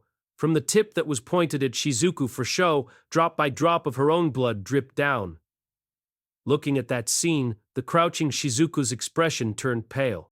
But the next moment, Shizuku glared back at her false image without paying attention to the blood spurting from her wounds. She began to fill her limbs with strength. I see. That's right, isn't it? If it's you, then you will stand up, isn't it? The white Shizuku nodded once. Her eyes narrowed quietly, and she swung down the thin white blade. It was blocked by Shizuku's black blade while she was on her knees raising a war cry. Bye, Far Sky! By using a skill for the sake of pulling things apart, Shizuku somehow blew away the white Shizuku and bought some distance. The white Shizuku twirled in the air and landed gracefully on the ground with a somersault like a cat. Shizuku stood up while giving it a glance. You are annoying yapping like that. You just keep saying incomprehensible things. I won't accompany you in such a psychological battle. Psychological battle, huh? So you won't acknowledge your own feelings until the end. Until this year, you kept being stubborn like that. You made your surroundings stay quiet by your strength, constantly paying attention to someone so that you aren't even aware that you are actually wishing to lean on someone. Do you not hear I'm saying that you are noisy? Shizuku charged without even a little of her usual calmness. There was no tactic or anything. She was merely swinging her sword unsightly through the air with reckless swordsmanship. Her feeling of wanting to shut up the opponent was clear to see. The false image was created by reading the negative emotion of the target and using that as the base. And then, if the exposed emotion wasn't accepted by the target, the false image's strength would rise without end. In reverse, if the target accepted her own fault, then the false image would be weakened, but the current Shizuku was in the former state. Therefore, with her heart disarrayed, Shizuku's sword attack was already like child's play against the white Shizuku, whose strength increased. The white Shizuku lightly handled the full might of Shizuku's technique and beat her down in reverse with a polished sword technique. The injury on Shizuku's flank, the damage to her internal organs, and the blood loss made Shizuku's movement dull, causing her injuries to increase further. That turned into impatience, which made her grow violent and made her movement even duller. It was a vicious cycle. To add insult to injury against such a Shizuku, the white Shizuku opened her mouth with a laugh. That time when you arrived in this world, you were also like that, right? In truth, you were full of anxiety. You were scared from the bottom of your heart when you were told you about the subjugation of the devil race. The night when you first killed a monster, you cried in a place where no one could know it. The feeling of cutting flesh wouldn't disappear. The blood clinging to your skin felt like it wouldn't go away. You were hiding many times trying to wash it off, weren't you? Ha! Shizuku tried to drown the words of the false image with her spirited yell, but that act itself expressed Shizuku's denial because she couldn't accept it. The difference in strength between them opened even farther. That time when Nagumo-kun fell into the abyss, if you didn't pour all your strength into consoling the deranged Kaori, surely the one who would be crushed by terror would be you. Since that day, when you felt a real death, all the time, toward the terror of death, toward the terror of killing, you continued to be afraid. Aga? The white Shizuku's lightning blossom burst, paralyzed Shizuku's body. Taking that opening, a white flash caressed Shizuku's neck. With that sound, fresh blood scattered out. Thanks to Shizuku enfolding herself in scorching wave and blowing away their bodies to open a distance, she managed to barely dodge a fatal wound. But blood was flowing like a river from between Shizuku's fingers pressed against her neck. Her carotid artery wasn't cut, but even so it was a wound on her neck. The bleeding was quite a lot. A clear vision of death floated in her brain. An overwhelming terror and despair began to assault Shizuku's heart. The emotion that she desperately suppressed leaked out, and her hand that was holding the black katana was clattering. The white Shizuku's lips that looked excessively red split open widely. Sticky words flowed out like a muddy stream. Hey, you! You were happy at that time, weren't you? Eh? That sudden gesture made Shizuku leak out a dumbfounded voice while still pressing on her neck. Oh, talking about that time Nagumo-kun came to save your class. You understand, right? There is no way you can forget that most dramatic moment in your life. What are you saying? A life-threatening and despairing pinch, no? At that time you had given up for certain. You were going to accept the unreasonable death and gave up everything. You didn't believe that anyone would come saving you gallantly in this world because of that red radiance, that large back, that overwhelming power. Without any match, it stole your heart. Yo, you're It felt like something that she didn't want to recognize by any means, that she mustn't recognize no matter what was going to be said. Shizuku immediately tried to yell words of rejection, but, as though to tell her that such resistance was pointless, the white Shizuku mercilessly declared, That time when Kaori was killed was also like that. If you aren't aware yourself, then I'll say it. At that time, for the first time since you came to this world, you clung. You clung to Nagumo-kun. To such a you, he said, believe me and wait. And then you really answered your expectation. Just like you believed, he saved your best friend along with your heart. Since that day, you kept desperately averting your eyes, but now you won't be able to lie to yourself anymore. You wrong! PM! Towards Shizuku, who was shaking her head like a kid refusing something, the false image thrust the truth that she couldn't possibly escape from. Love, Nagumo-kun. Shizuku's throat was clogged. Her head was still shaking left and right in denial. She didn't even have the composure to be bothered by the blood flowing from her cut neck. The reason was because that was an emotion that she absolutely mustn't recognize. Because that was an unforgivable feeling, a proof of the worst betrayal. Toward Shizuku, whose mind had been cornered so much that she didn't even have the leeway to say a word of denial, the false image gently sent her the finishing blow. It was as though she was sending her a flower for the departed. Tease you to fall in love with the beloved person of your best friend. This traitor. Shizuku's knees lost strength. She only just supported herself enough with the black katana that she didn't fall on her knees, but the light of determination was disappearing from her eyes. The words thrust into her heart were just that severe. It was really hard to control this thing called a heart. It was not an exaggeration to call a person who could perfectly control their own heart as abnormal. It was the same with the feeling of liking another person, something that couldn't be explained with logic.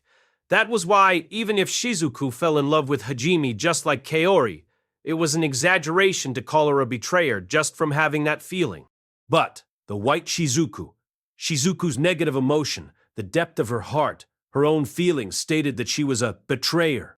Perhaps that originated from the honesty that Shizuku had by nature and her undying gratitude and goodwill toward her most important best friend, who she snuggled up to at her most bitter period. Her feelings for her treasured Kaori were too strong that she couldn't forgive herself just by liking Hajime. Not to mention the various faces she showed to Hajime from her uncontrollable emotion. The smiling face from her heart, her clingy and miserable face, her charming face watching in a daze, her sulky face, and even her relieved sleeping face, all those happening in a place where Kaori didn't know. Such a thing was also a reason that spurred her guilty feeling. Furthermore, you attacked Shia, didn't you? Why was that, I wonder? Why it wasn't Yue or Kaori but Shia? Why do you think? I am...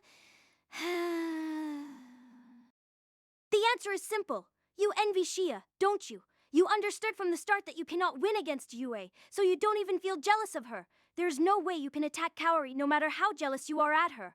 That's why you selected that girl as the target of your attack. The one who was recognized by him as a lover and the easiest one to envy. You really are a coward, aren't you? Already, she couldn't hope to avert her eyes. The enemy before her eyes wouldn't allow that. Each timed word pierced her like an arrow. It also shot through her words of rebuttal and broke it apart. Strength was leaking out from under her feet. In contrast, the white Shizuku was overflowing with bountiful strength. As the proof of that, the white Shizuku stepped in with no beat and unleashed a kick that scooped up Shizuku from below, not permitting her to react at all. Gah! Against Shizuku, whose breath was forced out and her body floating in the air, countless slashes assaulted her like a pouring rain. At an unconscious level, Shizuku lifted her black katana as a replacement for a shield, but there was no way such a thing could block everything. Her whole body was chopped up to the heart's content of white Shizuku. The white Shizuku struck the sheath at the shrieking Shizuku as though making doubly sure. Shizuku was blown away fiercely, as though she was run over by a dump truck, and her back struck the ice wall. The ice wall at her back was pulverized in a radiating shape. All the air in her lungs was forcefully spat out due to the impact that made her whole body act like a ragged cloth. The pain came from so many slash wounds that she didn't understand anymore where the pain come from. Shizuku's body informed her that it was at the limit. Just like that, Shizuku's body slid down the ice wall, and now she was in a sitting down posture, with her back reclining on the ice while her four limbs splayed open. Blood stickily stuck on the ice wall. Even the ground started to have a puddle of blood gathering there. With hazy eyes, Shizuku was staring at her other self, calmly approaching her. Her body couldn't move. The piling up burden on her mind was sapped of any will to move. Even your absurd life that kept pulling out the short stick will have the curtain closed here. The reason for this comes as a result of your own hand. You're truly foolish. Shizuku didn't respond. She was guyed as she looked up at the white Shizuku. From an appearance with wounds all over her body without even twitching, she even looked like she had expired already. Is there something you want to say in your last moment, I wonder? Peel Karich in the ice wall for you. Each of the spaces are connected to each other in this place. So if your luck is good, someone who breaks through their trial might arrive here and find you last, will you know? Shizuku didn't respond. In exchange, at her cheek, teardrops were flowing down. Grains of light were silently tracing her cheeks, creating a stain on her lap drop by drop. Shizuku herself wasn't clear just why tears were overflowing like this. Was she in terror because she sensed her own death? Was she in despair that she would lose her future? Was it from the mortification of all the things said to her? Was it from the sadness of being unable to meet her important people anymore, or possibly from all the above? While staring down wordlessly, white Shizuku drew back her naked blade tightly behind. She took a crouching posture. Her hand that was holding the sheath stuck out in aim. Its target was Shizuku's head. The sharpness of the white katana was the same as the black katana. It was possible to have her life ended without feeling any pain, by piercing through her forehead. The sudden swelling, killing intent in the finishing blow was right in front of her eyes. In front of the tip that was aiming at her, something inside Shizuku was welling up. Her mouth flapped and closed, trying to express that emotion without caring of her own reputation or appearance. Oh! I still don't want to die. There was no way anyone would listen to those words here. It was merely earnest words that wished to live, that she still didn't want to die. She wanted to meet her best friend, her comrades, and then the person she fell in love with at this land of another world. One more time. But she wasn't able to stand up by herself anymore, because both her body and her heart were completely tired. That was why... He... LP... me... someone... he... LP... me... She wished for help while crying like a child. Shizuku was always someone at the side, being relied on, clung on, and then she always gave help to those people. She had never done something like complaining, asking for help to anyone while crying, saying that she couldn't do it anymore, that she couldn't stand it anymore. In reality, she dreamed of being a girl that was protected like a princess. But while she kept looking for that, she was compelled by necessity to polish herself, and then her role became like the knight instead.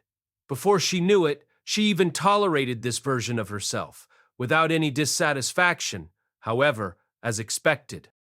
How unfortunate. To use those words is too late already. Her true feeling that leaked out at the very end was drowned by her merciless other self. And then the sublime killing intent was emitted from the white Shizuku. Shizuku reflexively closed her eyes tightly. The brutal white blade thrust straight toward that forehead to pierce her life. This is impossible! No matter how much time passed, her death didn't arrive.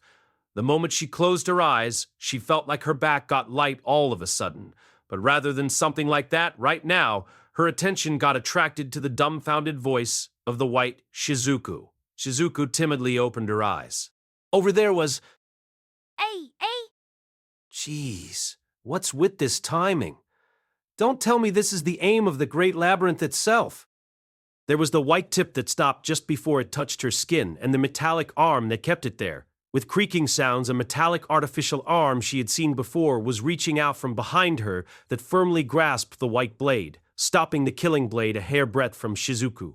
The complaint that she could hear at the same time made Shizuku open her eyes wide, and she looked back over her shoulder. Over there was a passage where the ice wall had disappeared before anyone realized. Hajime, who seemed like he came out from there, appeared, crouching to support the sitting Shizuku with an embrace. Nagumo-kun? Chih, you are too beaten up. Hajime looked down at Shizuku in a bad mood. Next, he glared at the white Shizuku with a beastly sharp glint, and then red spark ran from the artificial hand grasping the white katana. Immediately after that, the artificial hand began to vibrate with super high speed that it blurred. This!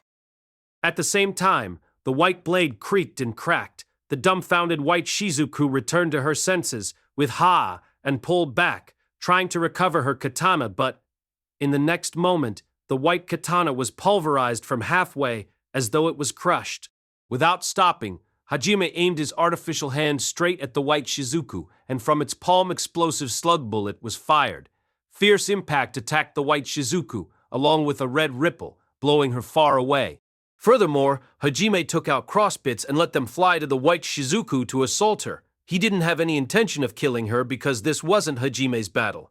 Until the end, it was only buying time. To separate the two parties, 7 crossbits fired buckshot while taking skilled cooperation. While feeling like the thunderous roar was far away, Shizuku stared fixedly at the face of Hajime, who was supporting her back from behind. It was as though she was seeing a dream, that actually she had been killed, and the Hajime in front of her eyes was just a phantom her brain showed her before she died or something. She feared that in the next moment he would vanish. Hajime took out a tube container from his treasure warehouse while Shizuku was like that. He opened the lid, and without reservation, he thrust it into the mouth of Shizuku that was opened absent-mindedly. Don't spit it out. Drink up like your life depended on it.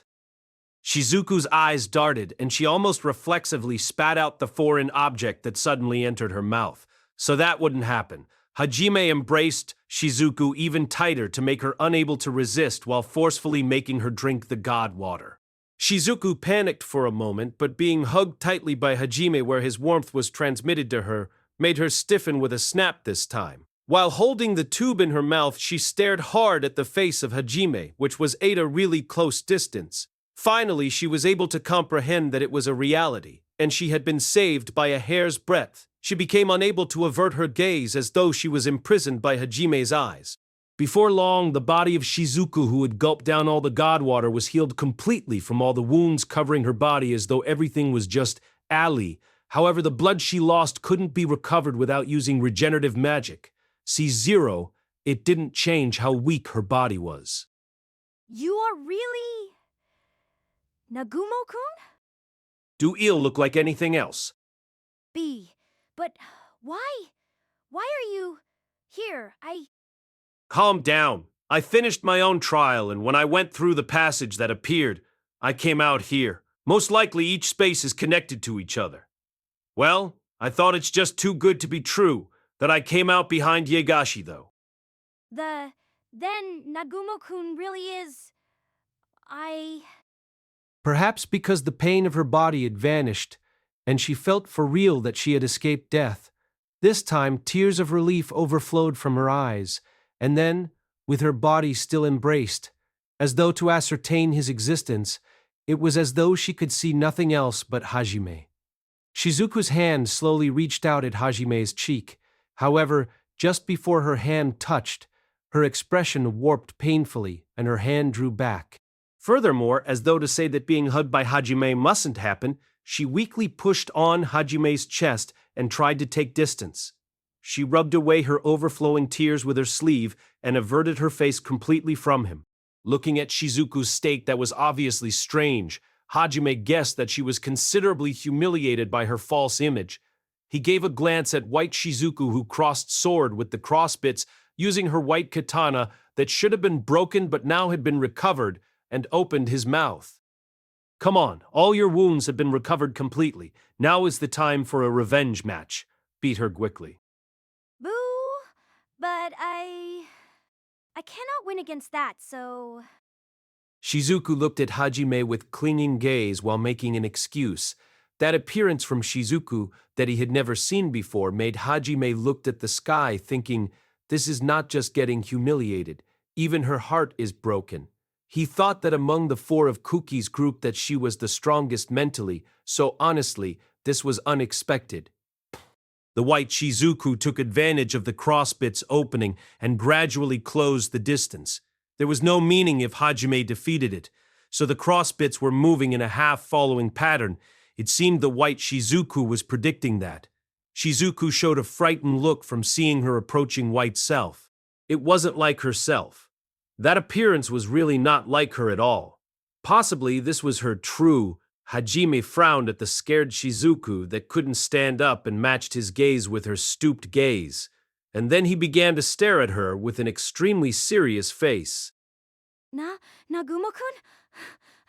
That fellow is... Yegashi, don't worry. Eh?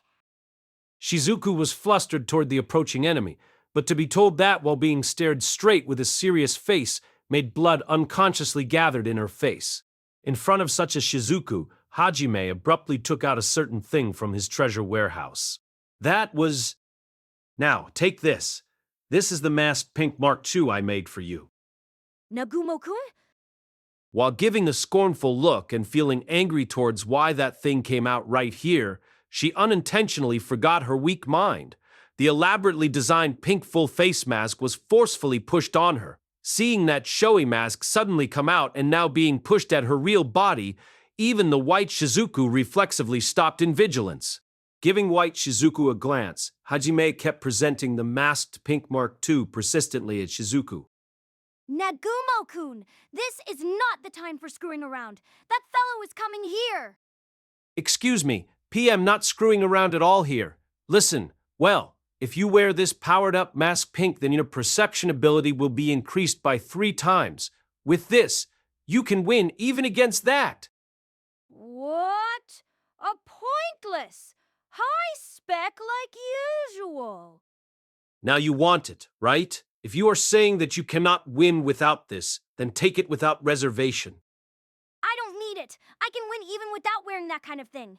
Rather, if I wear that kind of thing, we'll be fighting like mad. Who can bear being treated like a degenerate for the second time because of that thing? With a cramped expression, Shizuku fiercely objected at Hajime, who was emphasizing his prized item with a serious face. Shizuku rubbed at her temple as though she was enduring a headache. That gesture and her tone were just like her usual self.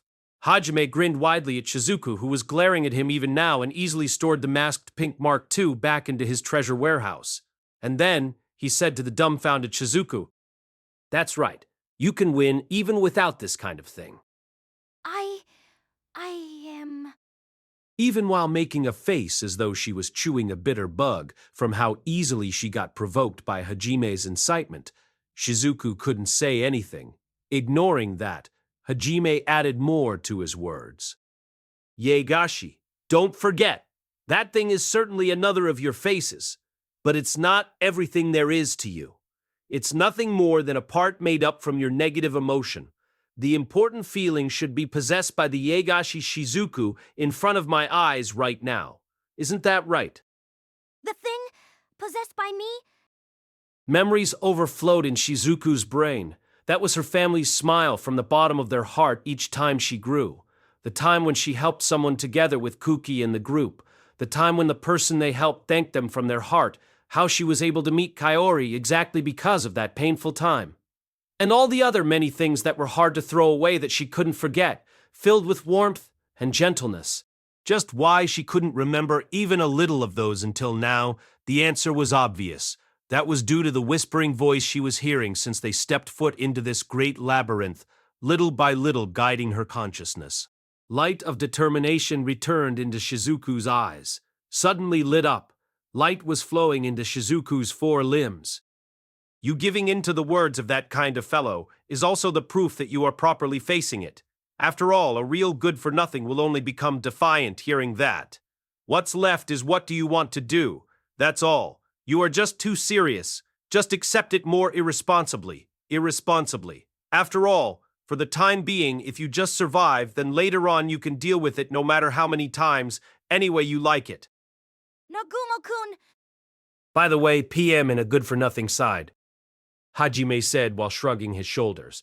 At the same time, he began to collect his crossbits back. Him buying time was enough already. While feeling the gaze of Shizuku staring at him, Hajime leaned on the ice wall and crossed his arms. And then he sent her his words, while staring back, straight at her. Hajime himself didn't do it intentionally, but surely those words were the ones that Shizuku wanted the most. I'll be watching here. You can just keep challenging it until you win. As long as PM here, you won't die. I won't let you die. It's fine. That's the clincher. Those last words were words that were only inside her mouth that didn't reach even the ear of the person herself. Naturally, it shouldn't reach Hajime, but sure enough, what kind of expression would he make if he heard that? Shizuku imagined it, and then she leaked out a chuckle, thinking that surely he would make a troublesome expression. And then she thought that surely Aiko-sensei and Liliana were also like her without a doubt. To fall in love with this kind of nasty man, it made her feeling strangely amused about just what was wrong with her. It felt like the her until just now was all lie. She stood up with a light leap as though her body was like a feather, and then she hugged the black katana that was a present from Hajime tightly in her breast before facing her, standing still false image with a determined expression. You will be looking, right? At me. Yeah. You will protect me when I need it, right? Yeah. I see. Then, PM going. Oh, go get her. Her lost blood wasn't recovered back. In truth, even now she felt like fainting from blood loss. But her steps were far more certain, even compared to when she first entered this space. She faced her false image. The white Shizuku was silently waiting with a sheathed blade. Really? Flirting in front of the enemy? That's a really good face you have there. Is that so? This is thanks to Nagumo-kun. We aren't flirting, though I think it will be great if we can do that. My, as I thought you were betraying your best friend. And then, to your rival in love you. Let's stop this unproductive talk. There is no meaning in this solidizing. We'll survive, then meet Kaori and others one more time. Everything else will start from there. That unshakable Shizuku shut up the white Shizuku, and then she noticed how her strength was weakening little by little. In other words, Shizuku was aware of her own emotion, and she began to accept that perhaps I will have a dispute with her, that I will make her feel a horrible shock. She might even scorn me, but I won't give up. He'll show you that I can haul in the best result for me. PI challenge it no matter how many times. I absolutely won't give up. In the end, you are going to be a fighting woman then? I guess, but 17 years I've been living that long like that until now, so it's too late already. Certainly I have lived until now by stifling down various things, but what I obtained as the result of that is also an important thing that I cannot abandon already. And then, I believe that surely from now on too I will obtain the lovelier things because it seems that even a fighting woman can be protected by someone that is far stronger than me. Until the end, it's still an indirect reason, like, because he is an important person for Kaori, you know? No doubt about that.